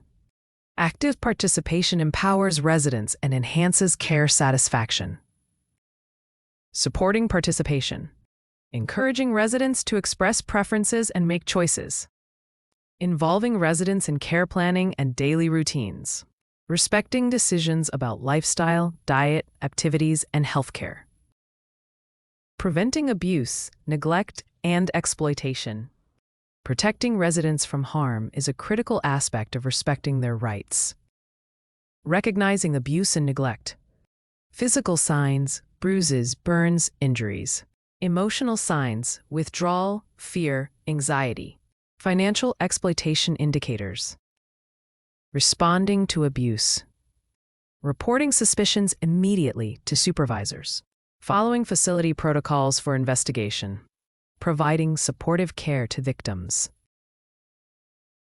CNA responsibilities in upholding the Resident Bill of Rights. CNAs are frontline advocates for resident rights. Key responsibilities. Treat residents with respect and dignity. Protect privacy and confidentiality. Encourage resident independence and decision-making. Report any violations or concerns promptly. Participate in ongoing training on resident rights. Conclusion and recap. This course has equipped you with a thorough understanding of the Resident Bill of Rights and how to uphold these rights in healthcare settings.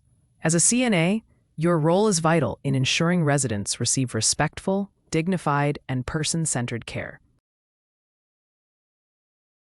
Master the essential knowledge and legal requirements of mandated reporting to ensure you can protect those in your care.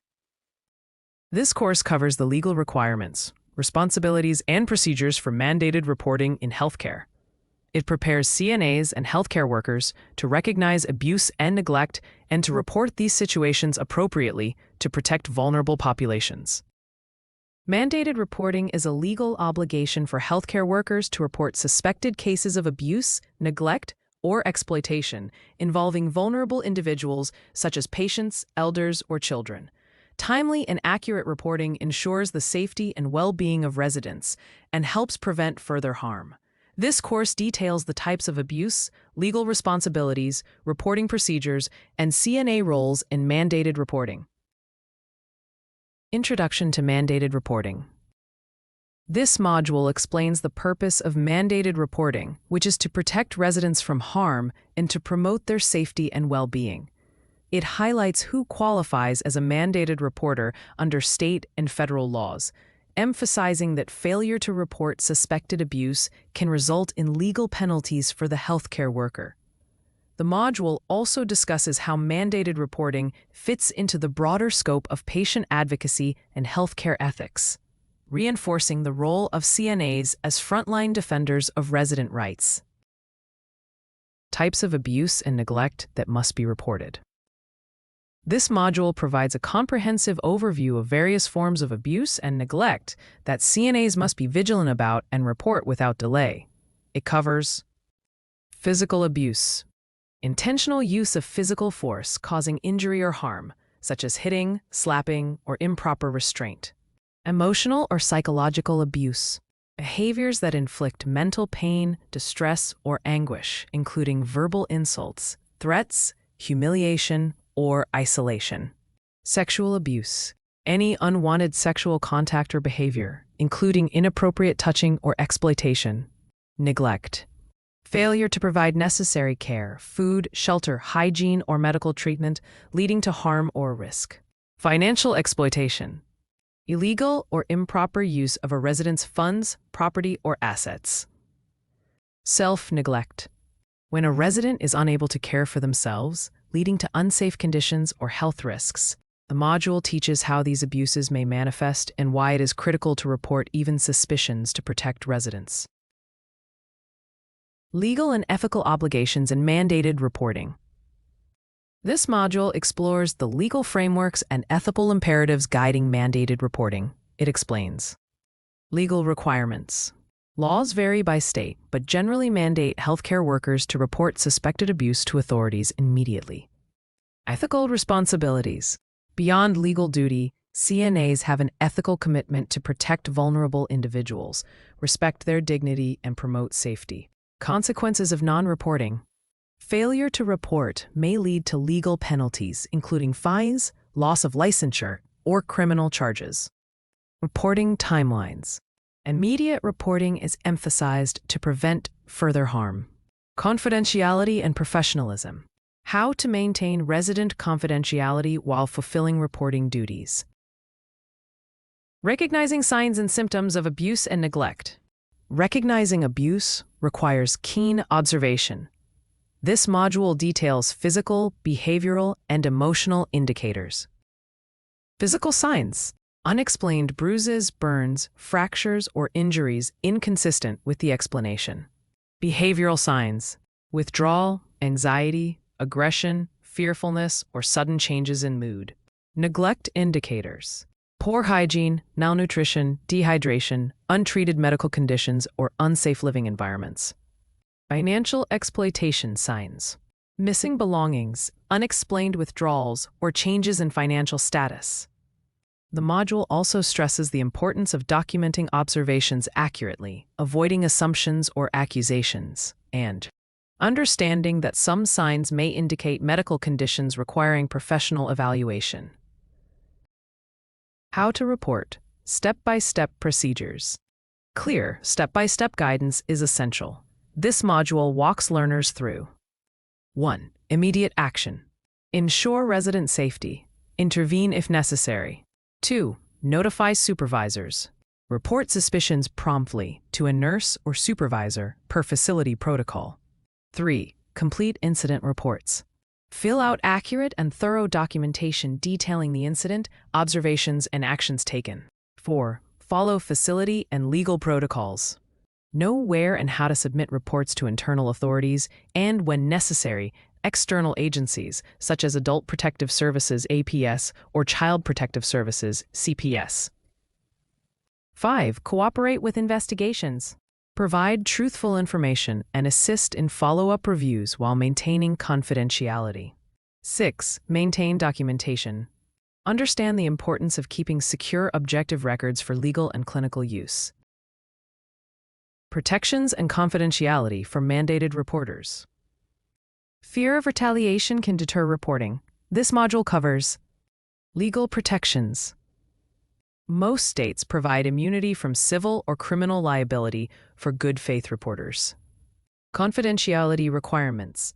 Reporters' identities are generally kept confidential to protect them. Handling retaliation or workplace issues. How to seek help if retaliation occurs, including reporting to higher authorities or legal counsel. Ethical commitment to privacy. Reporting must balance protecting the resident and maintaining confidentiality for all parties involved. Common challenges and how to overcome them. Mandated reporting is not always straightforward. This module discusses barriers such as fear of consequences, concerns about job security or relationships with colleagues, uncertainty about signs, doubting whether an incident qualifies as abuse, lack of knowledge, not knowing how or where to report, emotional impact, difficulty confronting or reporting colleagues or family members, overcoming challenges. Training, support systems, clear protocols, and fostering a culture of safety and transparency are essential.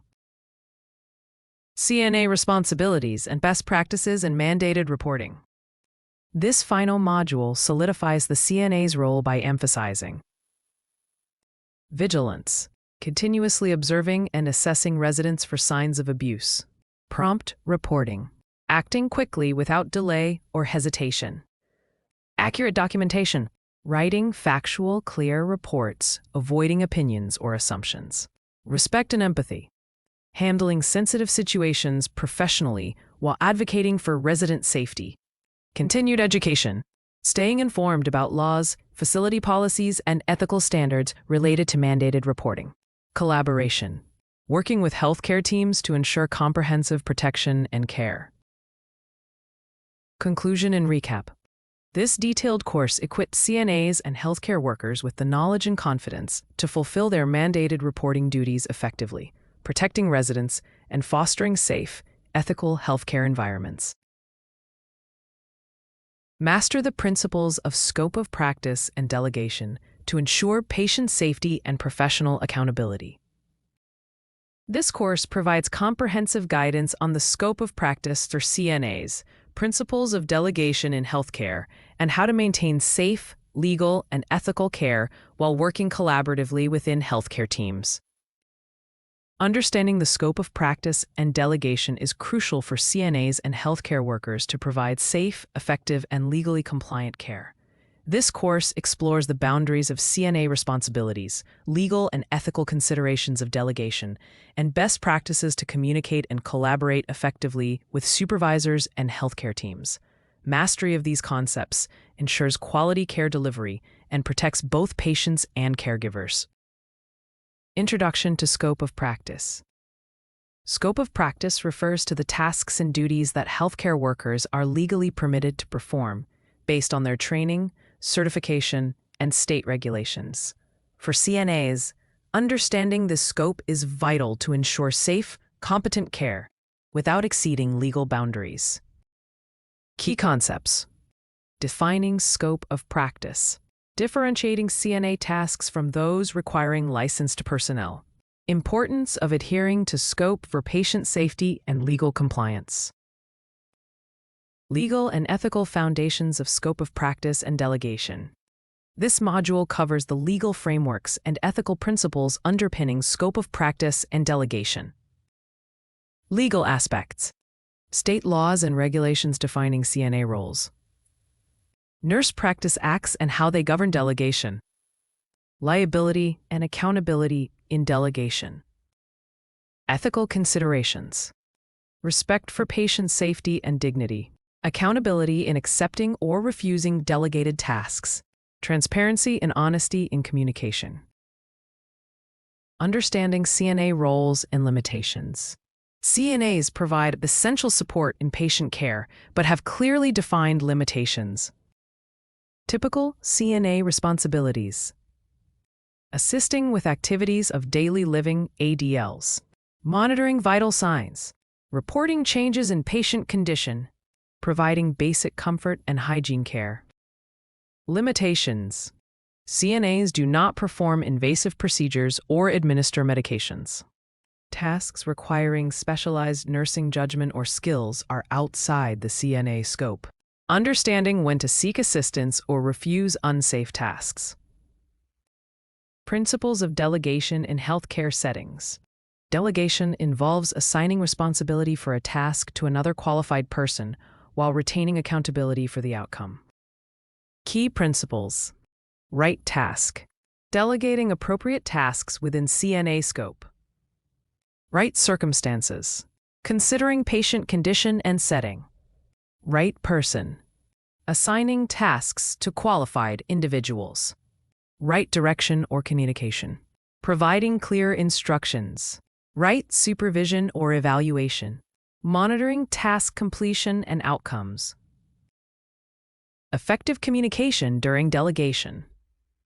Clear communication is essential for successful delegation. Strategies include providing detailed instructions about the task, clarifying expectations and patient-specific considerations, encouraging questions and feedback, reporting outcomes and any issues promptly, using standardized communication tools like SBAR, situation, background, assessment, recommendation. Responsibilities of delegators and delegates. Both parties in delegation have distinct responsibilities. Delegator, usually nurse. Assess patient needs. Choose appropriate task and delegatee. Provide clear instructions. Supervise and evaluate performance. Delegate, CNA. Accept tasks only within scope and competence. Ask questions if unsure. Perform tasks safely and accurately. Report outcomes and any concerns promptly. Common challenges and solutions in delegation. Delegation can encounter obstacles such as unclear instructions, tasks beyond CNA skill level, communication breakdowns, resistance to delegation. Solutions. Seek clarification before accepting tasks. Communicate openly with the healthcare team. Participate in ongoing education. Use problem-solving approaches collaboratively. Best practices for CNAs in scope of practice and delegation.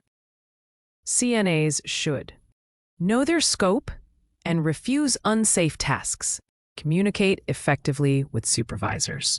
Document delegated tasks and patient responses. Stay informed of changes in regulations. Advocate for patient safety and quality care. Conclusion and recap. This course helps CNAs understand their scope of practice. It also covers the principles of delegation. This knowledge ensures safe, legal, and effective patient care. It's all about supporting teamwork and improving healthcare outcomes. Let's explore the incredible complexity and vital functions of the circulatory, respiratory, digestive, musculoskeletal, and nervous systems in a way that's easy to understand. This course provides essential knowledge of major body systems, including the circulatory, respiratory, digestive, musculoskeletal, and nervous systems. CNAs will learn how to understand these systems' anatomy and physiology, and apply this knowledge to providing effective patient care, recognizing conditions, and preventing complications. The human body consists of multiple systems that work together to maintain health and function. CNAs play a critical role in supporting patients with conditions affecting these systems. This course covers the structure, function, and disorders of the circulatory, respiratory, digestive, musculoskeletal, and nervous systems. By understanding the physiology of these systems, CNAs can provide informed, effective, and compassionate care to their patients. Introduction to body systems and CNA care. The human body is a complex organism made up of various interdependent systems, each playing a vital role in maintaining health and function. For CNAs, understanding these systems is essential because care decisions and interventions often relate directly to how these systems operate. Homeostasis, a critical concept where the body maintains internal stability, temperature, fluid balance, pH, despite external changes.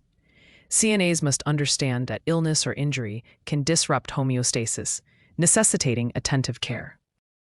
Interconnectedness of systems. For example, the respiratory system supplies oxygen to the circulatory system, which transports it to tissues. Dysfunction in one system often affects others. Role of CNAs.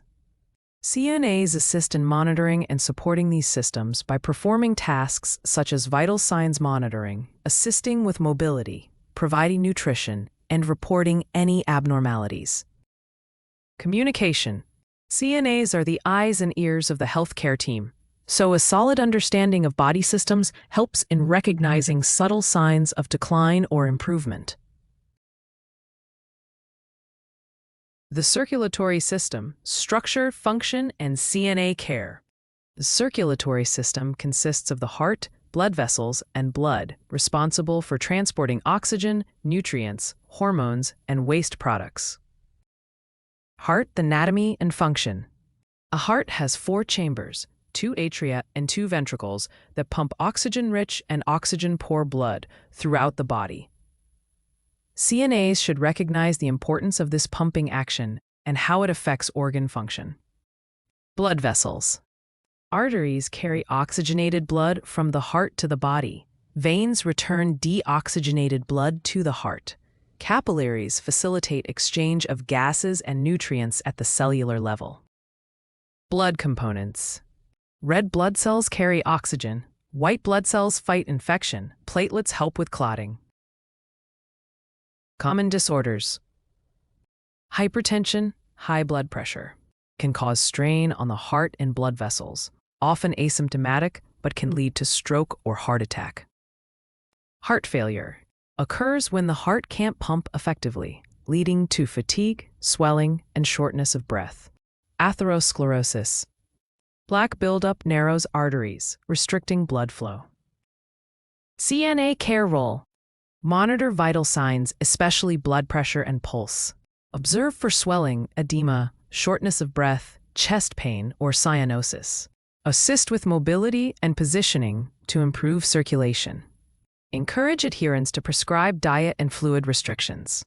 Report any new or worsening symptoms promptly. The respiratory system, structure, function, and CNA care. A respiratory system manages breathing and gas exchange, supplying oxygen to the body and removing carbon dioxide.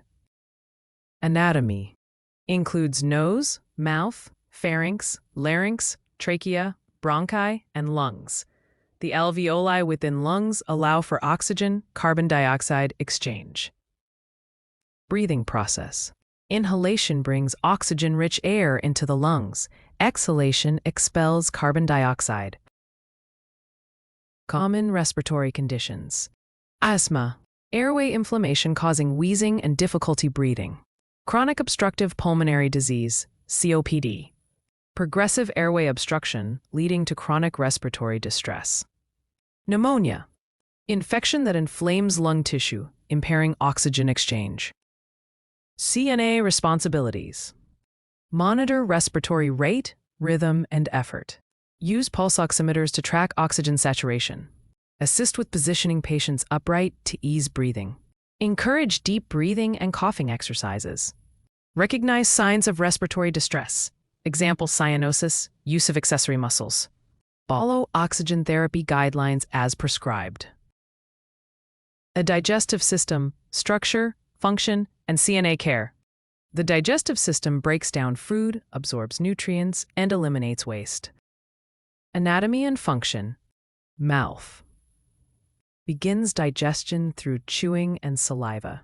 Esophagus. Transports food to the stomach. Stomach. Mixes food with gastric juices for breakdown. Small intestine. Absorbs nutrients into the bloodstream. Large intestine. Absorbs water and forms stool. Common issues. Gastroesophageal reflux disease, GERD, acid reflux causing discomfort. Constipation, infrequent bowel movements due to diet, inactivity, or medication. Diarrhea, frequent loose stools caused by infections or digestive disorders. CNA care. Assist with feeding and monitor intake and output. Encourage fluids and fiber intake to maintain regular bowel function. Monitor for signs of nausea, vomiting, or abdominal pain. Assist with toileting and maintain dignity. Report changes in bowel habits or appetite. The musculoskeletal system, structure, function, and CNA care. The musculoskeletal system supports movement, stability, and protection. Components. Bones provide framework and protection. Muscles facilitate movement. Joints connect bones and allow flexibility. Disorders. Arthritis, joint inflammation causing pain and stiffness. Osteoporosis, decreased bone density, increasing fracture risk. Muscle atrophy, muscle wasting from immobility or illness. CNA role. Assist with safe transfers and ambulation. Encourage range of motion exercises. Prevent pressure injuries through frequent repositioning. Monitor for pain or changes in mobility. Use proper body mechanics to protect self and patient. The nervous system, structure, function, and CNA care. The nervous system controls body activities, sensations, and cognition. Components. Central nervous system, CNS, brain and spinal cord. Peripheral nervous system, PNS, nerves connecting CNS to body. Functions. Motor control, sensory input, coordination, and thought processes. Common conditions. Stroke, disruption of blood flow to the brain causing paralysis or cognitive deficits. Dementia, progressive loss of memory and cognition. Parkinson's disease, movement disorder caused by nerve degeneration. CNA care, assist with communication and mobility. Monitor cognitive status and behavior changes. Provide safe environment to prevent injury. Support ADLs with patience and empathy. Report any neurological changes immediately. Common conditions and diseases affecting each system. This module reviews frequently encountered diseases, their symptoms, and CNA care considerations across all systems. Emphasis on symptom recognition and timely reporting.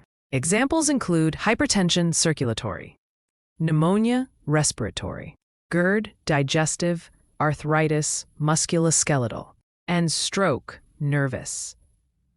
Case studies highlighting CNA interventions and preventive care. How CNAs support recovery and prevent complications. CNAs play a vital role in patient recovery by assisting with therapy exercises, promoting mobility and independence, preventing falls and pressure ulcers, encouraging nutrition and hydration, monitoring and reporting early signs of complications, providing emotional support and patient education. Conclusion and recap. By deeply understanding these critical body systems, CNAs enhance their caregiving effectiveness, ensuring patient safety, dignity, and improved outcomes through informed, compassionate care. This course provides in-depth knowledge of common diseases affecting the body systems and the essential responses required from CNAs. By understanding these conditions, CNAs can recognize symptoms early, provide the appropriate care, and help prevent complications to improve patient outcomes. Before diving into specific diseases, it's essential to understand how the body systems function and their interaction with disease processes. This module lays the foundation for the rest of the course. First, let's review the major body systems and why understanding them is crucial for CNAs. Circulatory, respiratory, digestive, musculoskeletal, and nervous systems. Each of these systems works together to maintain overall health. When any system is impaired, normal functioning is affected. For instance, heart disease impacts circulation, respiratory illnesses affect oxygen delivery, and neurological conditions can impair movement or cognition. Role of the CNA. Consequently, CNAs play a critical role in observing and responding to changes in these systems. CNAs act as the eyes and ears of the healthcare team, recognizing symptoms early and promptly reporting them. In addition, CNAs monitor vital signs, assist with activities of daily living, and ensure patient comfort. By understanding how diseases affect body systems, CNAs can contribute to treatment plans and help prevent complications. Overall, knowing body systems allows CNAs to provide better care, respond effectively to patient needs, and support the healthcare team. The circulatory system is responsible for transporting blood, oxygen, and nutrients throughout the body. Any disruption to this system can significantly impact health. Let's talk about some key diseases that affect the cardiovascular system. First, we have hypertension, or high blood pressure. It's often called the silent killer because people usually don't feel any symptoms, but it greatly increases the risk of heart disease, kidney damage, and stroke. Next is heart disease, which covers conditions like coronary artery disease, heart attacks, and heart failure. Common symptoms include chest pain, shortness of breath, and fatigue. Finally, we'll look at stroke, which happens when blood flow to the brain is blocked or interrupted. Warning signs include facial drooping, slurred speech, and sudden paralysis, often on one side of the body. So what should a CNA do? Here are some important responses. Regularly monitor blood pressure and heart rate, assist patients with mobility, and help them stay comfortable, especially if they're experiencing chest pain or fatigue. Support with medications as prescribed and encourage patients to stay compliant.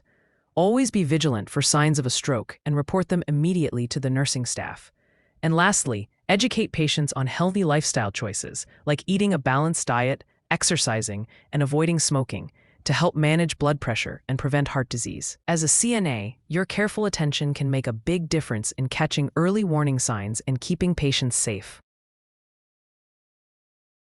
The respiratory system is responsible for exchanging gases between the body and the environment. Conditions affecting this system can compromise oxygen delivery and lead to respiratory distress. Now, let's move into one of the most common chronic respiratory conditions you'll encounter as a CNA. This condition slowly worsens over time and can make even simple activities like walking or dressing very difficult for patients. Chronic obstructive pulmonary disease, or COPD, is a progressive disease that restricts airflow and causes breathing difficulties. Symptoms often include shortness of breath, persistent coughing, and excessive mucus production. Another respiratory condition you'll often hear about is asthma.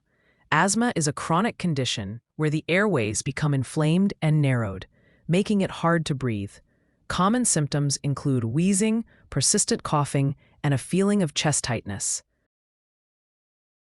Finally, let's talk about an acute condition that can be life-threatening if not addressed quickly.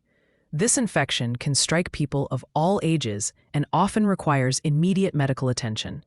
Pneumonia is an infection of the lungs that causes inflammation and fluid buildup. Symptoms include cough, fever, chills, and significant difficulty breathing. Understanding respiratory diseases like COPD, asthma, and pneumonia is essential for CNAs. By recognizing symptoms early, assisting with treatments, and supporting patients' breathing and comfort, you play a vital role in their care and recovery. Now let's go over how CNAs can respond to patients with respiratory issues. First, always monitor the patient's respiratory rate and oxygen saturation levels to ensure they are stable. Next, assist with position changes that make breathing easier. For example, placing COPD patients in a semi-Fowler's position. Additionally, encourage patients to perform deep breathing exercises, which can help improve lung function over time. When supplemental oxygen is prescribed, administer it correctly and make sure the equipment is working properly. You may also need to assist patients with coughing and clearing secretions if necessary.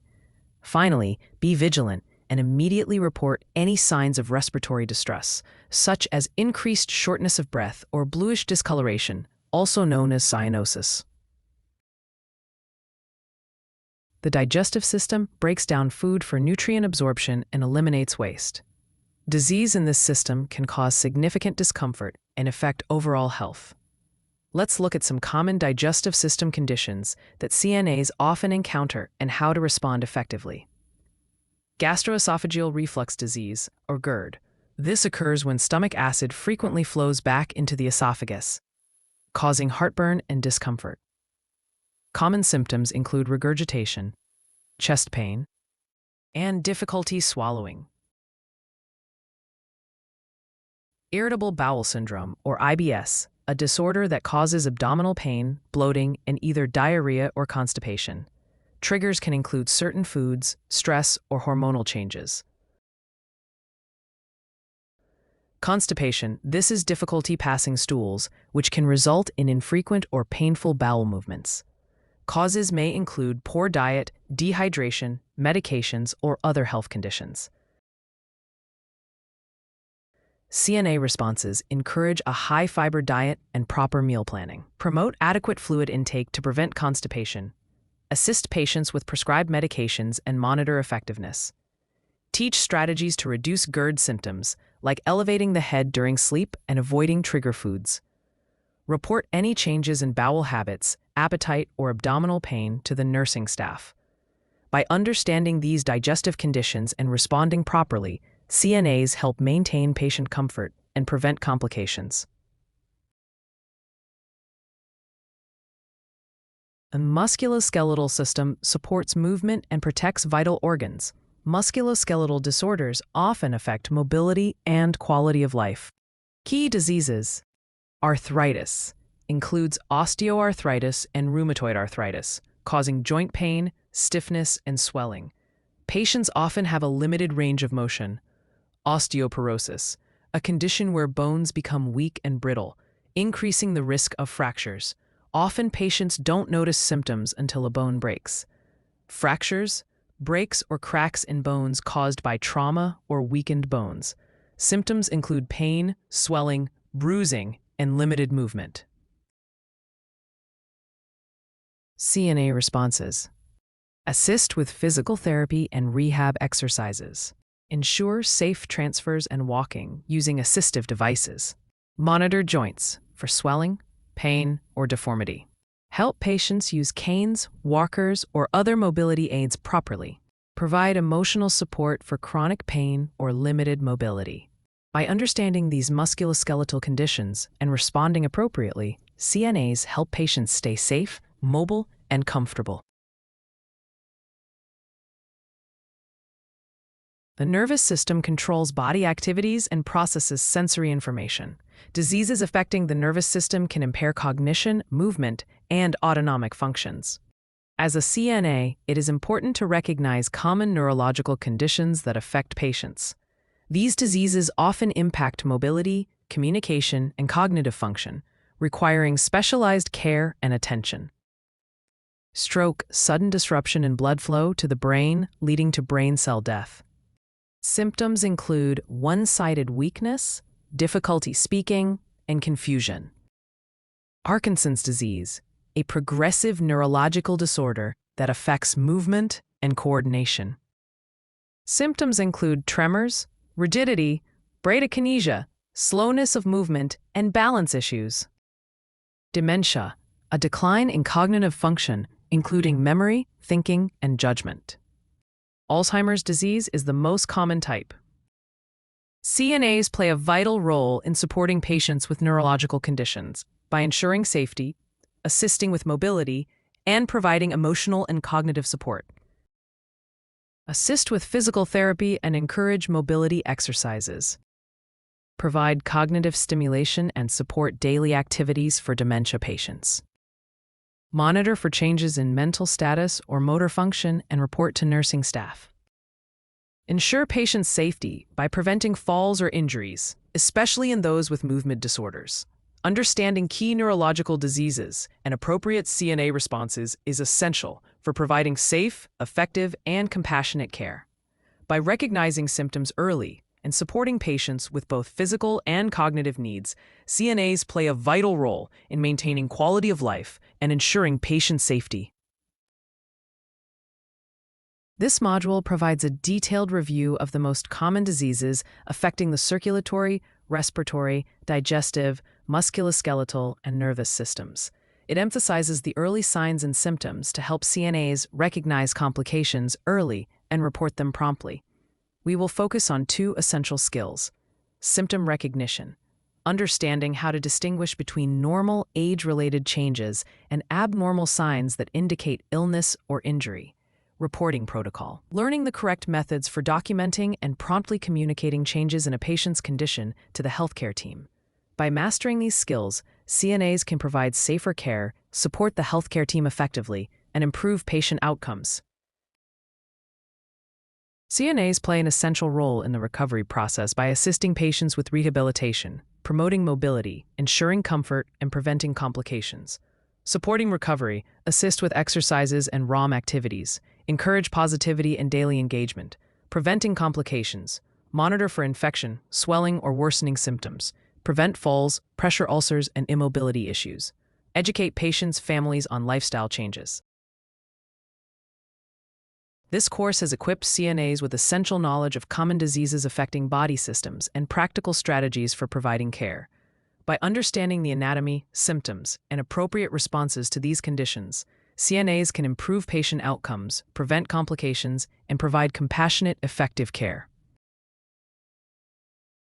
This course equips CNAs and healthcare workers to recognize early warning signs of critical medical emergencies affecting major body systems, respond appropriately, and communicate effectively to ensure timely intervention and patient safety. Medical emergencies demand fast, accurate assessment and action. CNAs, by virtue of their continuous patient interaction, are uniquely positioned to detect changes early. Understanding emergencies. First, it is important to differentiate urgent situations from non-urgent ones. While some changes may simply require routine reporting, others demand immediate attention and rapid intervention. Legal and ethical considerations. Next, CNAs must remember that their role is guided by both scope of practice and facility procedures. This means acting quickly, but never performing tasks outside of training, ensuring both patient safety and legal protection. CNA responsibilities. In practice, CNAs are expected to maintain vigilant observation of patients, watching closely for any changes in condition. When abnormal signs extend beyond normal care, the CNA must recognize them as potential emergencies. At that point, the correct response is to follow protocols, calling for help immediately, and providing only the basic support allowed by training until more advanced help arrives. In short, medical emergencies demand calm, quick, and correct action. By moving smoothly from recognition to reporting to basic support, CNAs serve as the first line of defense in patient safety. Transitional thinking, observe, recognize, act, is what makes the CNA's role in emergencies so vital. Stroke occurs when blood flow to the brain is interrupted, causing brain damage. Rapid recognition is crucial to reduce lasting effects. Types of stroke.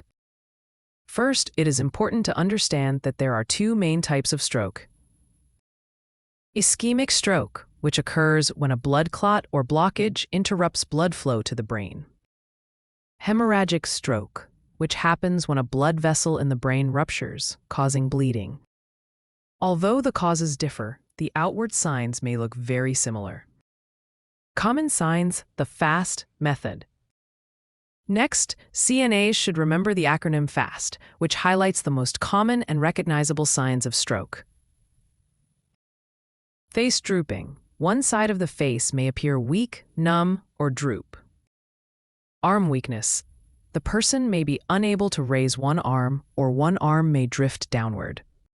Speech difficulty. Speech may sound slurred, strange, or hard to understand. Time. If any of these signs appear, it is critical to call emergency services immediately. Using FAST helps CNAs act quickly and decisively. Additional symptoms. In addition to FAST, stroke may also present with other sudden changes such as confusion or difficulty understanding, blurred or double vision, severe unexplained headache, loss of balance, dizziness, or poor coordination. Recognizing these warning signs is just as important because not all strokes look the same. CNA response. Once stroke is suspected, the CNA must act without delay. First, activate the facility's emergency response system. Then, keep the patient safe and comfortable, but do not give food or drink, since swallowing may be impaired. If trained, monitor vital signs and report them immediately. At the same time, offer reassurance to reduce fear and anxiety. Finally, document the exact time symptoms first appeared, since this information is critical for medical treatment. A myocardial infarction results from blocked blood flow to heart muscle, leading to tissue death. Common signs. First, it is important to be familiar with the most frequently reported symptoms. A patient may complain of chest pain or pressure, which can radiate to the jaw, neck, or arms. This is often accompanied by shortness of breath, cold sweats, nausea, or lightheadedness. Some patients may also report unusual fatigue or sudden weakness, which should not be ignored. Atypical signs, especially in women and the elderly. In addition to the classic symptoms, certain groups may present with less typical warning signs. For example, women and elderly patients may experience jaw pain, back pain, or discomfort that feels similar to indigestion. Because these signs can be overlooked, CNAs must stay alert and report them promptly. CNA response. Once warning signs are observed, the CNA must act immediately. The first step is to call emergency services without delay. Next, assist the patient into a comfortable position, often sitting upright, to reduce strain on the heart. Loosen any tight clothing to make breathing easier and continue to closely monitor the patient's breathing and pulse. Be prepared to initiate CPR if the patient becomes unresponsive and facility protocol allows. It is equally important to remember what not to do. Never give the patient food or fluids, as this could complicate emergency care. Instead, stay calm, provide reassurance, and avoid unnecessary movement. Finally, document and communicate the time the symptoms began, as this information is vital for medical staff. Respiratory distress occurs when patients cannot breathe adequately, reducing oxygen supply to the body. Signs of distress. To begin with, respiratory distress often shows through noticeable breathing changes. These may include rapid, shallow, or labored breathing. In addition, patients may use accessory muscles of the neck and chest to help them breathe. Furthermore, cyanosis, a bluish color of the lips, face, or extremities, is a serious indicator that oxygen levels are dangerously low. Other warning signs can include nasal flaring, wheezing, anxiety, restlessness, or confusion. Common causes. Next, it is important to understand what may trigger respiratory distress. For instance, asthma attacks and COPD exacerbations are frequent causes. Likewise, pneumonia may impair normal breathing, while choking can suddenly block the airway. Recognizing these underlying causes helps CNAs respond appropriately and promptly. CNA response. When signs of respiratory distress appear, CNAs must act quickly. First and foremost, notify the nurse or emergency team immediately. Then, assist the patient into a position that eases breathing, usually sitting upright. If trained and the patient has an oxygen order, administer oxygen as prescribed. At the same time, monitor vital signs closely and encourage the patient to take slow, deep breaths if they are conscious. Finally, ensure the airway is clear, and if trained, assist with suctioning when necessary. In short, recognizing respiratory distress means observing breathing difficulties, skin color changes, and behavioral signs. By combining quick action with clear communication, CNAs play a crucial role in preventing further decline and supporting life-saving treatment. In addition to breathing problems, CNAs must also recognize other critical emergencies such as shock, seizures, and sudden changes in mental status. These conditions can develop quickly and require immediate action. Shock. When the body is not getting enough blood flow, signs may include pale or clammy skin, a rapid pulse, low blood pressure, confusion, and overall weakness. Because shock can be life-threatening, it requires urgent medical attention. Seizures. A seizure may appear as sudden, uncontrolled body movements or a loss of consciousness. During this event, the CNA should focus on protecting the patient from injury by moving nearby objects out of the way. It is important not to restrain the patient's movements, as this can cause harm. Altered mental status. Sudden confusion, agitation, or decreased responsiveness can signal a serious problem such as an infection, medication reaction, or neurological issue. Recognizing these changes quickly can prevent further complications. CNA response.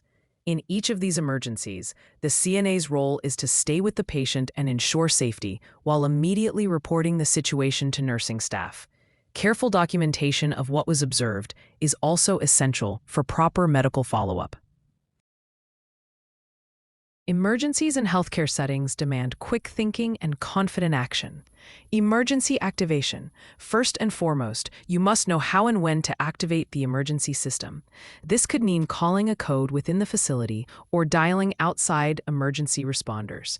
Quick activation ensures that advanced help arrives without delay. Basic life support, BLS. If you are certified in BLS, you may be called upon to assist with CPR or help maintain an open airway until licensed staff take over. Even if you are not performing compressions, your role might include bringing the crash cart, positioning equipment, or ensuring space for the resuscitation team.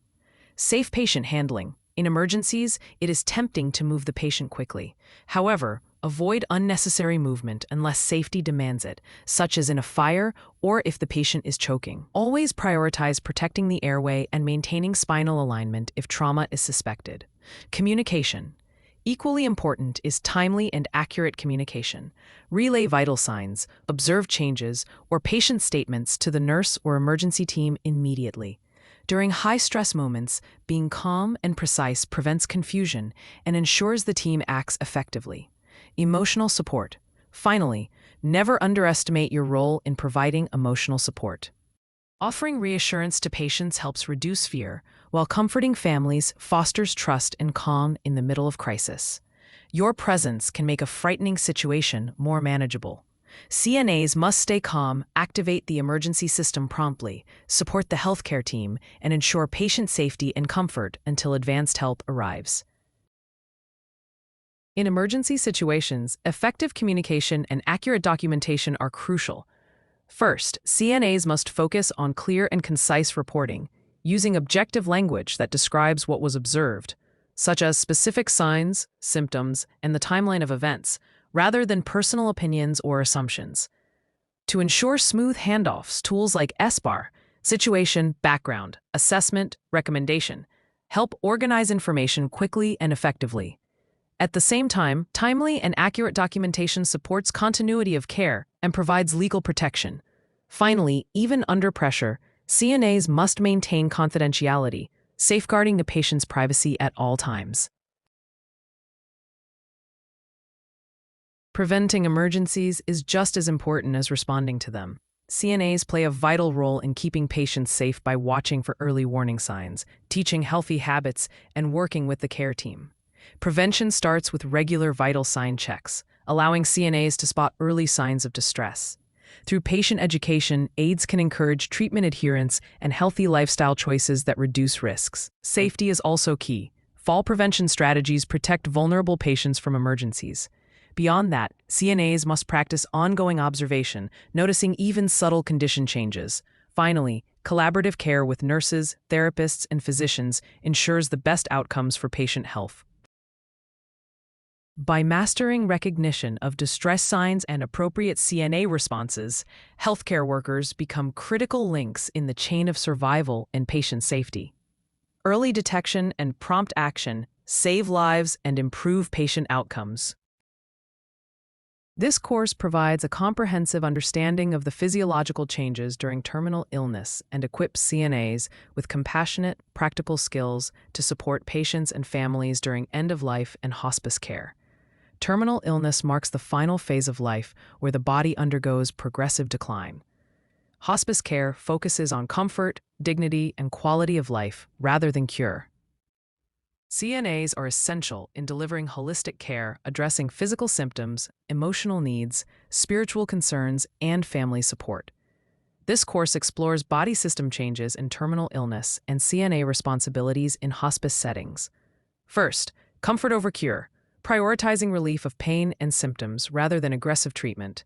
Next, holistic care, addressing physical, emotional, social, and spiritual needs. In addition, patient-centered approach, respecting patient choices and dignity. Moreover, interdisciplinary team, collaboration among nurses, CNAs, social workers, chaplains, and physicians. Equally important, family nurse support for families, recognizing families as integral to care, and providing bereavement support. Finally, the module also reviews CNA's critical role in delivering compassionate care aligned with hospice principles. Terminal illness causes progressive deterioration across body systems. CNAs must understand these changes to anticipate needs. To begin, the circulatory system is affected, with reduced cardiac output leading to fatigue, cold extremities, and in some cases, cyanosis. Moving on to the respiratory system, patients may develop irregular breathing patterns such as Cheyne-Stokes respiration, along with decreased oxygenation. Next, the digestive system often slows down, resulting in decreased appetite, nausea, dry mouth, and constipation. In addition, the musculoskeletal system weakens, causing muscle loss, reduced mobility, and a higher risk of developing pressure ulcers. Finally, the nervous system is impacted, which can lead to altered consciousness, confusion, restlessness, and changes in how pain is perceived. Altogether, these changes highlight the importance of recognizing and addressing symptoms early, so CNAs can provide comfort, preserve dignity, and support both patients and families during this stage of care. Now, effective symptom control is fundamental in hospice care. Pain management. First, recognizing verbal and nonverbal pain indicators is essential. Next, assisting with medication administration as delegated helps ensure relief. In addition, providing non-pharmacologic comfort measures such as repositioning and massage supports patient comfort. Other symptoms. Furthermore, managing dyspnea, shortness of breath, with oxygen therapy and positioning is important. Similarly, reducing nausea and vomiting through mouth care and dietary assistance provides additional comfort. Finally, addressing anxiety and agitation with calming techniques helps create a peaceful environment. CNA role, above all, close observation, timely reporting of symptom changes, and consistent comfort care are key responsibilities. Terminal illness affects mental and emotional well-being deeply. Therefore, it is essential for CNAs to provide compassionate support in multiple ways. Emotional support. To begin with, being present and listening empathetically allows patients to feel heard and valued. In addition, recognizing signs of depression, fear, or anger ensures that emotional struggles are not overlooked. Psychological care. Moreover, encouraging expression of feelings and fears gives patients a safe outlet. At the same time, providing reassurance and dignity helps maintain their sense of self-respect. Spiritual care. Equally important, respecting diverse beliefs and rituals honors the individuality of each patient. Furthermore, facilitating access to chaplains or spiritual advisors ensures that spiritual needs are met. Family support. Finally, recognizing family stress, offering resources, and including them in care decisions helps strengthen the support system around the patient. Let's talk about communication skills for sensitive conversations and support. In healthcare, the way we communicate can make all the difference. It builds trust and eases distress for patients and families. First, we focus on active listening. This means giving your full attention, using both verbal and nonverbal cues to show understanding. Next, we practice clear, compassionate language. By avoiding medical jargon and speaking with honesty yet gentleness, we create a safe space for patients to process information. Another important skill is supporting patient autonomy. This involves respecting their decisions and wishes, even when choices are difficult. We also need to be ready for dealing with difficult topics. Questions about death, fears, or unfinished business should be handled with sensitivity and care. Finally, strong team communication is essential. Coordinating with nurses and hospice team members ensures consistent, supportive messaging. In summary, these communication skills, listening, compassion, respect, sensitivity, and teamwork, help us provide not only medical care, but emotional support as well. Now, let's explore the important roles and responsibilities of certified nursing assistants, or CNAs in hospice care. CNAs are at the heart of hands-on, day-to-day support for patients during this delicate stage. One key role is assisting with activities of daily living, such as bathing, dressing, and toileting, all done with gentleness and respect. CNAs also focus on symptom monitoring. This means carefully observing for signs of pain, discomfort, or respiratory changes. In addition, they provide comfort measures like proper positioning, mouth care, and skin care to prevent painful pressure ulcers. Equally important is their emotional presence, offering companionship and support that goes beyond physical care. Another responsibility is reporting. Timely communication of any changes or concerns to the care team helps ensure patient safety and comfort. And finally, CNAs are committed to respecting privacy and dignity, always upholding the rights of residents. In short, CNAs in hospice play a vital role, providing compassionate care, emotional presence, and constant respect for the dignity of those they serve. Next, let's look at cultural and ethical considerations in end-of-life care. Providing support during this time means more than medical treatment. It requires honoring diverse perspectives, beliefs, and values. First, we practice cultural sensitivity. This means understanding different beliefs about death, honoring rituals, and respecting how families approach decision-making. We also respect advance directives. These include living wills and do not resuscitate or DNR orders, which guide care based on patient wishes. At times, caregivers face ethical dilemmas. These situations may involve conflicts between what the patient or family wants and what medical advice recommends. Navigating these requires compassion and integrity. Finally, it's important to remember maintaining professional boundaries. While empathy is essential, it must always be balanced with professional care and responsibility. In summary, cultural awareness, respect for directives, ethical decision-making, and professional boundaries all ensure that end-of-life care remains both compassionate and respectful. Now let's focus on supporting families and providing bereavement care. Families often experience profound grief during hospice, and CNAs play an important role in offering comfort and guidance. First, we start with recognizing family needs. This includes offering emotional support, sharing important information, and giving families moments of respite when needed. Next is facilitating family presence. Encouraging visits and involving families in care allows them to feel connected and reassured. Equally vital is bereavement support. CNAs can provide resources and compassionate comfort to help families cope after a patient's death. And finally, we must remember self-care for CNAs. Supporting families in grief can be emotionally challenging, so it's important for caregivers to manage their own well-being as well. In short, supporting families with empathy, guiding them through bereavement, and caring for yourself as a CNA ensures that hospice care extends beyond the patient, embracing the entire family. This course equips CNAs with knowledge and compassionate skills for terminal illness and hospice care. By understanding physiological changes, symptom management, emotional support, and cultural sensitivity, CNAs enhance the quality of life for patients and families during life's final phase. Master the art of effective communication by exploring the key distinctions in verbal versus nonverbal communication. Effective communication is the cornerstone of quality healthcare.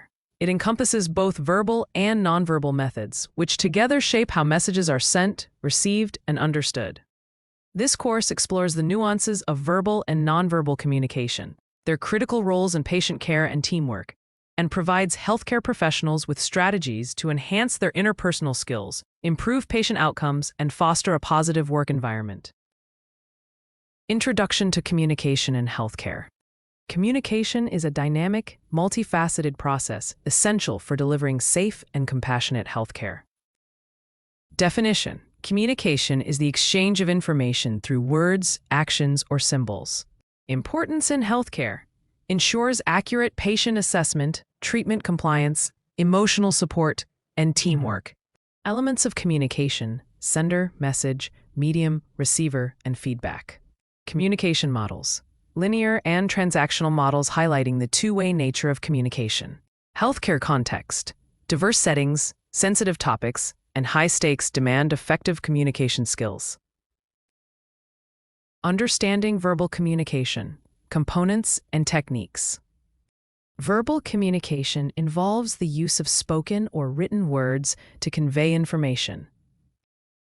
Components: language, choice of words, clarity, tone, and pace. Grammar and vocabulary, using appropriate and understandable language for the audience. Tone of voice, conveys emotion and intent, can reassure, calm, or convey urgency. Active listening, engaging fully with the speaker through feedback, paraphrasing, and questioning. Techniques for effective verbal communication. Speak clearly and at a suitable volume. Use simple language with patience, avoiding medical jargon. Confirm understanding by asking open-ended questions. Provide clear instructions and explanations.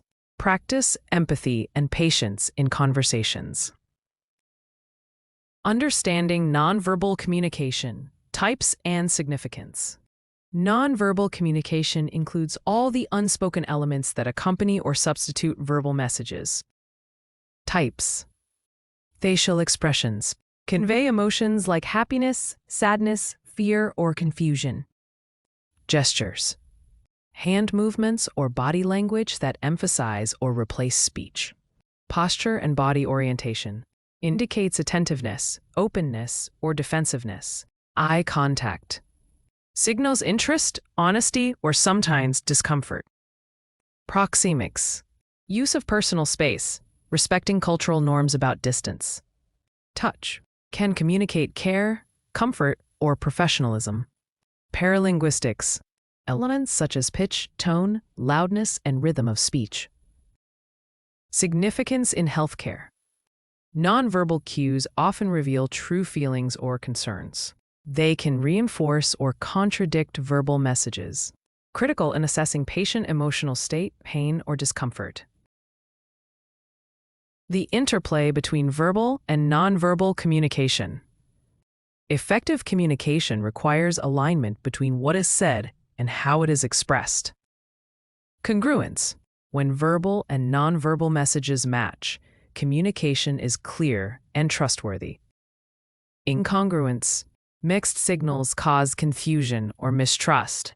Examples saying, "I'm fine," with a distressed facial expression. Examples. A calm tone paired with reassuring touch can comfort anxious patients. Lack of eye contact or crossed arms may indicate disengagement. Healthcare impact. Patients often rely more on nonverbal cues to judge sincerity. CNAs must be aware of their own nonverbal behaviors and interpret those of patients accurately. Recognizing and interpreting nonverbal cues in patient care. Understanding patient nonverbal communication improves care quality. Observation skills. Monitor facial expressions for pain or confusion. Notice changes in body language signaling discomfort or fear. Respect cultural differences in gestures and touch. Responding appropriately. Adjust communication style based on cues. Use comforting gestures like a gentle touch when appropriate. Provide space or reassurance as needed. Examples. A patient avoiding eye contact may be in pain or embarrassed. Restlessness or pacing might indicate anxiety. Effective communication strategies for healthcare professionals. Practical strategies enhance both verbal and nonverbal communication skills. Building rapport. Use open body language, smiles, and attentive posture. Clarifying messages. Summarize patient statements to confirm understanding. Cultural competency. Adapt communication styles to cultural preferences. Dealing with difficult conversations. Stay calm, listen actively, and use empathy. Nonverbal self-awareness. Monitor your tone, facial expressions, and gestures. Using technology. Ensure clear communication through telehealth or documentation. Overcoming communication barriers and misunderstandings. Barriers can hinder effective communication in healthcare.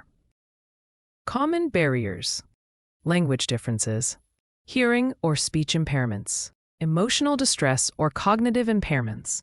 Environmental distractions. Personal biases. Solutions. Use interpreters or translation tools. Employ written materials or visual aids. Speak slowly and clearly. Create quiet, private environments. Practice patience and empathy. Managing misunderstandings. Use feedback loops. Encourage questions. Restate or rephrase information. Enhancing interpersonal skills for patient and team relationships. Interpersonal skills foster teamwork and positive patient interactions. Building trust, consistency, honesty, and respect. Empathy, understanding patient feelings without judgment. Conflict resolution. Address misunderstandings calmly and constructively.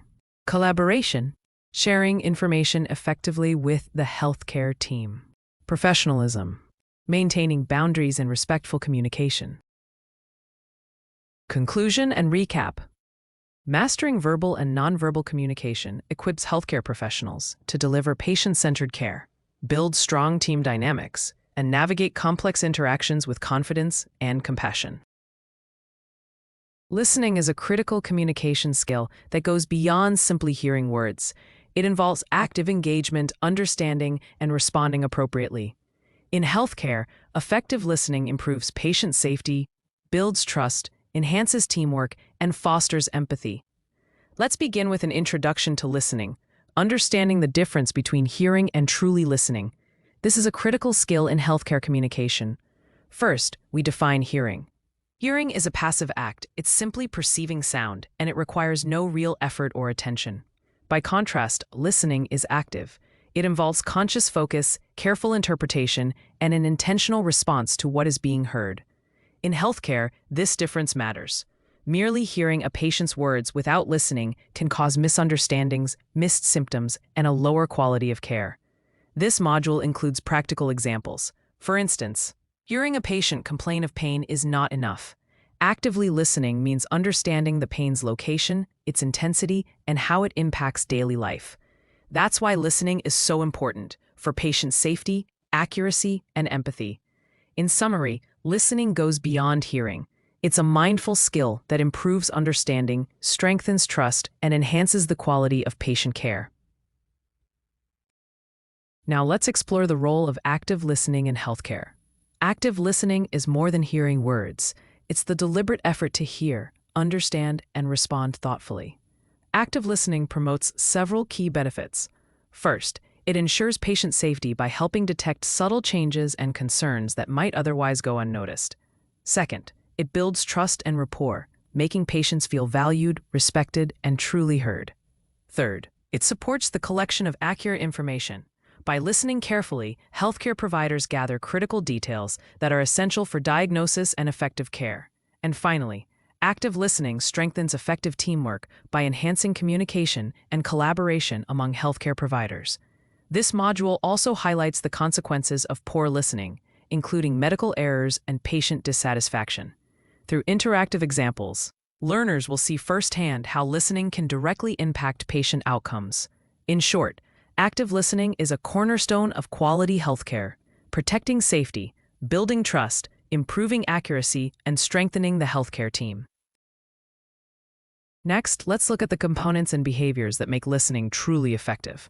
Listening is not just about words. It's shaped by both verbal and nonverbal actions, as well as personal listening styles.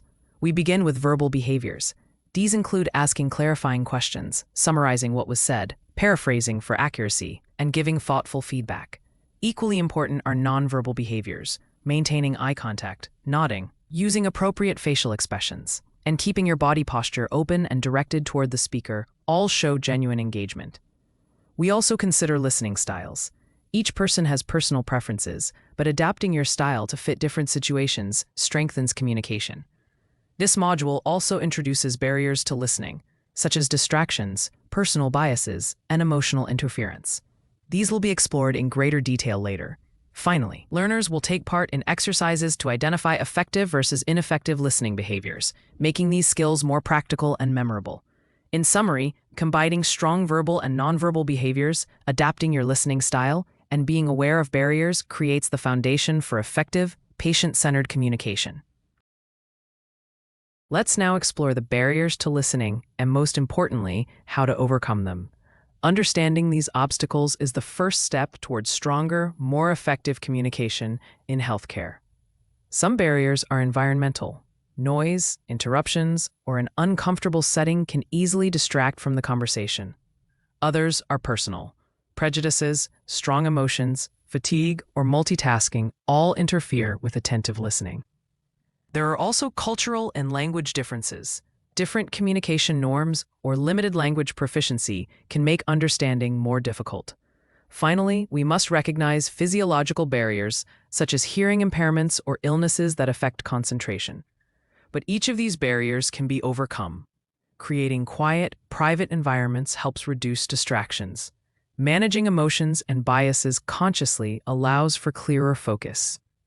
Using interpreters or visual aids can bridge cultural and language gaps, and practicing mindfulness and focus techniques strengthens overall listening ability. In summary, while barriers to listening are common, they can be reduced with awareness, practical strategies, and practice, leading to better communication and patient care. Let's move on to practical techniques to improve listening skills. These methods help healthcare providers connect with patients more deeply and ensure communication is both accurate and compassionate. One key technique is paraphrasing. This means restating the speaker's message in your own words to confirm understanding. Next, we use summarizing. By briefly capturing the main points, you can ensure accuracy and clarity in the conversation. Another technique is reflective listening. This involves mirroring the patient's emotions and feelings, validating their experience. We also emphasize asking open-ended questions. These encourage detailed responses rather than limiting answers to yes or no. Equally important is avoiding interruptions. Allowing the speaker to finish before responding shows respect and ensures you capture the full message. In addition, use nonverbal encouragement, such as nodding, maintaining eye contact, and using supportive facial expressions to show attentiveness. In summary, paraphrasing, summarizing, reflective listening, open-ended questions, patience, nonverbal encouragement, and practice all combine to strengthen listening skills and enhance patient care. Now let's put everything together by applying listening skills in patient care and team communication. Listening is not just a concept. It's a daily practice with real impact in healthcare. In real-life applications, one of the most important tasks is listening carefully to patient complaints and symptoms. This ensures accurate understanding of their condition. It also means understanding family concerns and cultural contexts, which allows care to be respectful and supportive. Beyond patients and families, listening plays a vital role in teamwork. Collaborating with nurses and other team members during handoffs depends on clear, accurate communication. In short, applying listening in patient care and teamwork transforms communication into action, leading to safer, more compassionate, and more effective healthcare. Let's now explore reflective listening and empathy, two skills that deepen connection and strengthen the caregiver-patient relationship. Reflective listening helps identify underlying emotions and fosters genuine connection by showing patients that they are truly understood. Closely tied to this is empathy, the ability to understand and share another person's feelings without judgment. There are several techniques for applying these skills. One is validating patient feelings, letting them know their emotions are acknowledged and respected. Another is using empathetic statements such as, "That sounds very difficult," which conveys compassion and support. It's also essential to maintain an open and non-judgmental attitude, creating a safe space for honest communication. The benefits of empathy are clear. It reduces patient anxiety, encourages cooperation, and strengthens trust in care providers. Reflective listening and empathy go hand in hand, validating emotions, fostering trust, and improving the overall quality of patient care. Finally, let's focus on assessing and developing your own listening skills. Growth in this area requires self-awareness, reflection, and continual practice. Several tools for self-assessment can help. These include journaling your listening experiences, asking for feedback from peers and supervisors, and setting personal goals to strengthen attention, patience, and responsiveness. To further improve focus, many caregivers use mindfulness and stress reduction techniques. These approaches help reduce distractions and increase presence in conversations. Listening development is also supported through continual learning. Participating in communication workshops and engaging in reflective practice provides new insights and techniques. Finally, learners are encouraged to create an action plan for ongoing skill development, ensuring that listening remains a skill that grows over time. Strong listening skills are foundational to effective healthcare communication. By integrating verbal and nonverbal techniques, overcoming barriers, and practicing empathy, healthcare workers enhance patient safety, trust, and teamwork. This course empowers CNAs and nursing students to become attentive, responsive listeners dedicated to excellence in care. This course explores essential techniques, strategies, and tools that healthcare professionals can use to effectively communicate with patients who are hearing or speech impaired, ensuring patient dignity, understanding, and high-quality care. Let's begin with an introduction to hearing and speech impairments. We start with the types of hearing impairment. The first is conductive hearing loss, which occurs due to blockages or damage in the outer or middle ear, often from ear infections or earwax buildup. Next is sensorineural hearing loss, caused by damage to the inner ear or auditory nerve. Common examples include age-related hearing loss or hearing loss due to prolonged noise exposure. There is also mixed hearing loss, a combination of both conductive and sensorineural types. And finally, deafness represents total or profound hearing loss, which may be present at birth, called congenital, or acquired later in life. Now let's move to the types of speech impairment. Aphasia is the loss or impairment of communication abilities due to brain injury, such as a stroke. Dysarthria occurs when muscle weakness or paralysis affects speech articulation, often associated with conditions like Parkinson's disease. And apraxia of speech is the difficulty in planning and coordinating the movements required for speaking. Both hearing and speech impairments significantly affect a person's ability to understand spoken words, express themselves clearly, and engage in social interaction. Beyond communication, the emotional and social effects can be profound. People may experience frustration, isolation, or lowered self-esteem, making it essential for caregivers to respond with patience, empathy, and sensitivity. In summary, understanding the different types of hearing and speech impairments, along with their impact on communication and emotional well-being, equips caregivers to provide more compassionate and effective support. Effective communication with hearing speech-impaired patients goes beyond simply adjusting how we speak.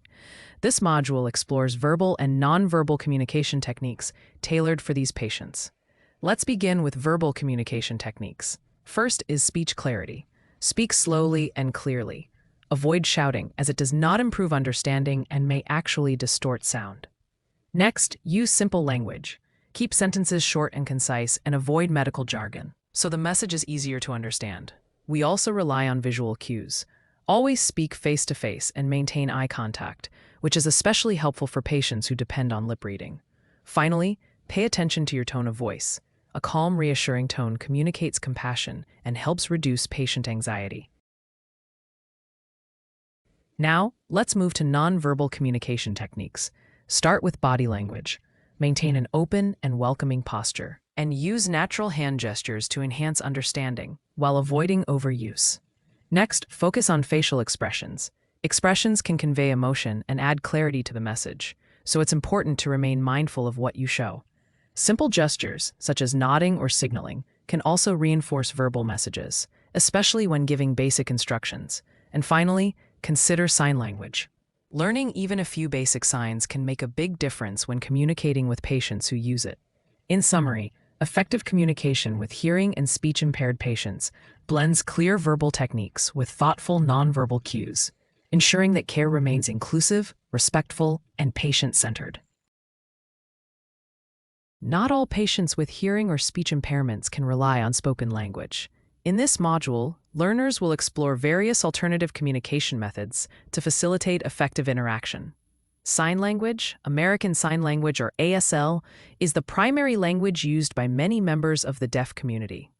While CNAs do not need to be fluent, learning the basics, such as the alphabet and common phrases, can make interactions smoother and more respectful. In some regions, patients may rely on other variations, like British Sign Language, so it's important to be mindful of local norms. Pen and paper. Sometimes, the simplest tools are the most effective. Providing patients with pen and paper allows them to write messages directly, making communication quick and clear. Digital devices. Smartphones and tablets can also bridge the gap. Patients may prefer to type their messages, especially if writing by hand is difficult. Picture boards and communication cards. For individuals who cannot speak or write, picture boards and communication cards offer an easy alternative. These tools allow patients to point to symbols, pictures, or words to express their needs. Text telephones, or TTY devices. When phone communication is necessary, text telephones can be used. These devices convert typed messages into voice for the listener and spoken words back into text for the patient. By recognizing and using these alternative methods, CNAs can ensure every patient has a voice, regardless of their ability to speak or hear. Technology plays a vital role in helping those with hearing or speech impairments communicate effectively. This module explores the tools that can enhance patient care. Hearing aids. Hearing aids are small electronic devices that amplify sound for individuals with hearing loss. As a CNA, your role is to adjust to the patient's needs. Make sure devices are working properly, batteries are charged, and that the patient is comfortable using them. Cochlear implants. Cochlear implants are electronic devices that provide a sense of sound to those who are profoundly deaf. CNAs should assist with routine maintenance but always follow nursing guidelines for their care to avoid damage or misuse. Speech-generating devices, SGDs. These devices allow people with speech impairments to produce spoken words using text or symbols. They come in different forms, such as tablet-based systems, dedicated devices, or smartphone apps designed specifically for communication. Video relay services, VRS. Video relay services make it possible for deaf and hearing individuals to communicate through video phones and sign language interpreters. As a CNA, understanding this service ensures you can support patients who use it to stay connected. In summary, assistive technology, from hearing aids to speech-generating devices, empowers patients to connect and communicate more effectively. As a CNA, your support in maintaining and encouraging the use of these tools can make a powerful difference in patient care. Listening is an essential component of communication. This module explores specific techniques CNAs can use to be active and empathetic listeners when working with hearing or speech-impaired patients. First, let's talk about active listening.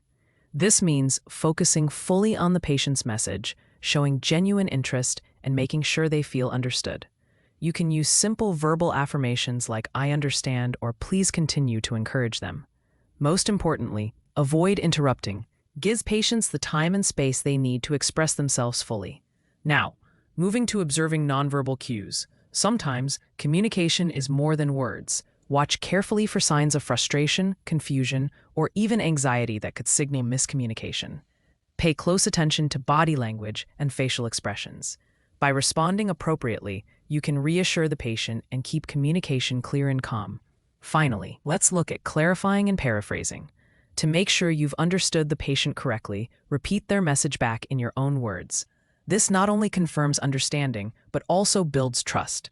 You can also ask open-ended questions when needed, or even use visual aids to clarify complex points. In conclusion, being an effective listener means combining active listening, observation, and clarification. These skills help ensure patients feel heard, respected, and supported in every interaction. It's essential to communicate with respect and cultural sensitivity when interacting with hearing or speech-impaired patients. One important principle is respecting autonomy. Always allow patients to communicate in the way that feels most comfortable for them. And remember, not being able to hear or speak does not mean that a patient cannot communicate. Avoid assumptions and instead empower their choices. Next, let's talk about cultural sensitivity. Keep in mind that different cultures may have unique perspectives on disability and communication. Be mindful of social norms and customs, especially when using sign language or written communication. This ensures that your care remains inclusive and respectful. Finally, let's look at respectful etiquette. When working with an interpreter or using sign language, it's important to direct your attention to the patient, not the interpreter. Maintain eye contact with the patient even when assistive tools are involved. This demonstrates respect and keeps the interaction patient-centered. In short, cultural sensitivity means respecting autonomy, recognizing cultural differences, and practicing proper etiquette. By combining these practices, CNAs can foster trust and deliver care that truly honors the dignity of every patient. Misunderstandings are common when communicating with hearing or speech-impaired patients. This module explores common challenges and strategies to overcome them. First, consider the environment. Reduce background noise whenever possible so the patient can focus on the conversation.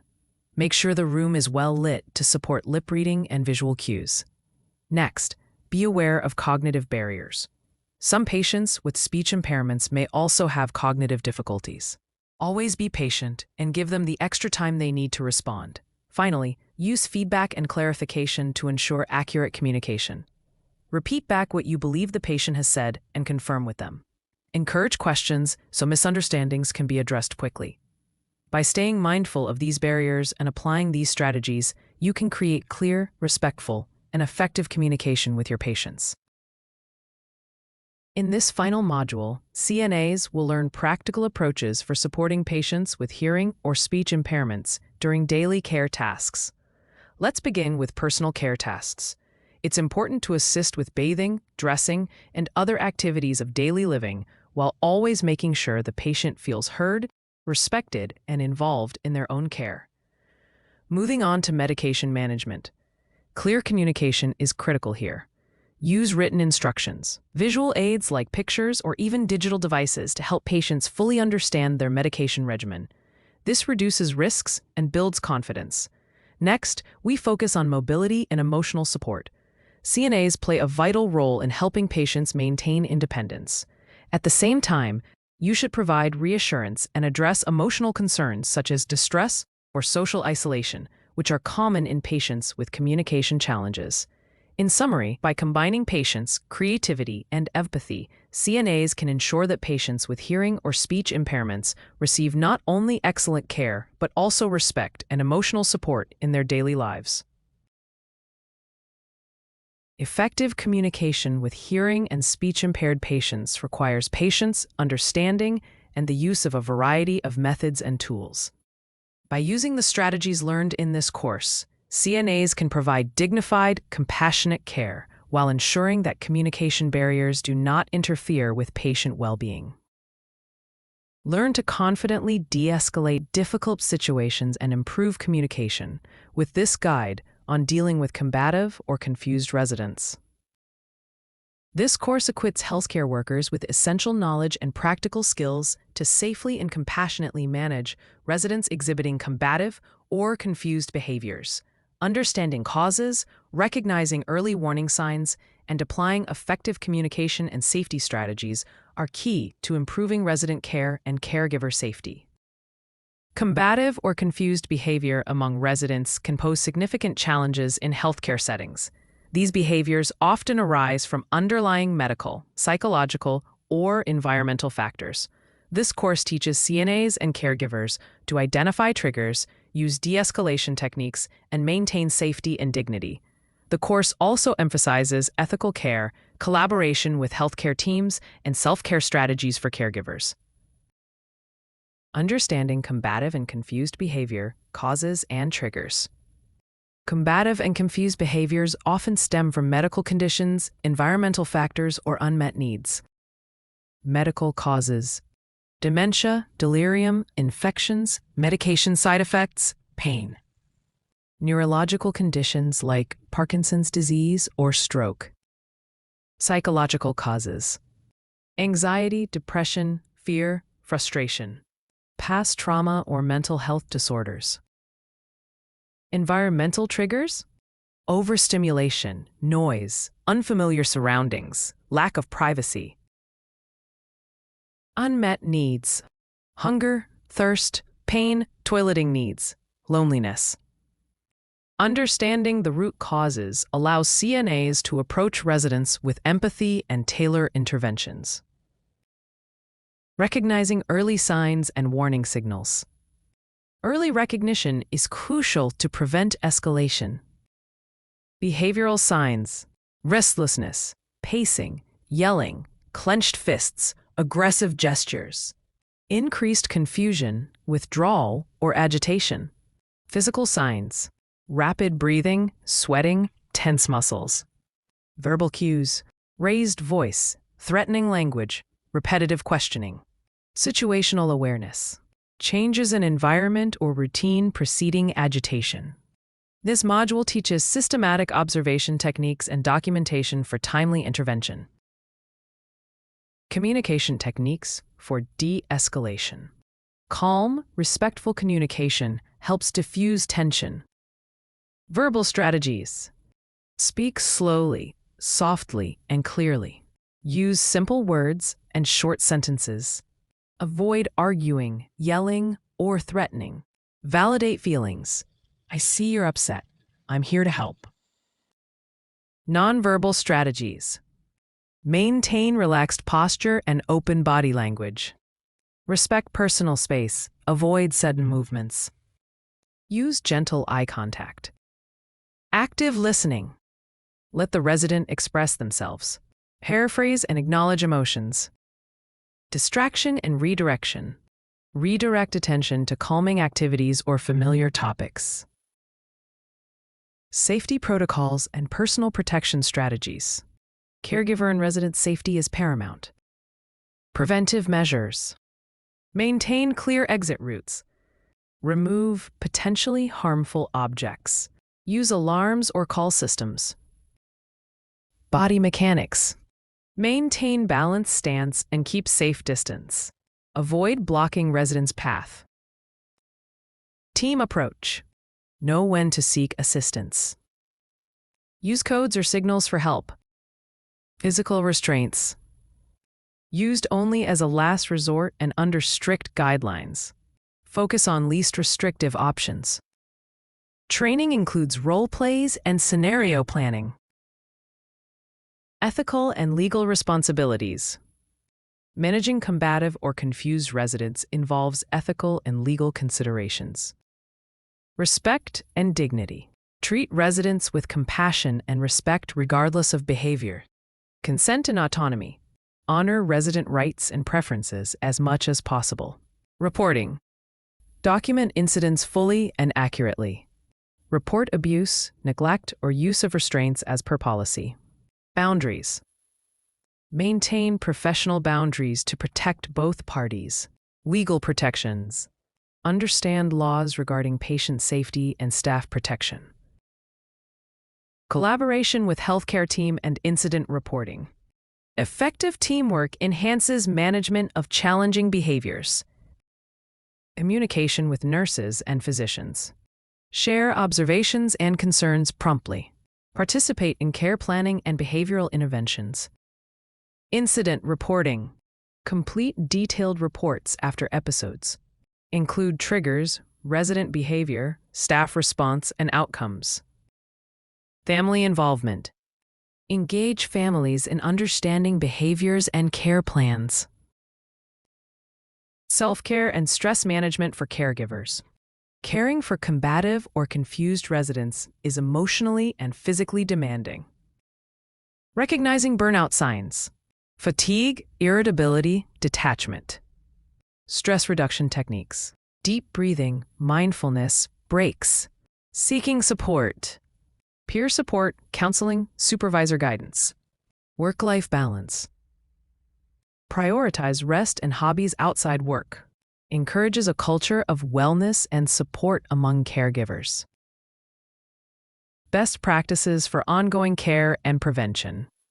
Preventing escalation and promoting calm environments is key. Consistent routine. Predictable schedules reduce confusion. Environmental modifications. Reduce noise, clutter, and overstimulation. Personalized care. Tailor activities and communication to resident preferences. Behavioral triggers. Avoid known triggers when possible. Positive reinforcement. Praise cooperative behavior to encourage calmness. Promotes proactive, person-centered care models. Conclusion and recap. This course empowers CNAs and healthcare professionals with the knowledge and skills to safely manage combative and confused residents through compassionate communication, safety awareness, and teamwork. Early recognition and thoughtful intervention improve safety and dignity for both residents and caregivers. Master the skills of cultural competency to build stronger relationships and navigate any professional or personal environment with confidence and respect. This course provides comprehensive insights into cultural competency, an essential skill for delivering respectful, effective healthcare in diverse populations. Learners will explore culture's influence on communication and health, recognize personal biases, and develop practical strategies for inclusive, empathetic patient and team interactions. Cultural competency is the ability to understand, respect, and effectively interact with people from diverse cultural backgrounds.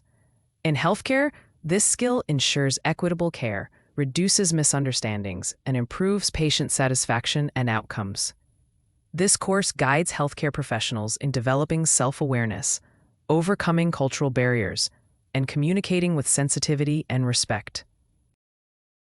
Introduction to Cultural Competency in Healthcare. Definition and scope. Cultural competency involves knowledge, attitudes, and skills to provide care respectful of diverse cultural perspectives. Importance. Increasing cultural diversity in populations demands adaptable care to meet varying health beliefs and practices. Outcomes. Culturally competent care leads to improved patient trust, adherence, and health equity. Frameworks and models. Overview of cultural competence models such as Campina-Bocote's model. Awareness, knowledge, skill, encounters, desire. Healthcare implications. Examples of cultural misunderstandings affecting diagnosis, treatment, and patient satisfaction. Understanding culture and its influence on health beliefs and behaviors. Defining culture. Culture encompasses language, religion, customs, values, social norms, and traditions. Health beliefs and practices. How cultural perspectives influence views on illness, pain expression, healing practices, and use of healthcare services. Examples. Some cultures use traditional healers, others may distrust Western medicine. Communication styles. Direct versus indirect communication.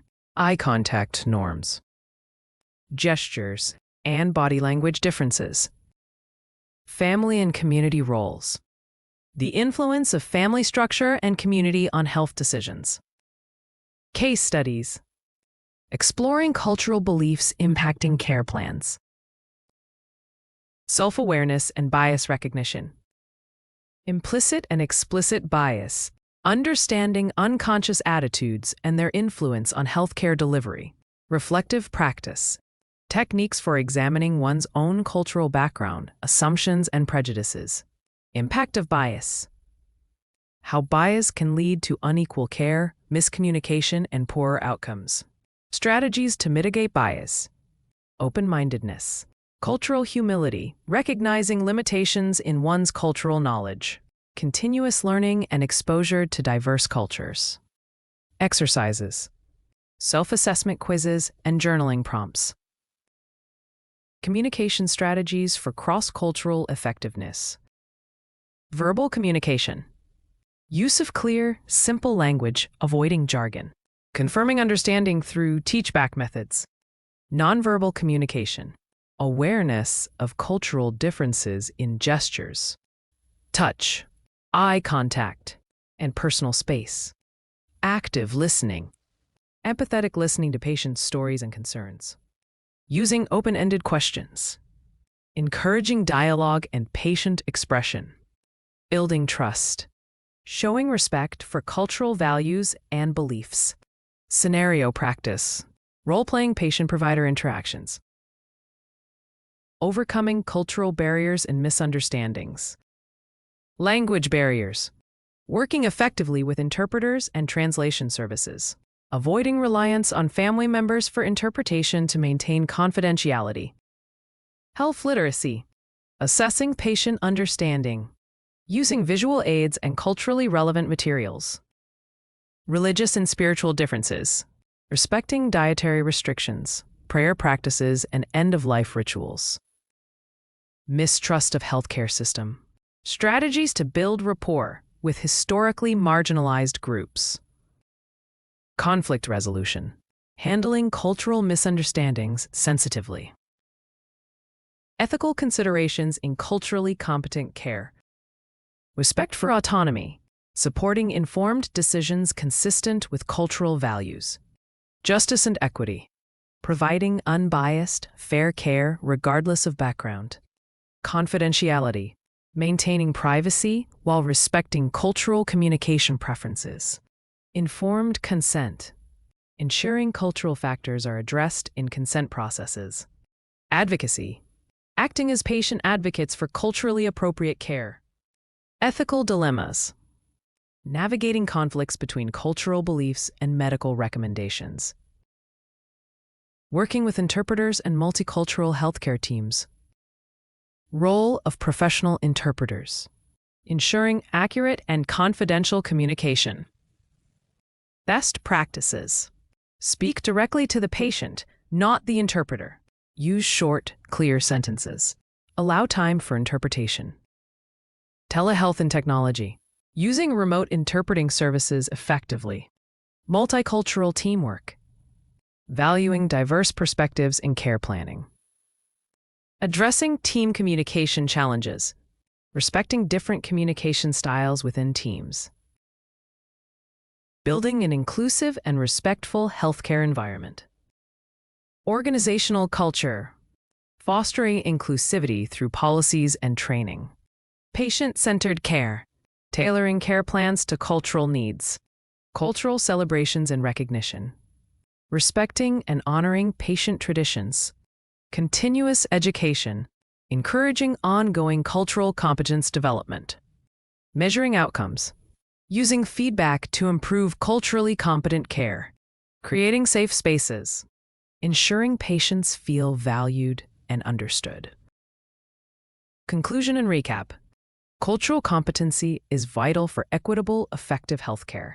This course empowers CNAs and healthcare workers to communicate sensitively, recognize and overcome cultural barriers, and provide respectful, patient-centered care in diverse healthcare settings. Infection control is a critical aspect of nursing care, As a certified nursing assistant, CNA, your role in preventing the spread of infections is essential to patient safety and health. Understanding how infections spread and how to prevent them will help you provide better care and protect both your patients and yourself. What is the chain of infection? The chain of infection is a model used to understand the process of how infections spread. There are 6 links in this chain, and each one represents a step in the infection process. If any link in the chain is broken, the infection will not spread. Let's start with the first link in the chain. The infectious agent. The infectious agent is the microorganism, such as bacteria, viruses, fungi, or parasites, that causes the infection. Some common examples include bacteria, Staphylococcus, Streptococcus, viruses, influenza, HIV, hepatitis B, C, fungi, candida, yeast infections, parasites, protozoa, helminths, worms. How to break the chain. Early detection. Identifying and diagnosing infections early helps prevent the spread of infectious agents. Proper sterilization and disinfection. Using disinfectants and sterilization methods to kill microorganisms in equipment and surfaces. Now that we've covered the source of infection, let's move to the next link. The second link in the chain is the reservoir. A reservoir is any place where the infectious agent can live, grow, and multiply. These are environments where pathogens thrive, and they can be humans, infected patients, healthcare workers, or even asymptomatic carriers. Animals. Infected animals can transmit diseases such as rabies or Lyme disease. Inanimate objects. Contaminated medical equipment or surfaces.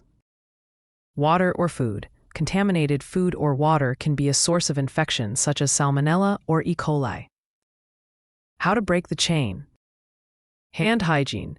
Proper hand washing and use of hand sanitizers reduce the transmission of pathogens. Proper waste disposal. Safely disposing of contaminated materials such as needles and dressings. Proper cleaning and disinfection. Regular cleaning of surfaces and medical equipment. From where pathogens live, we now look at how they leave. The third link in the chain is the portal of exit. The portal of exit is the route through which the infectious agent leaves the reservoir. This could include respiratory tract, coughing, sneezing, or talking; gastrointestinal tract, vomiting or diarrhea; urinary tract, urine, especially in urinary tract infections; blood, through cuts, wounds, or invasive procedures; skin, open wounds or rashes. How to break the chain. Covering coughs and sneezes. Using personal protective equipment, PPE. Practicing proper hygiene and hand washing. Once the agent has a way out, the next question is, how does it spread? The mode of transmission refers to the different ways infectious agents are passed from one place to another. Transmission may occur through direct contact, such as touching, hugging, or shaking hands, or indirectly through contaminated objects and medical equipment. Droplet transmission happens when coughing, sneezing, or talking releases infectious particles. Airborne transmission allows pathogens to remain suspended in the air for extended periods, while vector-borne transmission relies on insects like mosquitoes or ticks. Breaking this link involves proper hand hygiene, correct use of protective equipment, following isolation protocols, and regular cleaning and disinfection of high-touch surfaces. By interrupting transmission routes, we significantly limit the spread of infection. Now let's look at how these infectious agents enter a new host. The portal of entry describes the route by which infectious agents gain access to the body. This can happen through the respiratory tract when pathogens are inhaled, the gastrointestinal tract through contaminated food or water, or the urinary tract through procedures such as catheter insertion. Entry can also occur through breaks in the skin, like cuts and surgical incisions, as well as through mucous membranes in the eyes, nose, mouth, or genital area. Breaking this link involves practicing aseptic techniques during medical procedures, ensuring proper wound care, and encouraging vaccination to prevent common diseases. Protecting these entry points is critical to keeping patients safe from infections. Finally, let's examine the last link in the chain, the susceptible host. The susceptible host represents the individual who is at risk of developing an infection. Certain groups are more vulnerable, including infants, older adults, and those with weakened immune systems. Chronic diseases such as diabetes or heart conditions increase susceptibility, as do medications that suppress immunity. Poor nutrition also makes it harder for the body to defend itself against pathogens.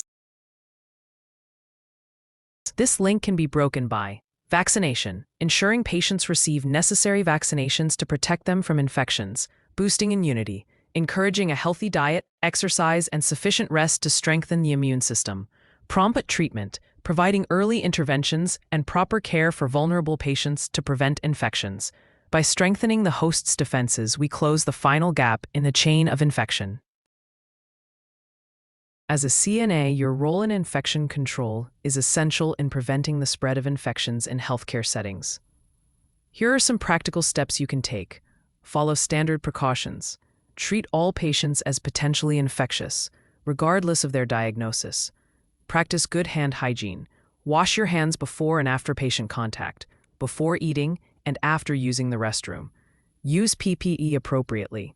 Wear gloves, gowns, masks, and eye protection when appropriate. Proper disposal of contaminated materials. Always dispose of needles, dressings, and other contaminated items in proper disposal bins. Educate patients. Teach patients about the importance of hand hygiene and infection prevention. A chain of infection is a fundamental concept in infection control. By understanding how infections spread and how each link in the chain contributes to that process, you will be better equipped to prevent the transmission of infections in healthcare settings. Breaking the chain of infection is essential to protecting both patients and healthcare workers. By practicing proper hygiene, using PPE, disposing of waste properly, and educating patients, you play a vital role in infection prevention and control. Infection prevention is a cornerstone of safe healthcare. As a certified nursing assistant, CNA, you will care for patients who may be carrying infectious agents. To protect both yourself and your patients, it's critical to understand how infections spread and the precautions required to prevent transmission. Let's begin by exploring the foundation of infection control: standard precautions. Standard precautions are a set of infection control practices used with all patients, regardless of their infection status or diagnosis. They assume that every person could potentially harbor infectious agents. Purpose: the goal is to prevent the spread of infections from blood, all bodily fluids, secretions, and excretions, except sweat, non-intact skin, cuts, abrasions, mucous membranes. In short, standard precautions provide a universal safeguard, ensuring protection in every patient interaction. Now that we know what they are, let's break down their key components. Standard precautions rely on several important elements that must be practiced consistently. Hand hygiene, the most critical element. Wash hands with soap and water or use an alcohol-based hand sanitizer before and after patient contact, after touching bodily fluids, or after removing gloves. Use of personal protective equipment, PPE, gloves, worn when touching blood, bodily fluids, secretions, excretions, mucous membranes, or non-intact skin, masks and eye protection face shields, worn during procedures likely to generate splashes or sprays of blood or bodily fluids. Respiratory hygiene, cough etiquette. Cover mouth and nose when coughing or sneezing. Use tissues to contain respiratory secretions. Dispose of tissues properly. Perform hand hygiene after contact with respiratory secretions. Safe injection practices. Use sterile needles and syringes for each injection. Dispose of sharps immediately in designated containers. Environmental cleaning. Clean and disinfect patient care equipment and surfaces regularly. Together, these components form the daily practices that keep both patients and caregivers safe. They must be followed during any contact with blood, bodily fluids, mucous membranes, non-intact skin, and contaminated surfaces. By applying them universally, healthcare workers ensure consistent protection across every situation. Transmission-based precautions build on the foundation of standard precautions, adding an extra layer of protection. Transmission-based precautions are additional infection control steps used when patients are known or suspected to be infected with pathogens that can spread in specific ways. They supplement standard precautions. 3 types of transmission-based precautions. Contact precautions, droplet precautions, Airborne precautions. Each addresses a different mode of transmission. With this understanding, let's look at each type more closely.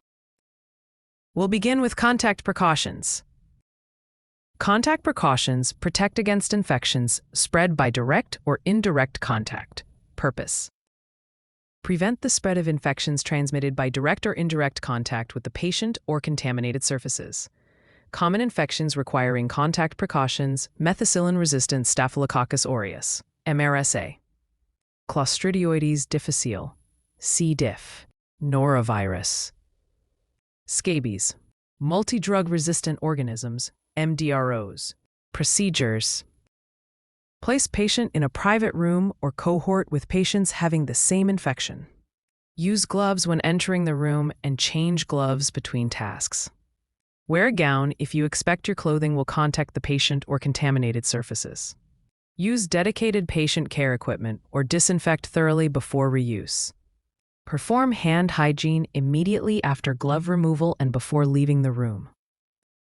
By following these steps, the spread of contact-related infections can be effectively minimized. Next, let's move to droplet precautions. Droplet precautions are designed for infections spread through larger respiratory droplets. Purpose: prevent infections spread through large respiratory droplets expelled by coughing, sneezing, or talking.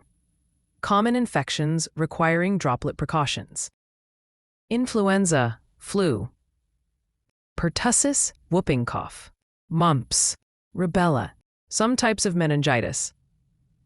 Procedures: place patient in a private room. Door may remain open. Wear a surgical mask when within 3 to 6 feet of the patient. Use gloves and gowns as needed when contact with secretions or bodily fluids is possible. Limit patient movement. If necessary, have the patient wear a mask when leaving the room. These precautions are vital for stopping respiratory droplets from infecting others. Finally, let's examine airborne precautions. Airborne precautions address pathogens that can remain suspended in the air for long periods. Purpose: prevent infections spread through very small airborne particles that can remain suspended in the air and be inhaled. Common infections requiring airborne precautions: tuberculosis, TB, measles, rubeola, chickenpox, varicella, COVID-19 in some settings. Procedures: place patient in an airborne infection isolation room, AIIR, with negative air pressure. Wear a fit-tested N95 respirator or higher-level protection when entering the room. Keep the door closed at all times. Limit patient transport. If transport is necessary, patient should wear a surgical mask. With these steps, airborne infections can be contained and transmission risks reduced. Now that we've covered each type, let's compare standard and transmission-based precautions. Although both aim to control infection, there are important distinctions between them. Standard precautions are applied to all patients, regardless of their diagnosis. Their main purpose is to prevent infection from blood, body fluids, and secretions. Personal protective equipment such as gloves, gowns, masks, or eye protection may be used as needed. No special isolation rooms are required, but proper hand hygiene must always be performed. Transmission-based precautions, on the other hand, are applied only to patients with known or suspected infections. The goal is to prevent spread by contact, droplet, or airborne routes. This type of precaution may require additional protective equipment, such as gowns, gloves, masks, or respirators. Patient placement becomes critical, with private rooms, cohorting, or specially ventilated airborne rooms often necessary. Just like with standard precautions, strict hand hygiene is always required. By understanding these differences, CNAs can confidently apply the right level of protection in every situation. To put this into practice, let's go over how to properly use PPE. Donning PPE, putting on. Perform hand hygiene. Put on gown, fully covering torso and tying in the back. Put on mask or respirator. Put on goggles or face shield. Put on gloves, covering the gown cuffs. Doffing PPE, taking off. Remove gloves first, most contaminated. Remove goggles or face shield. Remove gown without touching the outside. Remove mask or respirator last. Perform hand hygiene immediately after removing all PPE. By donning and doffing PPE correctly, CNAs protect themselves and prevent cross-contamination. Let's finish with some practical guidance for daily care. These tips will help CNAs apply infection control measures effectively each day. Always assume every patient could be infectious. Follow standard precautions. Identify signs or labels indicating transmission-based precautions at the patient's room. Never reuse disposable PPE. Report any exposure incidents or breaches in infection control. Educate patients and visitors on infection control practices. Stay updated on facility policies and CDC guidelines. With these practices, CNAs strengthen infection control and promote patient safety. Let's wrap things up with a quick summary of what we've covered. To begin, remember that standard precautions form the foundation of infection control and are applied to every patient. Building on this, transmission-based precautions add an extra layer of protection, specifically designed for patients with certain infections.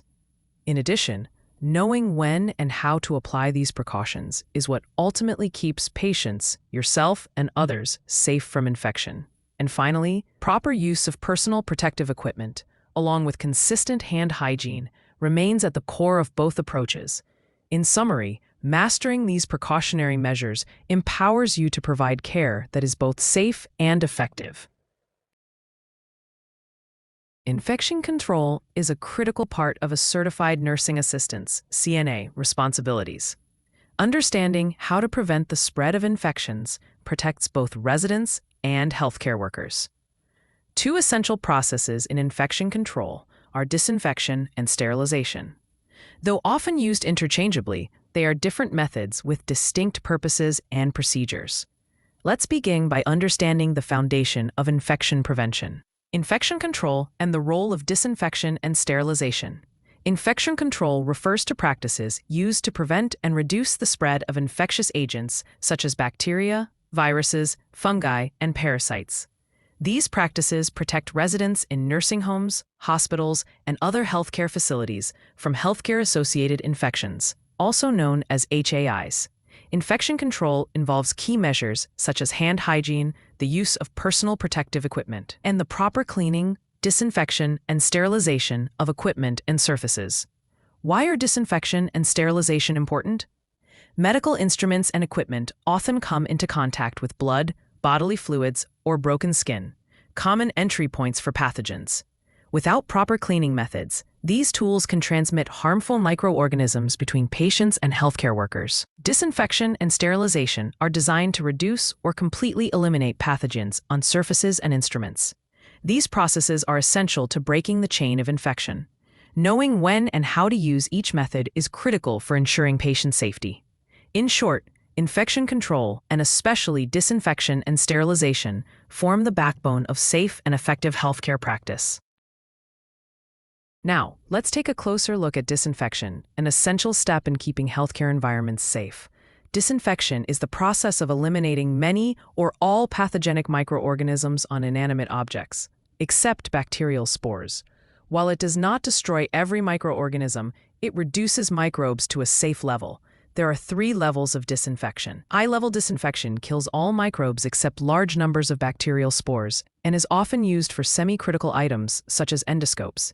Intermediate-level disinfection destroys mycobacteria, most viruses, and bacteria, but not spores, making it suitable for surfaces or non-critical items like blood pressure cuffs.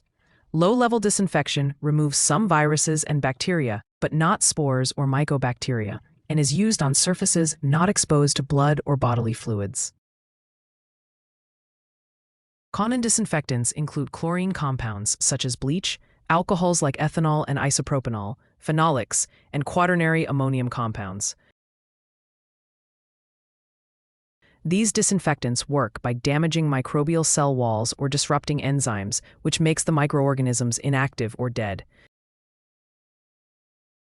Disinfection is used for cleaning surfaces like bedside tables, counters, and floors, processing equipment that contacts intact skin, such as stethoscopes, or during outbreaks when infection risk is high. In short, disinfection is a key tool that controls harmful microbes and helps stop the spread of infections. Next, let's move to sterilization, the highest standard of infection prevention. Sterilization is the complete destruction or removal of all forms of microbial life, including bacterial spores, viruses, fungi, and vegetative bacteria. This ensures an object is entirely free of microorganisms. There are several methods of sterilization. Heat sterilization includes autoclaving, which uses high-pressure steam at 121 degrees Celsius for 15 to 20 minutes, and dry heat sterilization, which uses hot air ovens at higher temperatures for longer periods, such as 160 degrees Celsius for 2 hours. Chemical sterilization involves gases like ethylene oxide for heat-sensitive instruments or liquid chemical sterilants such as glutaraldehyde. Radiation sterilization, which uses gamma rays or electron beams, is primarily done in industrial settings. Sterilization is used for surgical instruments, medical devices that enter sterile body sites such as catheters, and items that come into contact with broken skin or mucous membranes. Sterilization works by killing or destroying microorganisms through denaturing proteins, destroying nucleic acids, or oxidizing cellular components. Now let's compare disinfection and sterilization to clearly see how they differ in infection control. The goal of disinfection is to reduce or eliminate most pathogens, but not spores. The kill level can be high, intermediate, or low, depending on the method used. Common methods include chemicals, boiling, and ultraviolet light. It is mainly used for non-critical and semi-critical items. The process takes a shorter amount of time, usually minutes to hours. Examples include disinfecting floors or cleaning blood pressure cuffs. Now let's move on to sterilization, which goes beyond disinfection. The goal of sterilization is to destroy all microbial life, including spores. Its kill level ensures complete destruction of microorganisms. Methods include autoclaving, dry heat, chemical gases, and radiation. Sterilization is required for critical items that contact sterile body sites. This process usually takes longer, varying by the method used. Examples include surgical instruments and medical implants. In short, disinfection lowers the risk of infection, while sterilization ensures absolute safety by eliminating all microorganisms. Now that we've covered disinfection and sterilization, let's look at how these concepts apply in the daily work of CNAs. While CNAs do not usually perform sterilization or advanced disinfection, understanding the principles helps them. They can properly clean and disinfect patient care areas and equipment as instructed. They can also recognize which items require special handling and avoid contamination. In addition, CNAs assist with infection control protocols by reporting issues with cleaning or equipment. And finally, they support safe handling and disposal of contaminated materials. In summary, CNAs play an important role in infection control by applying these practices consistently in patient care. Mastering the concepts of disinfection and sterilization is fundamental for CNAs to prevent infections effectively. Disinfection reduces harmful microorganisms to safe levels, while sterilization completely eliminates all microbes. Knowing when and how these processes are used ensures that CNAs contribute to maintaining a safe healthcare environment. This knowledge not only helps protect residents and staff, but also prepares CNAs for success in their certification exams and professional practice. Infection control is a cornerstone of quality care in any healthcare setting. For certified nursing assistants, CNAs, proper handling of linens, sharps, and waste is critical to prevent the spread of infections and protect both patients and healthcare workers. Mismanagement of these materials can lead to contamination, injury, and transmission of harmful pathogens. Why proper linen handling matters. Linens such as sheets, blankets, gowns, and towels can harbor infectious microorganisms, including bacteria, viruses, and fungi, especially if they are contaminated with blood, body fluids, or secretions. If handled improperly, soiled linens can cause cross-contamination, leading to healthcare-associated infections, HAIs. Principles of safe linen handling. First, always wear gloves when handling soiled linens to protect your hands from contamination. Be sure to change gloves between rooms and immediately after handling contaminated materials. Next, avoid shaking linens, since this can release infectious particles into the air and increase the risk of airborne transmission. Instead, handle linens gently and fold them inward to contain contaminants. In addition, use laundry bags properly by placing soiled linens directly into designated laundry bags or hampers without touching the outside of the bag. Remember, bags should be leak-proof and labeled appropriately. Furthermore, always separate soiled and clean linens. Never place clean linens on contaminated surfaces, and store clean linens in a clean, dry area away from soiled items. Finally, after removing gloves, perform proper hand hygiene to prevent the spread of microorganisms. Practical steps for changing bed linens. To begin, inform the resident and explain the procedure to maintain their dignity and cooperation. Then, gather all necessary supplies before starting. As you proceed, remove linens carefully, rolling them away from your body and placing them in the laundry bag. Afterward, inspect the mattress for any contamination or damage. Next, place clean linens on the bed without contaminating them. Lastly, avoid contact between clean linens and floors or other contaminated surfaces. In summary, proper linen handling is more than just tidiness. It's a critical step in infection control. By following safe practices and transitions from dirty to clean procedures carefully, CNAs help maintain a safer and healthier environment for both residents and staff. Understanding safe handling practices is essential to prevent injuries and protect both staff and residents. Sharps include needles, scalpels, broken glass, and other objects capable of puncturing or cutting the skin. Because of their nature, they pose a significant risk for both injury and the transmission of blood-borne pathogens such as HIV, hepatitis B, and hepatitis C. Safe practices for handling sharps. First, never recap needles, since recapping greatly increases the risk of accidental needle sticks. Instead, dispose of needles immediately after use. Next, always use sharps containers. These designated, puncture-resistant containers should be located as close as possible to the point of use for safe disposal. In addition, do not overfill containers. They should be replaced once they are 3/4 full to prevent injury during disposal. Furthermore, avoid hand-to-hand passing. Use a neutral zone or place sharps on a tray to prevent accidents when transferring them. Finally, if a needle stick or sharps injury occurs, report it immediately and follow your facility's post-exposure protocols without delay. In short, proper sharps handling is all about prevention. By following safe disposal practices and avoiding risky behaviors, CNAs protect not only themselves, but also coworkers and residents from potentially life-threatening infections. Although CNAs do not typically perform injections or handle sharps directly, they may be responsible for cleaning up or transporting sharps containers. CNAs should never handle sharps without proper training and always follow facility protocols. In healthcare, waste is more than just trash. It can carry infectious agents, hazardous chemicals, and sharp objects that pose serious health risks. It's important to understand the different types of waste and the proper procedures for handling them safely. Types of waste in healthcare: general waste, non-infectious waste, such as paper towels, packaging, and food waste; infectious waste, biohazardous waste, materials contaminated with blood or body fluids, such as gloves, dressings, and certain linens; sharps waste, needles, scalpels, and other items capable of causing injury. Hazardous chemical waste includes pharmaceuticals and toxic substances. Proper waste handling procedures. First, always use designated containers. Place infectious waste in biohazard bags, sharps in puncture-proof containers, and general trash in regular bins. Next, seal and label biohazard bags with the proper symbol before removal.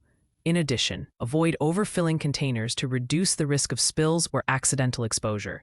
Furthermore, Always wear gloves and required PPE when handling waste. Finally, follow your facility's protocols and regulatory guidelines, which may include specialized handling and transport procedures. Environmental and safety considerations. Proper waste segregation not only prevents infections, but also protects sanitation workers and the environment from hazardous exposure. Never dispose of sharps or biohazard waste in regular trash bins, and always be familiar with your facility's emergency procedures in case of spills or contamination.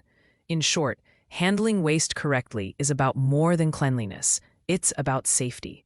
By knowing how to separate, contain, and dispose of waste properly, CNAs help prevent infections, protect others, and keep the healthcare environment safe. Proper handling of linens, sharps, and waste is essential in maintaining a safe healthcare environment and preventing the spread of infection. CNAs play a vital role in infection control by applying correct procedures and being vigilant in their duties. Mastery of these practices not only safeguards residents and staff, but also fulfills critical standards tested in the CNA exam. Consistent attention to detail, use of PPE, and adherence to protocols will empower CNAs to deliver safe, quality care while protecting themselves and others from harm. This lesson covers the top 25 infection control skills that are most commonly tested in the CNA skills exam, providing detailed explanations and practical tips to help you master each skill. Let's begin with one of the most important infection control skills, hand hygiene. First, remember the proper hand washing technique.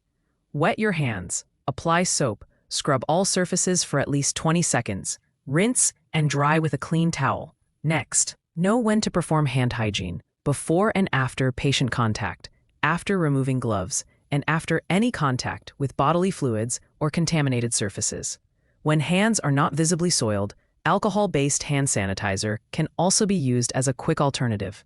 In short, clean hands save lives. Mastering hand hygiene ensures every other infection control skill starts off on the right foot. Now let's move on to personal protective equipment, or PPE, first. Know the correct sequence for donning and doffing PPE, such as gloves, gowns, masks, and eye protection.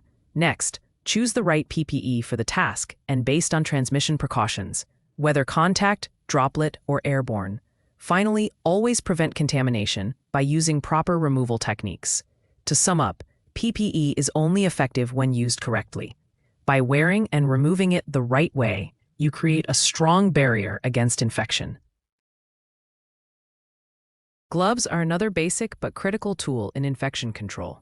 Let's talk about the correct techniques for gloving. First, wear gloves whenever you may come in contact with blood, bodily fluids, mucous membranes, or non-intact skin. Next, avoid touching uncontaminated surfaces while gloved. Be sure to change gloves between tasks and between patients. And finally, dispose of used gloves properly in the designated container. In short, bring gloves with you. Gloves are not a substitute for hand hygiene, but when used correctly, they provide an extra layer of protection for both you and your patients. Now let's discuss gowning procedures. Gowns protect your clothing and skin from contamination during care. Start by selecting the appropriate gown type for the task. Then don the gown carefully without contaminating your clothing. When finished, remove the gown safely, making sure to avoid contact with any contaminated surfaces. In summary, wearing and removing gowns properly helps prevent the spread of infection and ensures both safety and professionalism. Next, let's talk about masks and respirators. These are critical tools for protecting both patients and healthcare workers from airborne and droplet infections. First, you must differentiate between surgical masks and N95 respirators. Surgical masks protect against droplets, while N95s filter much smaller airborne particles. Next, always ensure the mask or respirator fits correctly for full protection. Finally, remember when and how to use them, depending on whether standard or transmission-based precautions are required. In short, correct mask use protects everyone and is a front-line defense in infection control. Isolation precautions go one step further in protecting patients and staff from the spread of infection. First, understand the difference between standard precautions and transmission-based precautions, such as contact, droplet, and airborne. Next, know how to implement isolation procedures, which include correct room placement and proper PPE use. Finally, manage patient transport and ensure visitors follow the required precautions. To sum up, isolation precautions break the chain of infection and keep the healthcare environment safe. Disposing of contaminated materials correctly prevents exposure and protects both staff and patients. First, always handle and dispose of sharps in puncture-resistant containers. Next, place contaminated dressings, gloves, and other biohazardous waste in the appropriate bins. Finally, avoid needle stick injuries by never recapping and always using proper disposal techniques. In summary, safe disposal prevents accidents and stops infections at the source. In healthcare, keeping the environment clean and sterile is critical to stopping the spread of infection. Always clean and disinfect patient care equipment after each use. Know the difference between cleaning, disinfection, and sterilization.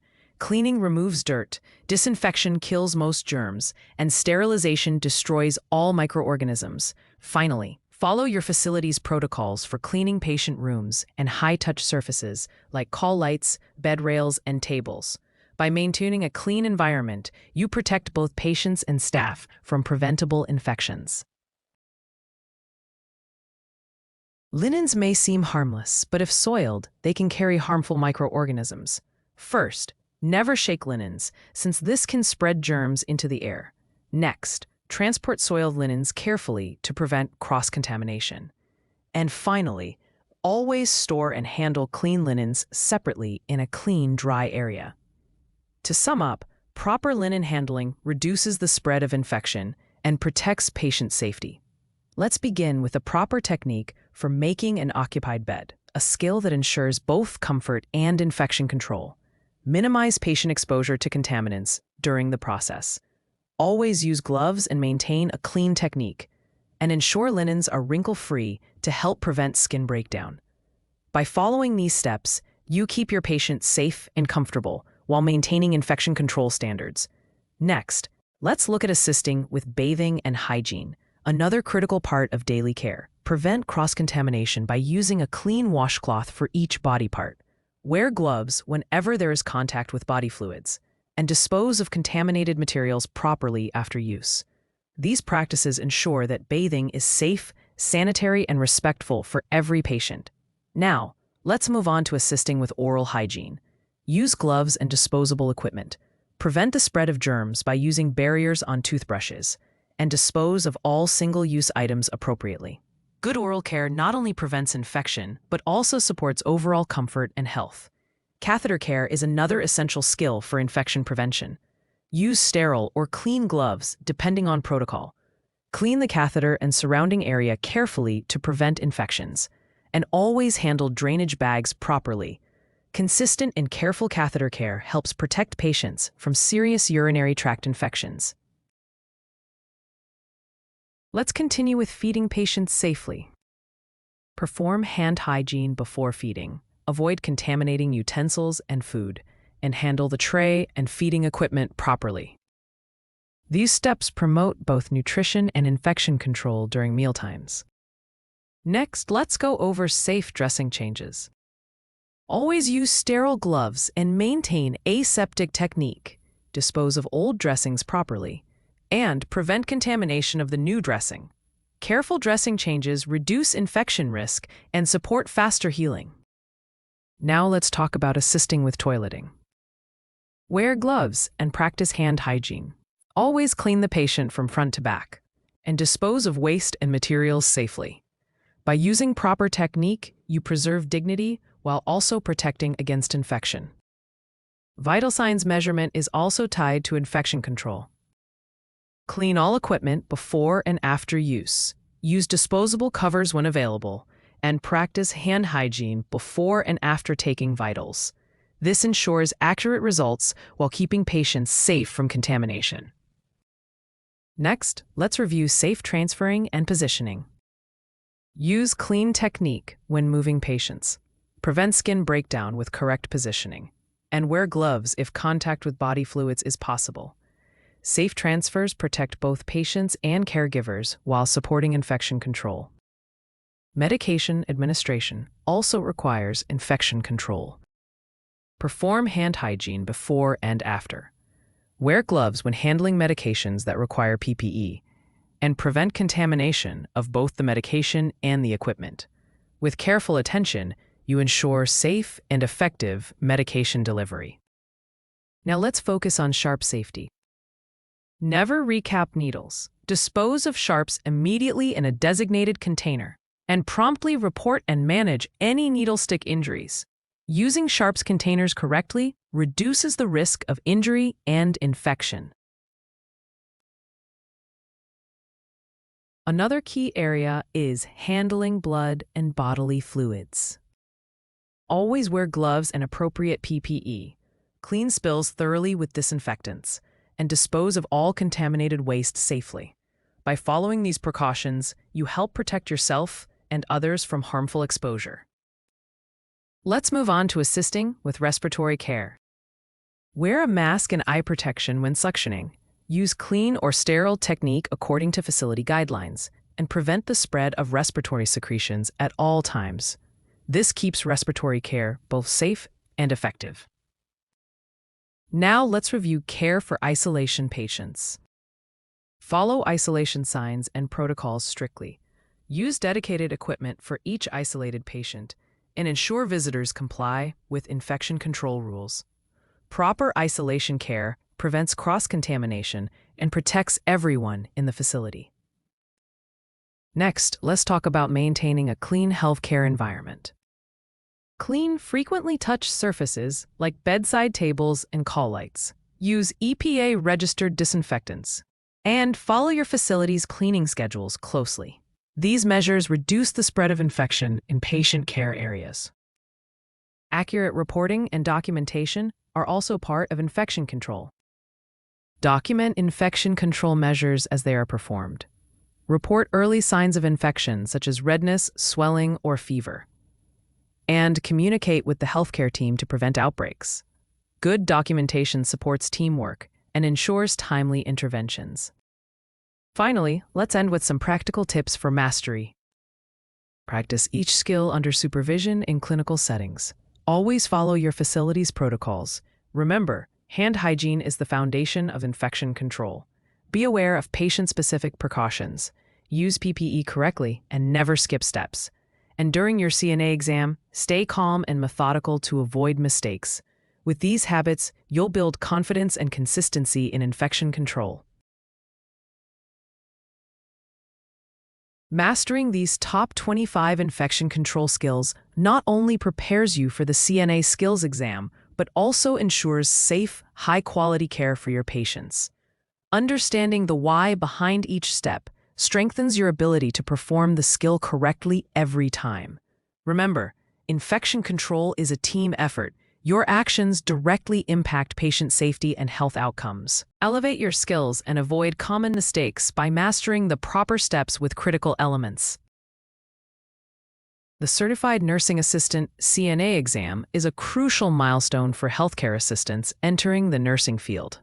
One of the key components of the exam is the skills demonstration, where candidates must perform various clinical tasks accurately, safely, and efficiently. These skills are assessed using a checklist that outlines the critical steps and elements that must be followed. This lesson provides an in-depth, step-by-step guide to the CNA skills checklist and demonstrations, emphasizing critical elements and practical application.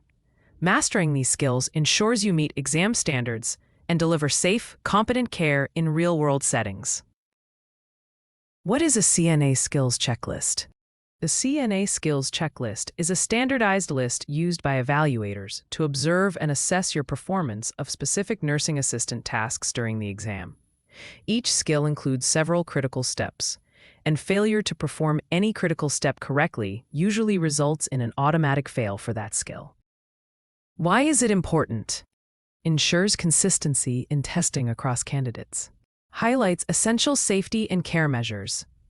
Helps candidates focus on key procedures and best practices.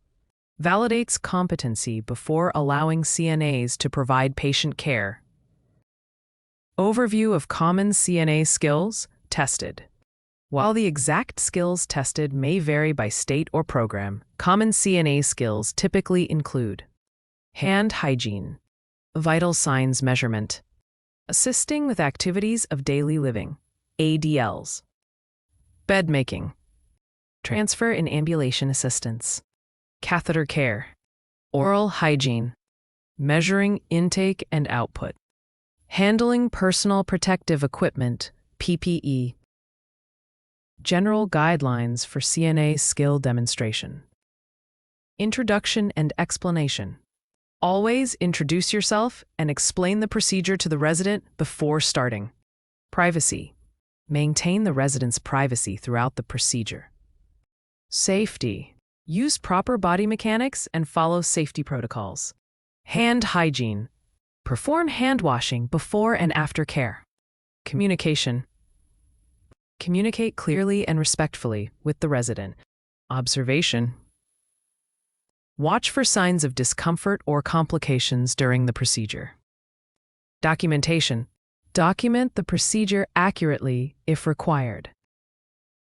Step-by-step demonstration of CNA skills with critical elements. Example skill, assisting with a bed bath, partial. Step 1. Introduce yourself and explain the procedure to the resident. Critical element. Ensure the resident understands and consents to care. Step 2. Provide privacy by closing curtains or doors. Critical element. Maintain resident dignity and confidentiality. Step 3. Wash hands and put on gloves. Critical element. Prevent infection transmission. Step 4. Prepare bath water at a safe temperature. Critical element. Prevent burns or discomfort. Step 5. Begin washing from the cleanest area to the dirtiest. Example, face, arms, chest, abdomen, legs, feet. Critical element. Avoid contaminating clean areas. Implement strategies to prevent further complications and promote recovery. Step 6. Use gentle, firm strokes and ensure thorough rinsing.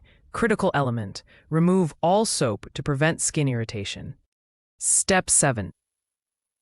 Dry the resident's skin completely, paying attention to skin folds. Critical element. Prevent fungal infections and skin breakdown.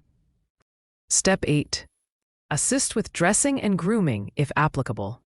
Step 9. Dispose of used linens properly. Step 10. Remove gloves and perform hand hygiene. Step 11. Document care provided as per facility policy. Example skill, measuring blood pressure. Step 1. Introduce yourself and explain the procedure. Step 2. Ensure the resident is seated comfortably with arms supported at heart level. Critical element. Position affects reading accuracy. Step 3. Select appropriate cuff size and wrap it snugly around the upper arm. Step 4. Place stethoscope over the brachial artery. Step 5. Inflate cuff to approximately 160 to 180 millimeters of mercury or until pulse disappears. Critical element. Avoid overinflation to prevent discomfort. Step 6. Slowly release air and listen for first systolic and last diastolic sounds. Step 7. Record readings accurately. Step 8. Clean equipment after use. Step 9. Perform hand hygiene. Example skill. Ambulating a resident with a gait belt. Step 1. Explain the procedure to the resident. Step 2. Lock bed brakes and assist resident to a sitting position. Step 3. Apply gait belt securely around the resident's waist.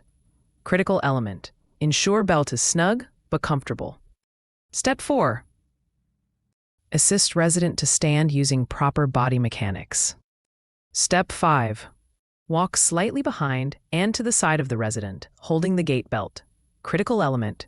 Be prepared to support resident in case of imbalance. Step 6. After ambulation, assist resident to sit safely. Step 7. Remove gait belt and perform hand hygiene. Critical elements. What are they and why do they matter? Critical elements are the essential steps or actions in each skill that must be performed correctly for the skill to be considered safe and effective.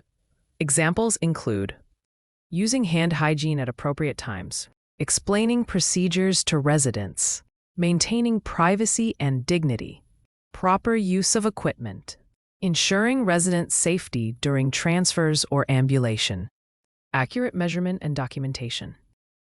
Failing to perform any critical element typically results in failure of the skill demonstration on the CNA exam. Tips for successful skill demonstrations. Practice regularly. Repetition builds muscle memory and confidence. Stay calm. Take your time and focus on accuracy, not speed.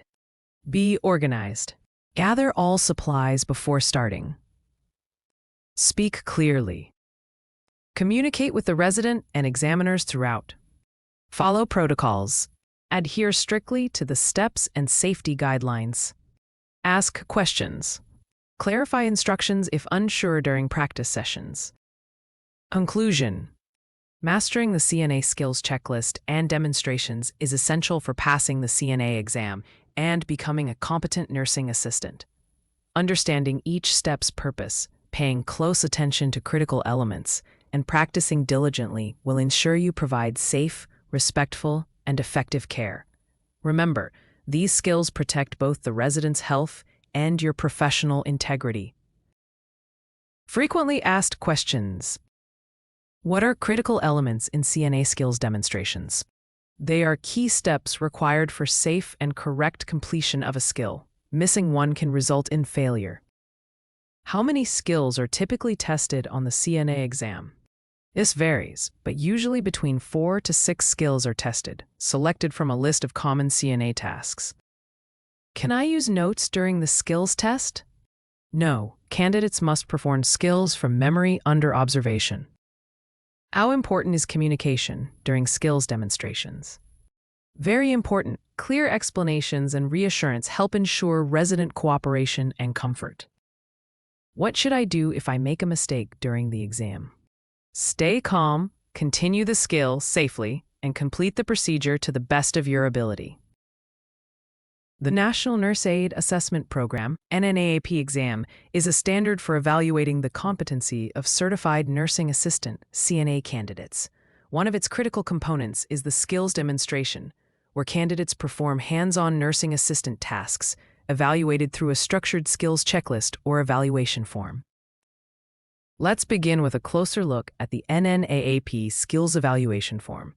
This is the foundation of how CNA candidates are scored during their clinical skills exam.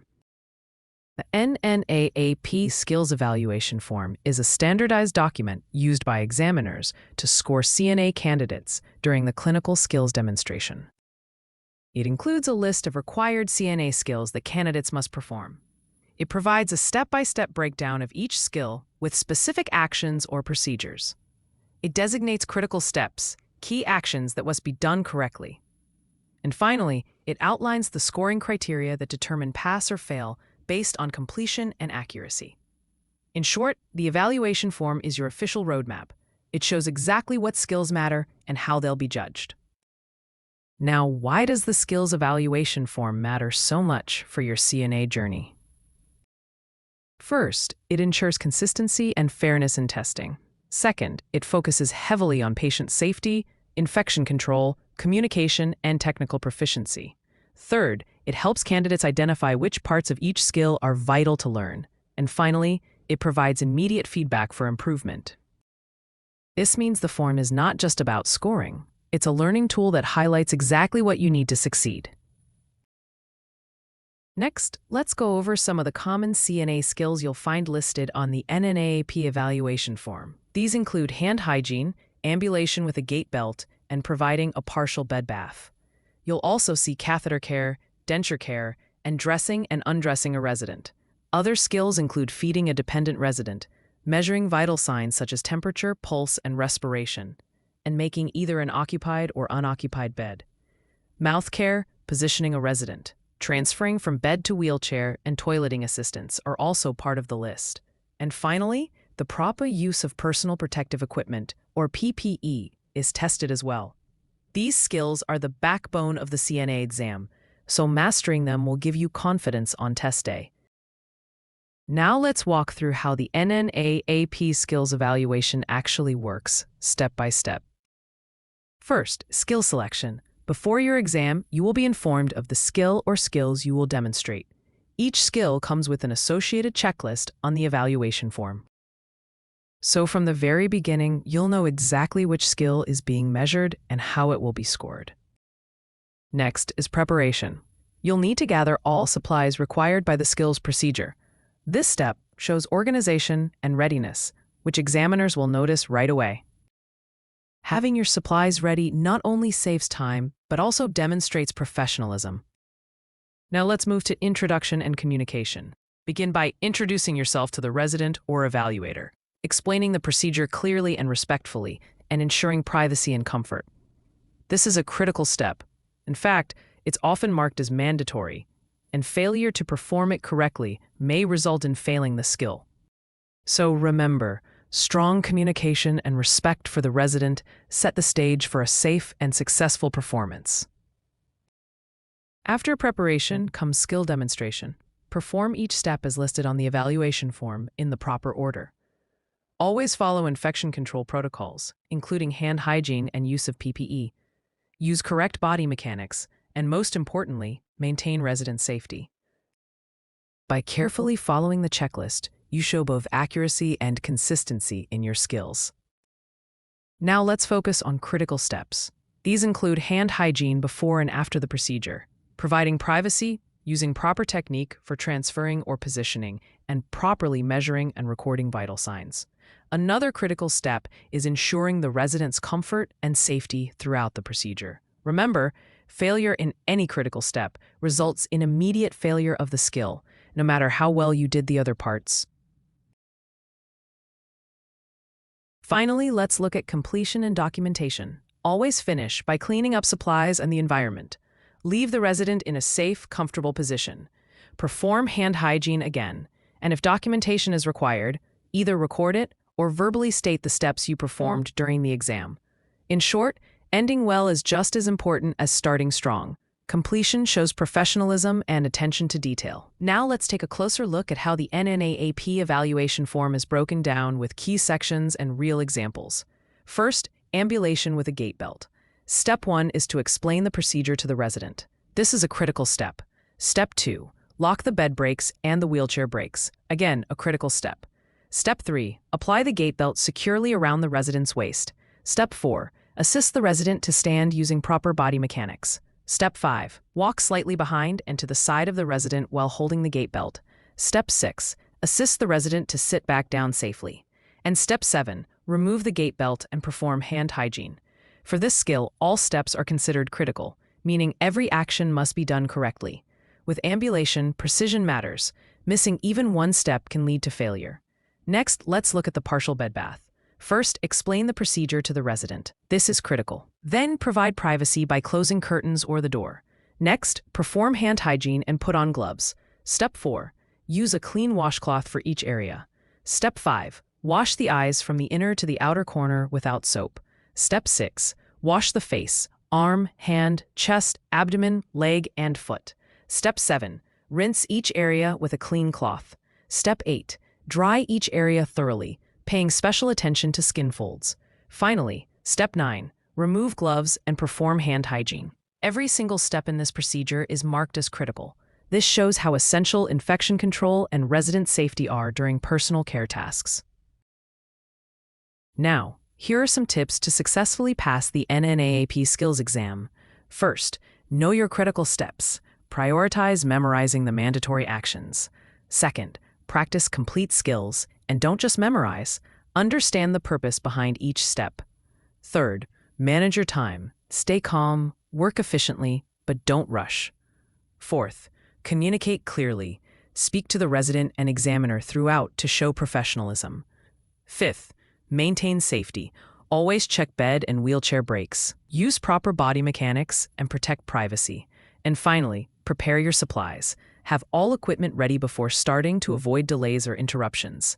By combining knowledge, preparation, and calm communication, you'll set yourself up for success. Finally, let's talk about what examiners look for in the evaluation form. They check for accuracy. Are all steps performed correctly and in order? Safety. Was the resident protected from harm throughout? Infection control. Was hand hygiene and glove use done properly? Communication. Was the resident informed and comforted? Professionalism. Did the candidate maintain respect, privacy, and dignity? And documentation. Were vital signs or intake and output recorded correctly when required? These categories are the examiner's checklist for your performance. Mastering them means demonstrating competence, professionalism, and safety. The NNAAP-Style Skills Evaluation Form is an essential tool ensuring CNAs demonstrate safe, competent care.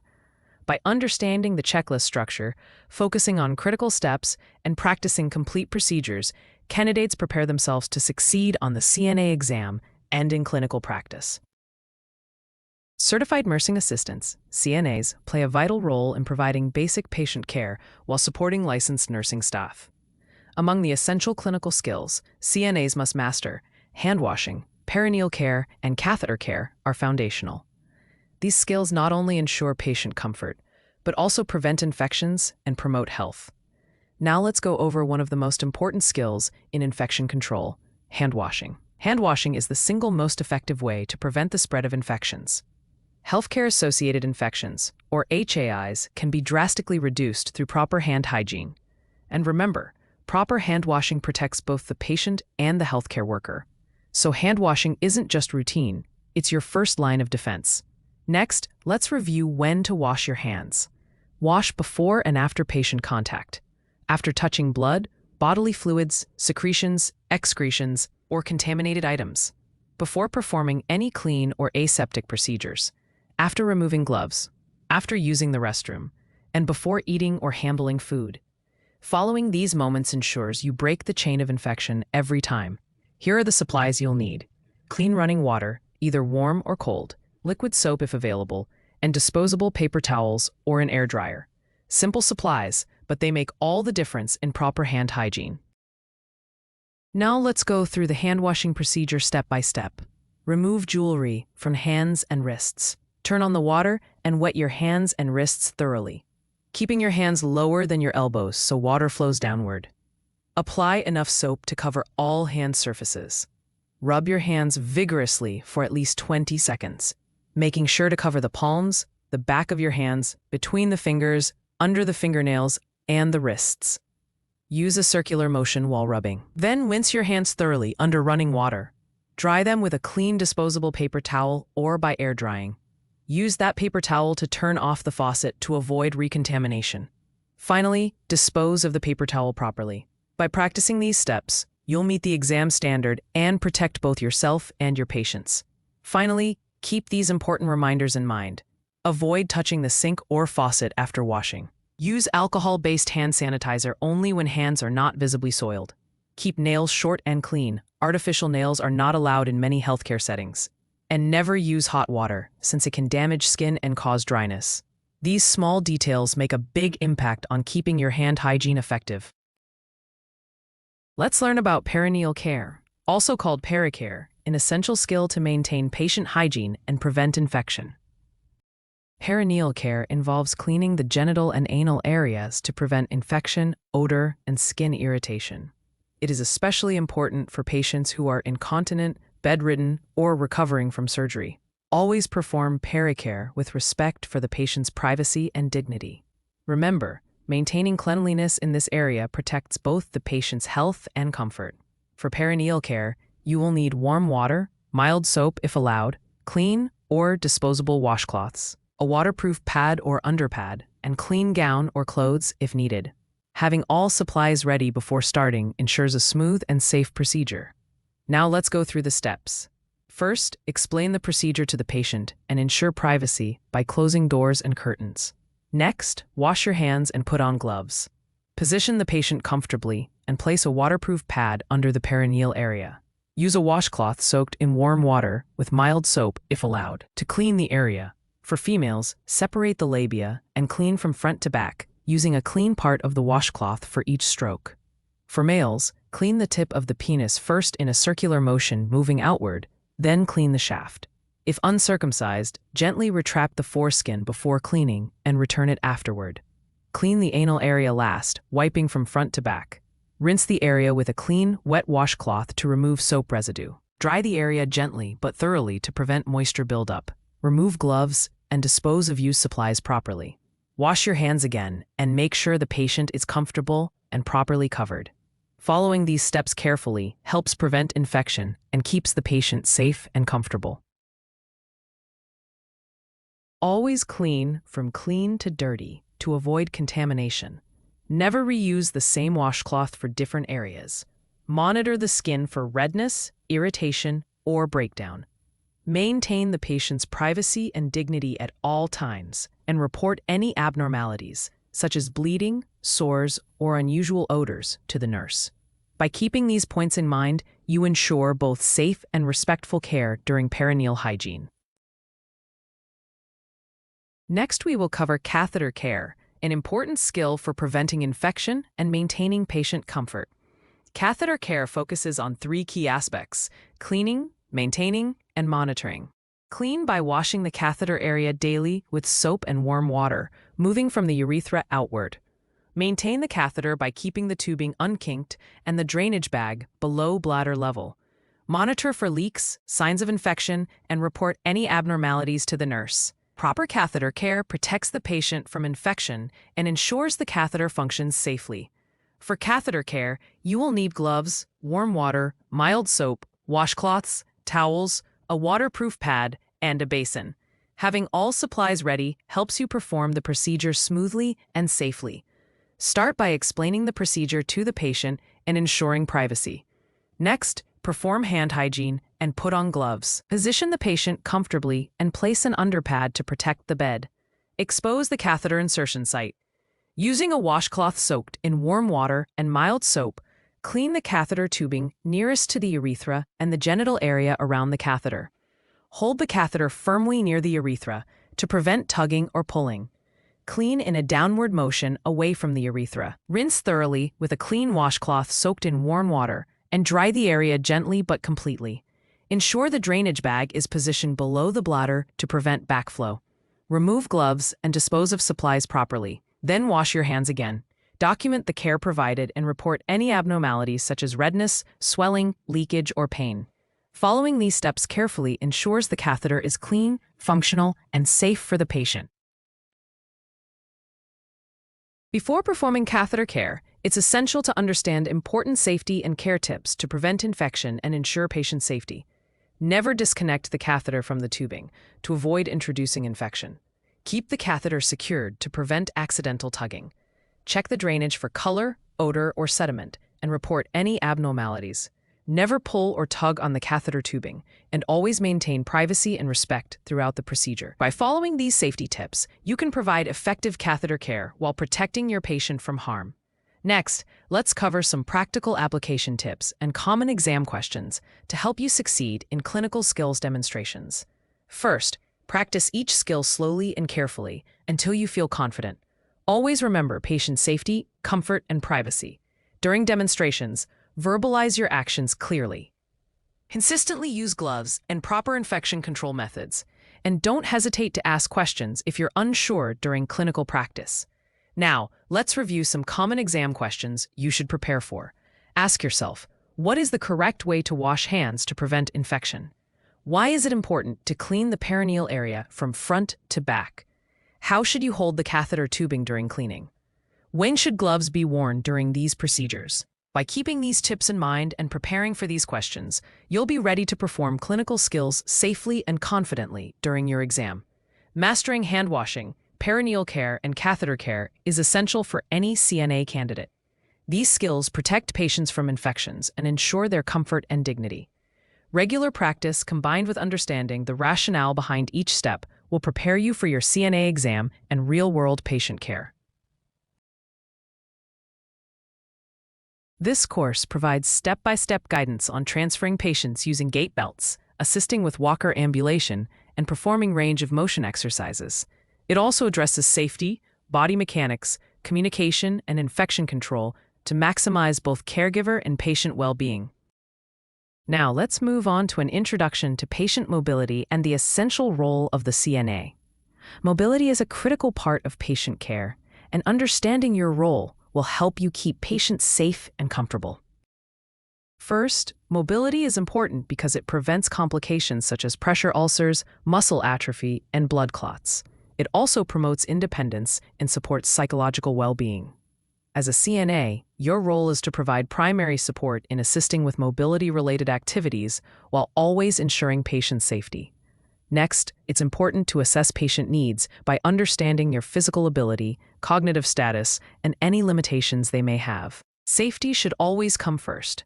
That means practicing proper body mechanics, performing environmental safety checks, and maintaining clear communication with your patient. Finally, you should be familiar with mobility aids such as gait belts, walkers, canes, and wheelchairs, as these tools are commonly used to support patient mobility.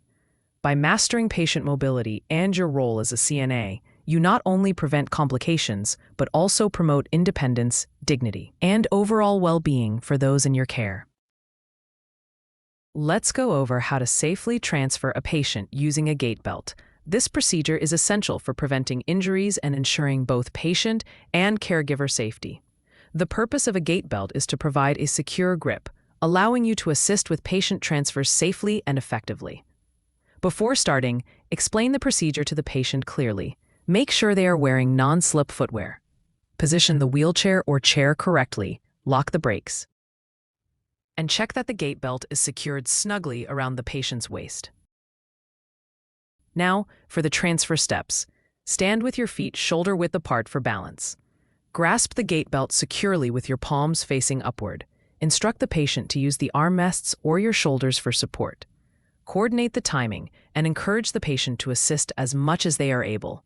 Remember to use your legs, not your back, as you lift and pivot the patient safely into position. Finally, assist the patient to sit firmly and comfortably in the chair. Always keep in mind, never use the gait belt to pull or lift by the patient's arms or shoulders, and communicate clearly before and during the movement. Here's a quick checklist. Explain the transfer to the patient. Lock the wheelchair brakes. Position the gait belt correctly. Use proper body mechanics. Maintain communication. And complete the transfer safely without causing injury. By practicing these steps and following safety guidelines, you'll be able to perform secure and effective transfers using a gait belt while protecting both yourself and your patient.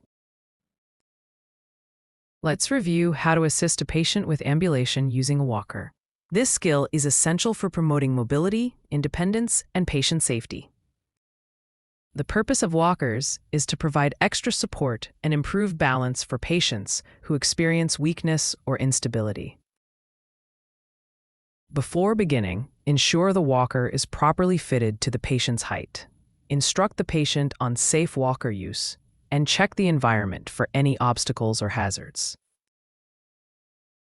During ambulation, stand slightly behind and to the side of the patient.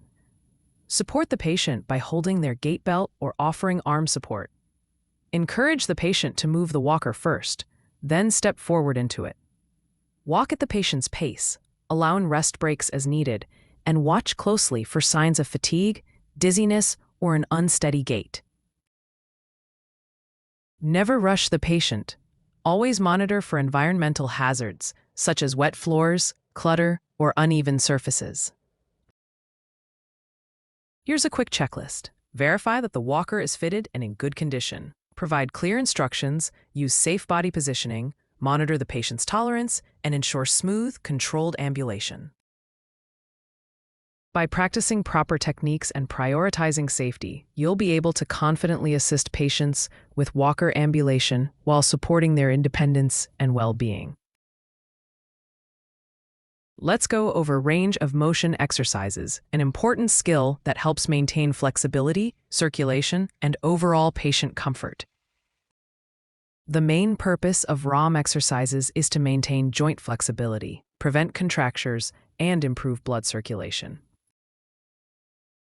There are three main types. Passive range of motion, where the CNA moves the joints fully while the patient does not assist. Active assisted range of motion, where the patient moves the joints with some assistance from the CNA. And active range of motion, where the patient independently moves their joints through the full range. These exercises include flexion, extension, abduction, adduction, and rotation. To perform ROM, explain the exercise to the patient first. Support the limb gently but firmly. Move each joint slowly and smoothly through its full range, while monitoring the patient's comfort. Always stop immediately if the patient experiences pain. Follow the care plan to determine how often to perform ROM exercises and document both the type of exercises performed and the patient's response. Here's a quick checklist. Explain the exercise to the patient, use proper support and positioning, perform the correct joint movements, observe for pain or discomfort, and document accurately. By practicing ROM exercises carefully and consistently, you'll help patients maintain mobility, prevent complications, and support their long-term health. Now let's talk about common challenges and safety considerations you may face when assisting patients with mobility. Being prepared for these situations will help you respond safely and effectively. Some patients may resist or feel afraid during mobility care. Use techniques that build trust, explain each step clearly, and encourage participation to ease their concerns. Always adapt transfers and ambulation to the patient's specific physical abilities, respecting their limitations to keep them safe. Look out for hazards such as clutter, spills, or poor lighting, and correct them before assisting with mobility. Watch for signs of fatigue, dizziness, or unsteady gait. If these occur, stop immediately and help the patient rest safely. Protect yourself and the patient by using proper body mechanics at all times and perform teen lifts if needed. Don't forget infection control. Perform hand hygiene before and after care, and clean equipment properly after each use.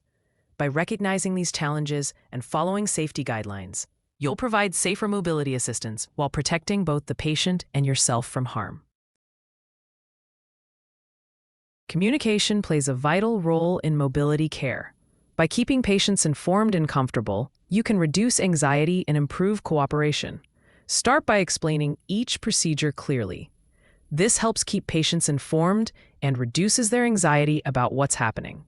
Encourage participation by motivating patients gently to engage in movement, which builds confidence and independence. Always listen to patient feedback and adjust your techniques based on their comfort levels.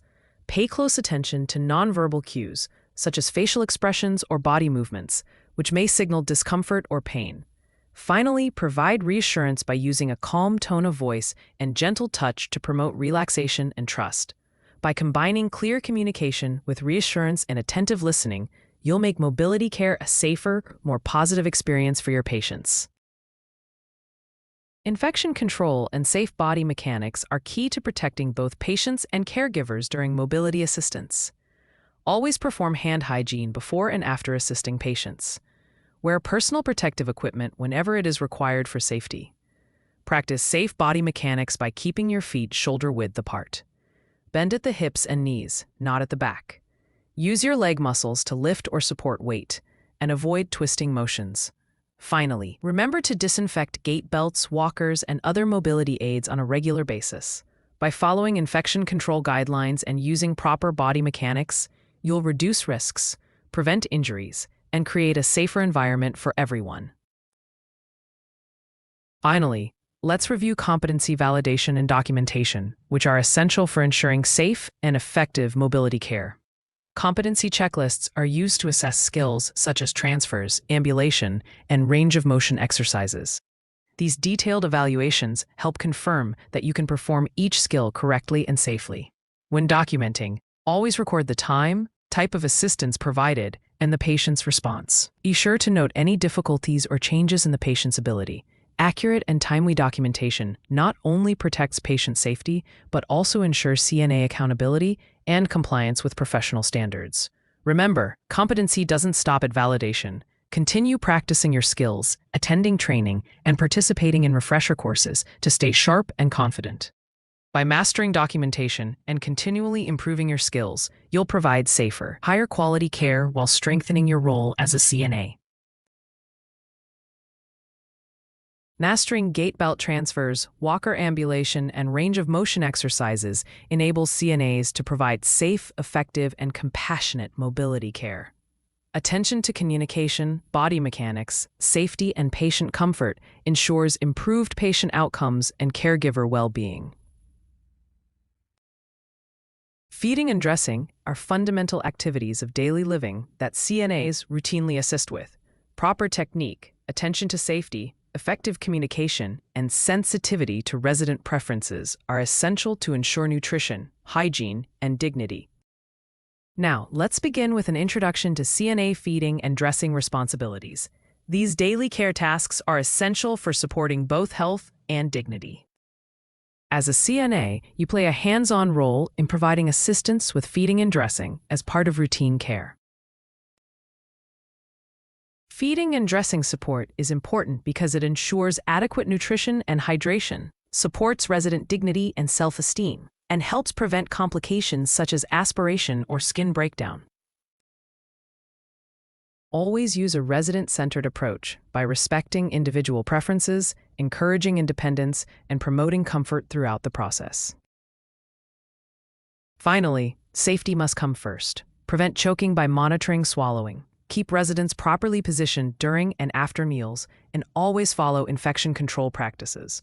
By assisting with feeding and dressing in a respectful, safe, and supportive way, you'll make a meaningful difference in your residents' health and quality of life. Let's review how CNAs can safely assist residents with feeding. This skill requires patience, attention, and safety awareness. First, preparation is key. Wash your hands and wear gloves if necessary. Verify the resident's diet orders and allergies. Then prepare the environment, making sure the resident is comfortably seated with proper lighting. During feeding, position the resident upright at a 90-degree angle to reduce aspiration risk. Use appropriate utensils and portion sizes. Offer small bites and encourage slow eating, allowing the resident to chew and swallow fully before the next bite. Be alert for signs of dysphagia or swallowing difficulty. These may include coughing, choking, drooling, throat clearing, or changes in voice quality or breathing after swallowing. If the resident refuses food, offer gentle encouragement or alternative options. Monitor for fatigue and provide rest breaks if needed. Follow strict safety protocols. Never feed unconscious or semi-conscious residents unless directed by a nurse. Always be vigilant for signs of choking and know the emergency procedures. Here's a quick checklist. Verify the resident's identity and diet. Position them properly. Use safe feeding techniques. Monitor for swallowing difficulties. And communicate calmly and encouragingly throughout. By combining careful preparation, safe feeding practices, and close observation, you'll help residents receive proper nutrition while maintaining their dignity and safety. Let's go over how to assist residents with dressing. This skill is about more than just clothing. It supports comfort, dignity, and independence. Begin by providing privacy using curtains or doors. Ensure the resident's comfort and safety. And select appropriate clothing based on the weather and the resident's personal preferences. Encourage the resident to participate as much as possible. When dressing, start with the weaker or affected side first. When undressing, remove clothing from the stronger side first. Use slow, gentle movements to avoid discomfort. Always explain each step to the resident. Keep them covered as much as possible, and be sensitive to cultural or personal preferences in clothing choices. Use adaptive clothing or fasteners when residents have limited mobility. Take extra care when handling clothing around medical devices such as catheters or IV lines. Here's a quick checklist. Provide privacy and comfort. Encourage participation. Follow the correct sequence for dressing and undressing. Maintain dignity and warmth, and handle clothing and medical devices carefully. By assisting with dressing respectfully and carefully, you'll promote independence, protect dignity, and ensure your residents remain comfortable and confident. Good communication and encouragement are key when assisting residents with feeding and dressing. Clear, respectful interactions help build trust, maintain dignity, and ensure comfort. Always explain what you are doing before each step. Use positive reinforcement and encouragement to support independence. Speak clearly and patiently so the resident feels understood and reassured. Nonverbal cues are just as important. Maintain eye contact and smile to show warmth. Use gentle touch for reassurance, and carefully observe resident cues, such as signs of fatigue or discomfort. Encourage residents to express their preferences. Adjust the pace of care according to their comfort level. If fears or frustrations arise, respond calmly and respectfully to maintain a supportive environment. By combining verbal and nonverbal communication with encouragement, you not only meet the residents' physical needs, but also support their emotional well-being and dignity. Certified nursing assistants often encounter special situations during feeding and dressing care. Managing these challenges safely and respectfully is essential to resident health and dignity. Dysphagia management. For residents with swallowing difficulties, follow specialized diet textures, such as pureed foods or thickened liquids. Proper positioning and slow pacing are critical to reduce the risk of aspiration. Limited mobility. Residents with limited mobility may need assistance dressing while seated or in bed. Adaptive tools, like dressing sticks or elastic shoelaces, can make the process easier and safer. Cognitive impairments. For residents with dementia or other cognitive impairments, keep communication simple. Use short instructions, step-by-step demonstrations, and provide reassurance to reduce anxiety. Behavioral challenges. At times, residents may show resistance or frustration. Remain patient and flexible.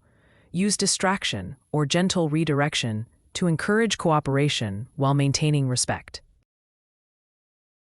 By adapting your approach to these special situations, you ensure safe, effective care that supports each resident's unique needs and preserves their dignity.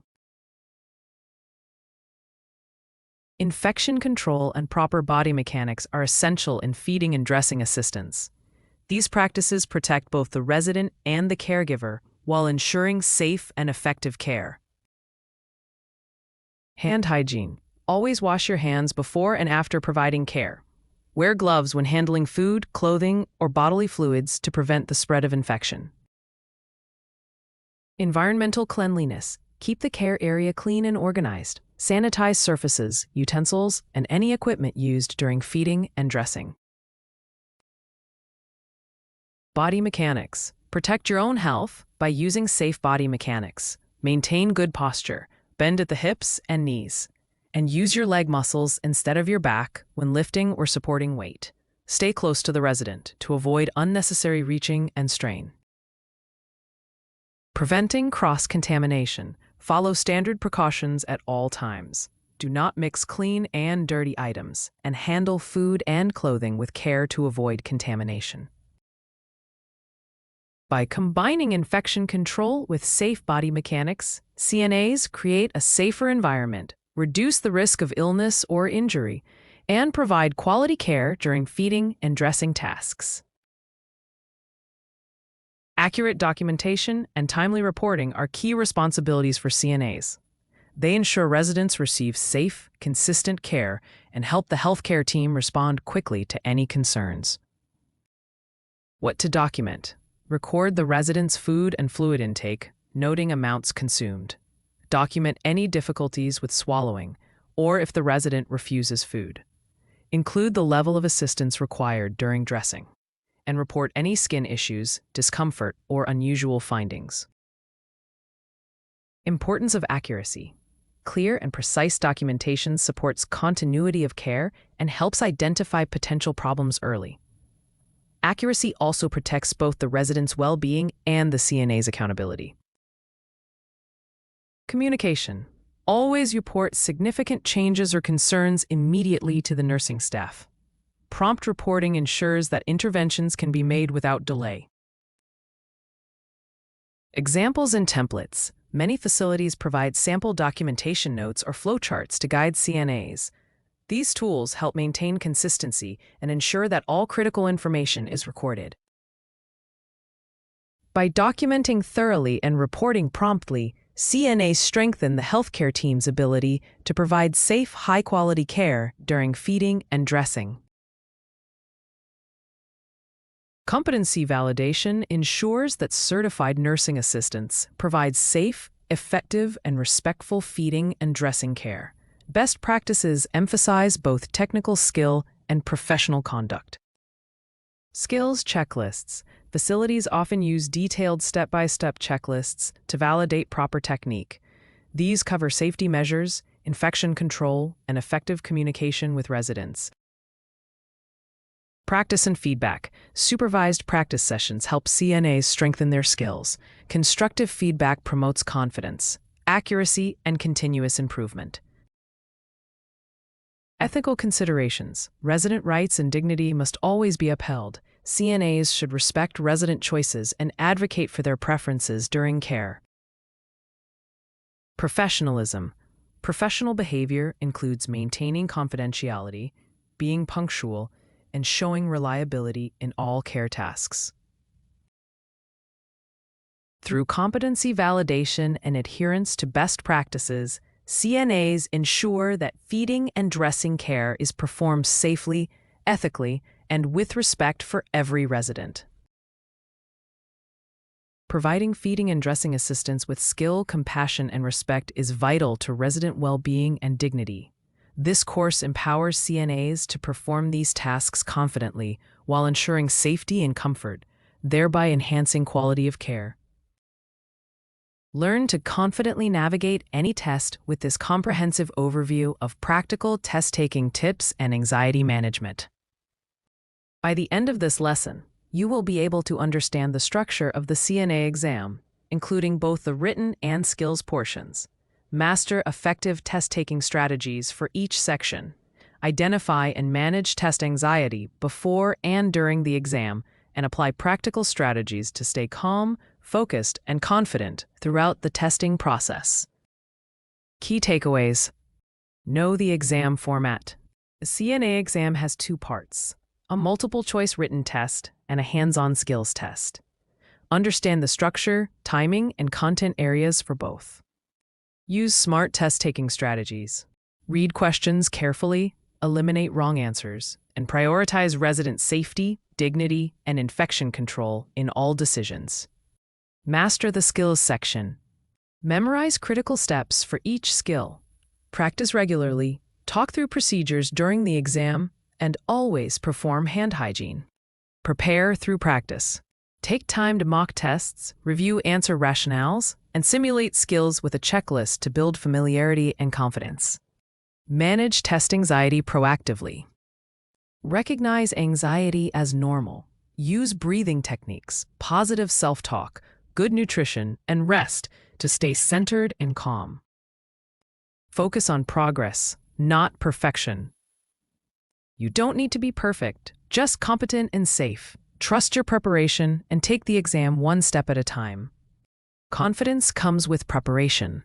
Preparation builds confidence. Stay consistent, review often, and visualize your success on exam day. Understanding the CNA exam format. Written knowledge test. Format: multiple choice, usually 60 to 70 questions. Duration: 90 minutes, varies by state.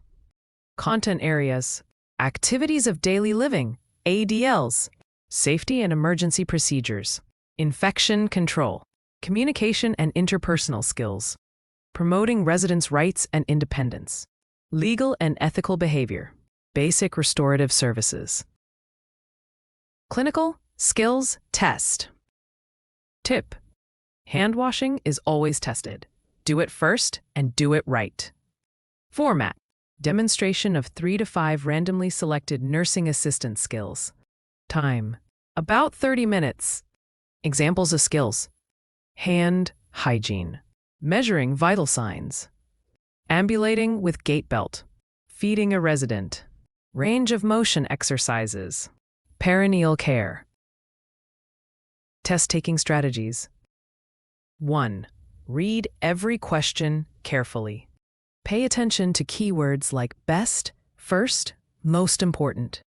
Watch out for negatives like not, except, or least. Example: which of the following is not a standard precaution? 2. Use the process of elimination POE. Cross out obviously wrong answers first. Focus on remaining options and weigh them logically. 3. Prioritize resident safety and rights. When in doubt, choose the answer that maintains dignity and independence, ensures safety and comfort, follows infection control standards. 4. Watch for trick questions. If two answers sound similar, one is likely correct. Be cautious of absolute words like always and never. 5. Manage your time. Don't dwell too long on one question. Mark it and return if unsure. Try to finish with time to review. 6. Practice with realistic mock tests. Use practice exams that match the test format. Focus on rationales, why answers are right or wrong. Skills test strategies. 1. Memorize critical steps. Each skill has critical elements that must be performed correctly. Example: feeding a resident. Confirm identity. Wash hands. Position upright. Record intake. 2. Infection control is key. Always wash hands before and after. Wear gloves when required. Dispose of soiled linens correctly. 3. Talk through the skill. Verbalize what you are doing. I'm now placing the gait belt snugly around the resident's waist. Shows confidence and helps you remember each step. 4. Don't rush, don't freeze. Pace yourself. If you forget a step, calmly go back and fix it if time allows. 5. Practice with a partner or mirror. Simulate the exam with a peer or by watching yourself. Use a skills checklist and score yourself. Managing test anxiety. 1. Understand anxiety is normal. It shows you care, but too much can block performance. Recognize symptoms: sweating, racing heart, negative thoughts. 2. Pre-test calm routine. Practice deep breathing. Inhale 4 seconds. Hold 4. Exhale 4. Pause 4. Box breathing. Stretch lightly before walking into the test center. 3. The 3-day rule. 3 days before the test, begin. Light review only. No new material. Plenty of rest. Visualization. Imagine yourself succeeding. 4. Sleep and nutrition matter. Sleep at least 7 to 8 hours before the test. Eat light and protein-rich meals. Avoid sugar crashes. 5. Replace negative self-talk. Instead of, I'm going to fail, say, I's prepared well. I am capable and ready. I will focus on one step at a time. Practical exercises and tools. Self-check, reflection questions. What part of the test makes you most anxious and why? What specific skills do you feel least confident in? What is one strategy you can use to stay calm during the exam? Quick recap sheet, print or screenshot. Written test. Read carefully, eliminate, prioritize safety. Skills test. No critical steps, narrate actions, stay clean. Anxiety. Breathe, rest, eat well, think positive, visualize success. Final encouragement. Preparing for the CNA exam can feel overwhelming, but you've already proven your dedication by studying and committing to your goal. Remember, the test is not designed to trick you. It's designed to prove what you already know. You are capable, you are ready, and you've got this. Passing the CNA exam isn't just about what you studied. It's also about how you prepare mentally, physically, and logistically. Even the best prepared student can falter if they're stressed, sleep-deprived, or disorganized on exam day. This guide gives you a step-by-step plan to follow the night before and the morning of the CNA exam so that you walk in feeling calm, confident, and capable. The night before your CNA exam should be about calm preparation, not cramming. Let's go step by step.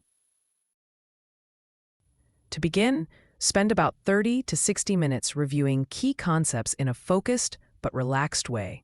Use flashcards, notes, or summary sheets to refresh your memory. Skim through the most important areas such as vital signs norms, infection control steps like handwashing and PPE, resident rights, safety and emergency procedures, and the steps of common skills including ambulation, feeding, and catheter care. Cramming at this stage will only increase anxiety and fatigue, but a short, focused review boosts confidence and memory retention without overwhelming your brain. A helpful strategy is the Feynman technique. Explain a topic in your own words as if you were teaching someone else. If you can explain it simply, you truly understand it. Once your review is finished, prepare all of your materials so nothing is forgotten on exam day. Place everything in a bag or folder the night before, including your government-issued photo ID, your test admission ticket if required, at least 2 pens or pencils, even for a computer-based test, a watch that is not a smartwatch, and a water bottle with a healthy snack if permitted. Add comfortable clothes, directions to the testing site, and your skill checklist or notes for a quick morning review. Having these ready avoids last-minute panic. The next step is to plan your route and timing. Look up the testing location and map out your route in advance. Build in a buffer of at least 30 to 45 minutes to account for unexpected traffic or delays. Be sure to check parking rules and entry procedures so you are not surprised on the day of the exam. If you're unfamiliar with the location, consider a practice drive earlier in the week. You should also prepare your outfit the night before. Choose clothing that is comfortable, weather-appropriate, and practical, much like what you would wear on a clinical shift. Modest, neat, and professional.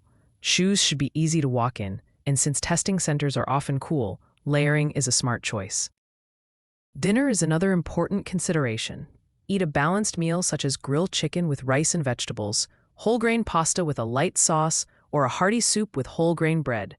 Avoid fast food, heavy or greasy meals, and excessive sugar, since these can leave you bloated, sluggish, or unfocused.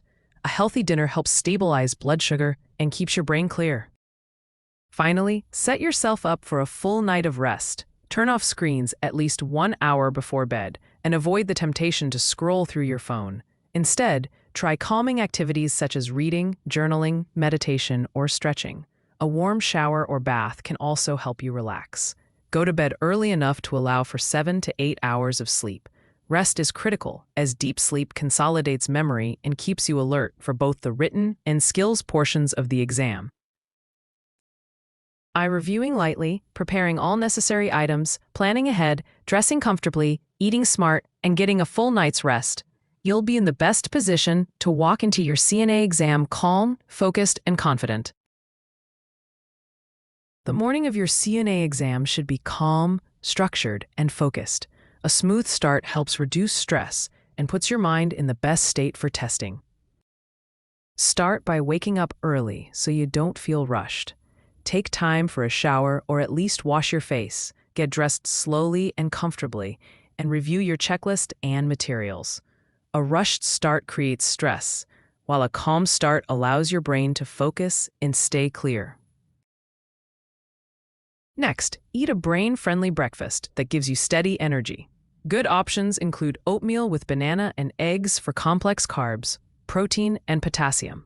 Whole grain toast with nut butter and an apple for sustained energy and fiber. Or Greek yogurt with granola and berries for protein and antioxidants. Avoid skipping breakfast, relying only on coffee, or eating sugary cereals and energy drinks, since these can leave you jittery or drained.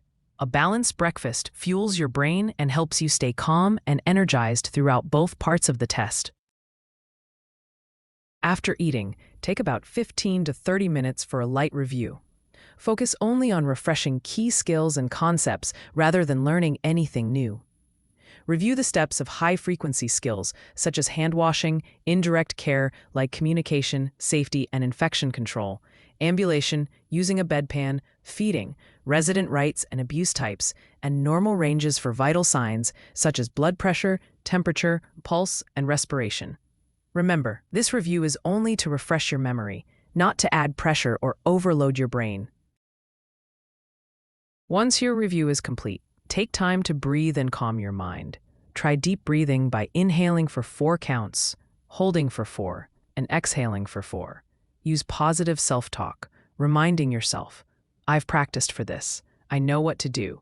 I'm calm and in control. If you'd like, listen to calm music, nature sounds, or do a short 5-minute mindfulness or guided meditation.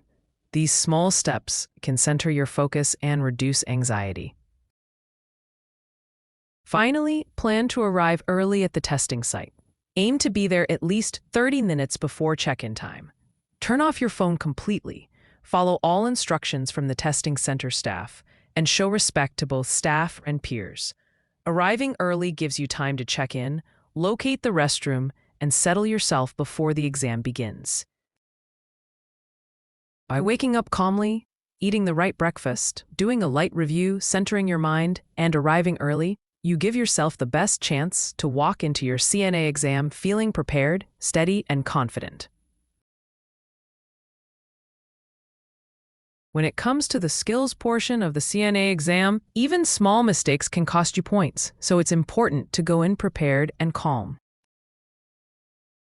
Special tips for the skills portion of the CNA exam. Hand washing at the right time.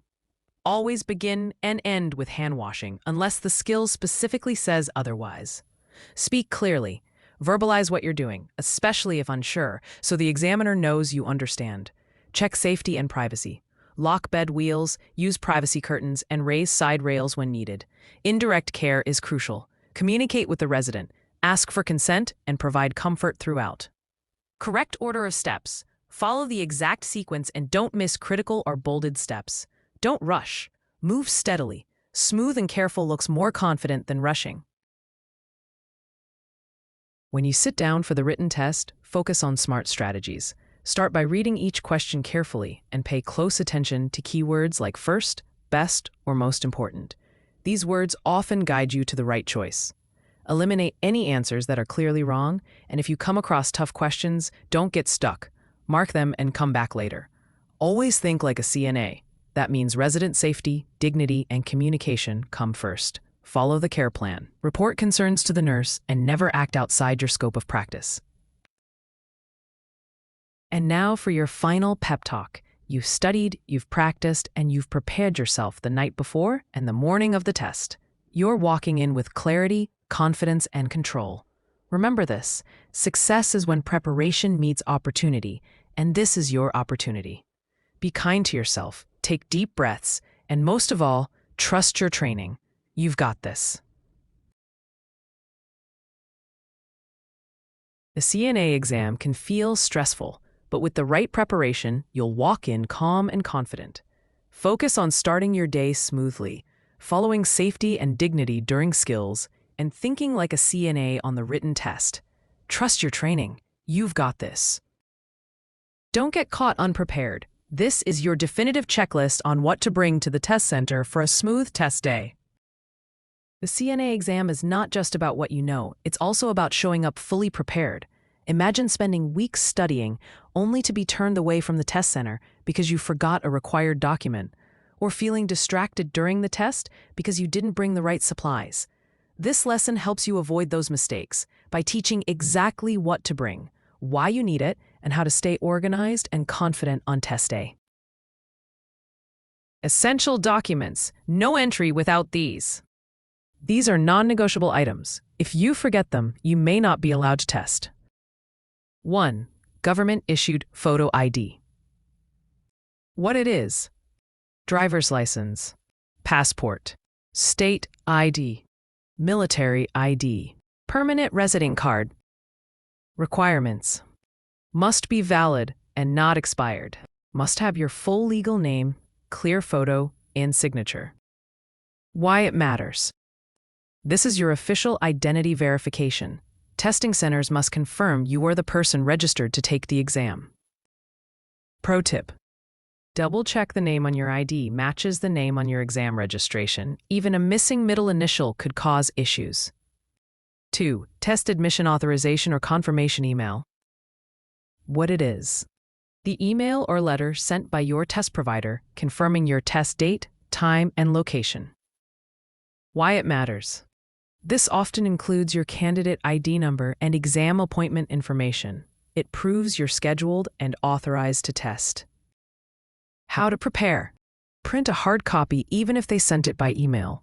Save a screenshot on your phone as a backup. Recommended personal supplies. These items are not always required, but they can help you feel confident, organized, and ready. 2 black or blue pens and/or pencils. Why you need it. Even for a computer-based test, some locations may require written consent forms, scratch work, or notes during orientation. Pencil is especially useful if your exam includes paper-based elements. Varies by state or provider. Pro tip. Bring 2 of each to be safe. Backups save time and stress. Watch with a second hand for skills test. Why you need it. During the skills portion, you may need to measure pulse or respirations for 60 seconds. You're not allowed to use phones or smartwatches, so bring a simple analog or digital watch with a visible second hand or display. Printed copy of the skills checklist. Why you need it. To review the order of steps right before your skills test. It boosts confidence and helps you visualize the skill process. Note. This is for your personal review only. You'll need to put it away before the test starts. Water bottle and snack, optional. Why you need it. To stay hydrated and energized, especially if you have long wait times between the written and skills tests. Rules. Most centers do not allow food or drink in the testing room, but you can keep them in your locker or car for your break. Snack ideas. Granola bar, apple slices. Trail mix. Water. Avoid sugary drinks. Face mask, check local policy. Why you might need it. Some centers may still require face coverings, especially in healthcare environments. Tip. Check your test provider's COVID-19 policy before arriving. Sweater or light jacket. Why you need it. Testing rooms are often cold. Being physically uncomfortable can distract you and impact your focus. Tip. Wear layers, remove or add clothing based on your comfort. What not to bring. To avoid delays or even being dismissed, do not bring these items into the testing room. Not allowed. Cell phones or smartwatches. Why? Can be used to cheat. Not allowed. Notes or textbooks. Why? No study materials allowed inside. Not allowed. Bags or purses unless locked away. Why? Must be stored in lockers. Not allowed. Headphones or earbuds. Why? Communication must remain clear. Not allowed. Food or drinks in test room. Why? Against testing security policies. Not allowed. Friends or family. Why? Only test takers are allowed inside. Pro tip. Most test centers provide a locker for your personal items. Bring as little as possible and lock away anything not permitted. How to pack your exam bag. Step-by-step guide to pack like a pro. Use a clear zippered pouch or document folder to hold. Photo ID. Printed admission confirmation. Pens and pencils. Watch. Face mask if needed. In your main bag. Skills checklist for review before entering. Light snack and water. Sweater or jacket. Optional. Wallet, keys, book for breaks. Double-check your exam time and address. Set the bag by the door the night before the exam. Scenario practice. Can you spot what's missing? Scenario 1. Maria shows up to the test center with her student ID, phone, and a pencil in her pocket. She forgot her driver's license. Question: will she be allowed to test? Answer: no. A student ID is not acceptable. She needs a valid government-issued photo ID. Scenario 2. James brings his printed confirmation, passport, 2 pencils, and his smartwatch to use for timing pulse. Question: can he use the smartwatch during the skills test? Answer: no. Smartwatches are prohibited. He needs an analog or digital watch without smart features. Scenario 3. Alicia brings her ID, test letter, water, and a granola bar, but nothing to write with. Question: what's the risk? Answer: while not always required, not having a pen or pencil could leave her unprepared if she needs to sign paperwork or fill forms. Always bring writing tools. Summary: your CNA exam bag checklist. Valid photo ID. Must be government-issued and unexpired. Exam admission confirmation. Printed or digital copy with appointment details. Pen and pencil. At least 2 blue or black pen and number 2 pencil. Simple watch. With second hand, not smart or digital only. Skills checklist. For personal review only. Water or snack. Optional for breaks only. Face mask. If required by test site. Sweater or jacket. In case of cold testing room. Final tips for success. Triple check your bag the night before. Leave early to give yourself cushion time. Stay calm, confident, and focused. Preparation is your passport to performance. Get the most out of your hard work with this essential lesson on understanding your score and next steps for success. You studied hard, showed up prepared, and took the CNA exam. Now what? Understanding your score and what comes next is just as important as passing the test itself. Whether you passed or didn't, this lesson will help you. Know how and when to access your results. Understand what your score means. Learn how to move forward, pass or fail. Take smart steps towards certification and employment. CNA exam structure. Quick review. Let's break down the 2 parts of the CNA exam so you understand what's being scored. Written or oral knowledge test. Typically 60 to 70 multiple-choice questions. Tests your knowledge on topics like safety and infection control, communication, resident rights, activities of daily living, ADLs, mental health and aging. Scoring. Most states use a percentage system. The required passing score is often 70 to 80%, but this varies by state. Clinical skills test. Usually requires you to demonstrate 3 to 5 skills. One skill is always hand hygiene, hand washing. Other skills are randomly selected. Example, dressing a resident, taking blood pressure. Scoring. Each skill has specific steps, sometimes 15 to 25 steps. You must perform each critical step correctly and most non-critical ones. Mistakes on critical steps can cause you to fail that skill. How and when will you get your score? Timeline for results. Test provider Pearson VUE. Written test results is same day or within 48 hours. Skills test results, same day or within 5 business days. Test provider Prometric. Written test results is usually within 1 to 5 days. Skills test results, usually within 1 to 5 days. Test provider Headmaster TMU. Written test results is same day or within 2 to 3 days. Skills test results, usually within 3 to 5 days. Where to check. Log into your test provider's online portal, Pearson VUE, Prometric, or Headmaster TMU. Some states will mail results as well. Pro tip: check your email spam folder for result notifications. What will your score report include? Overall pass-fail status. Written test percentage, if available. Each skill's outcome, pass or fail. Notes on critical step errors if applicable. Recommendations for next steps. If you passed, congratulations. What comes next? Certification process begins. Your test provider sends your results to your state's nurse aid registry. This may take 5 to 15 business days, depending on the state. You are officially a CNA. Once your name appears on the registry, you're eligible to start working immediately as a CNA.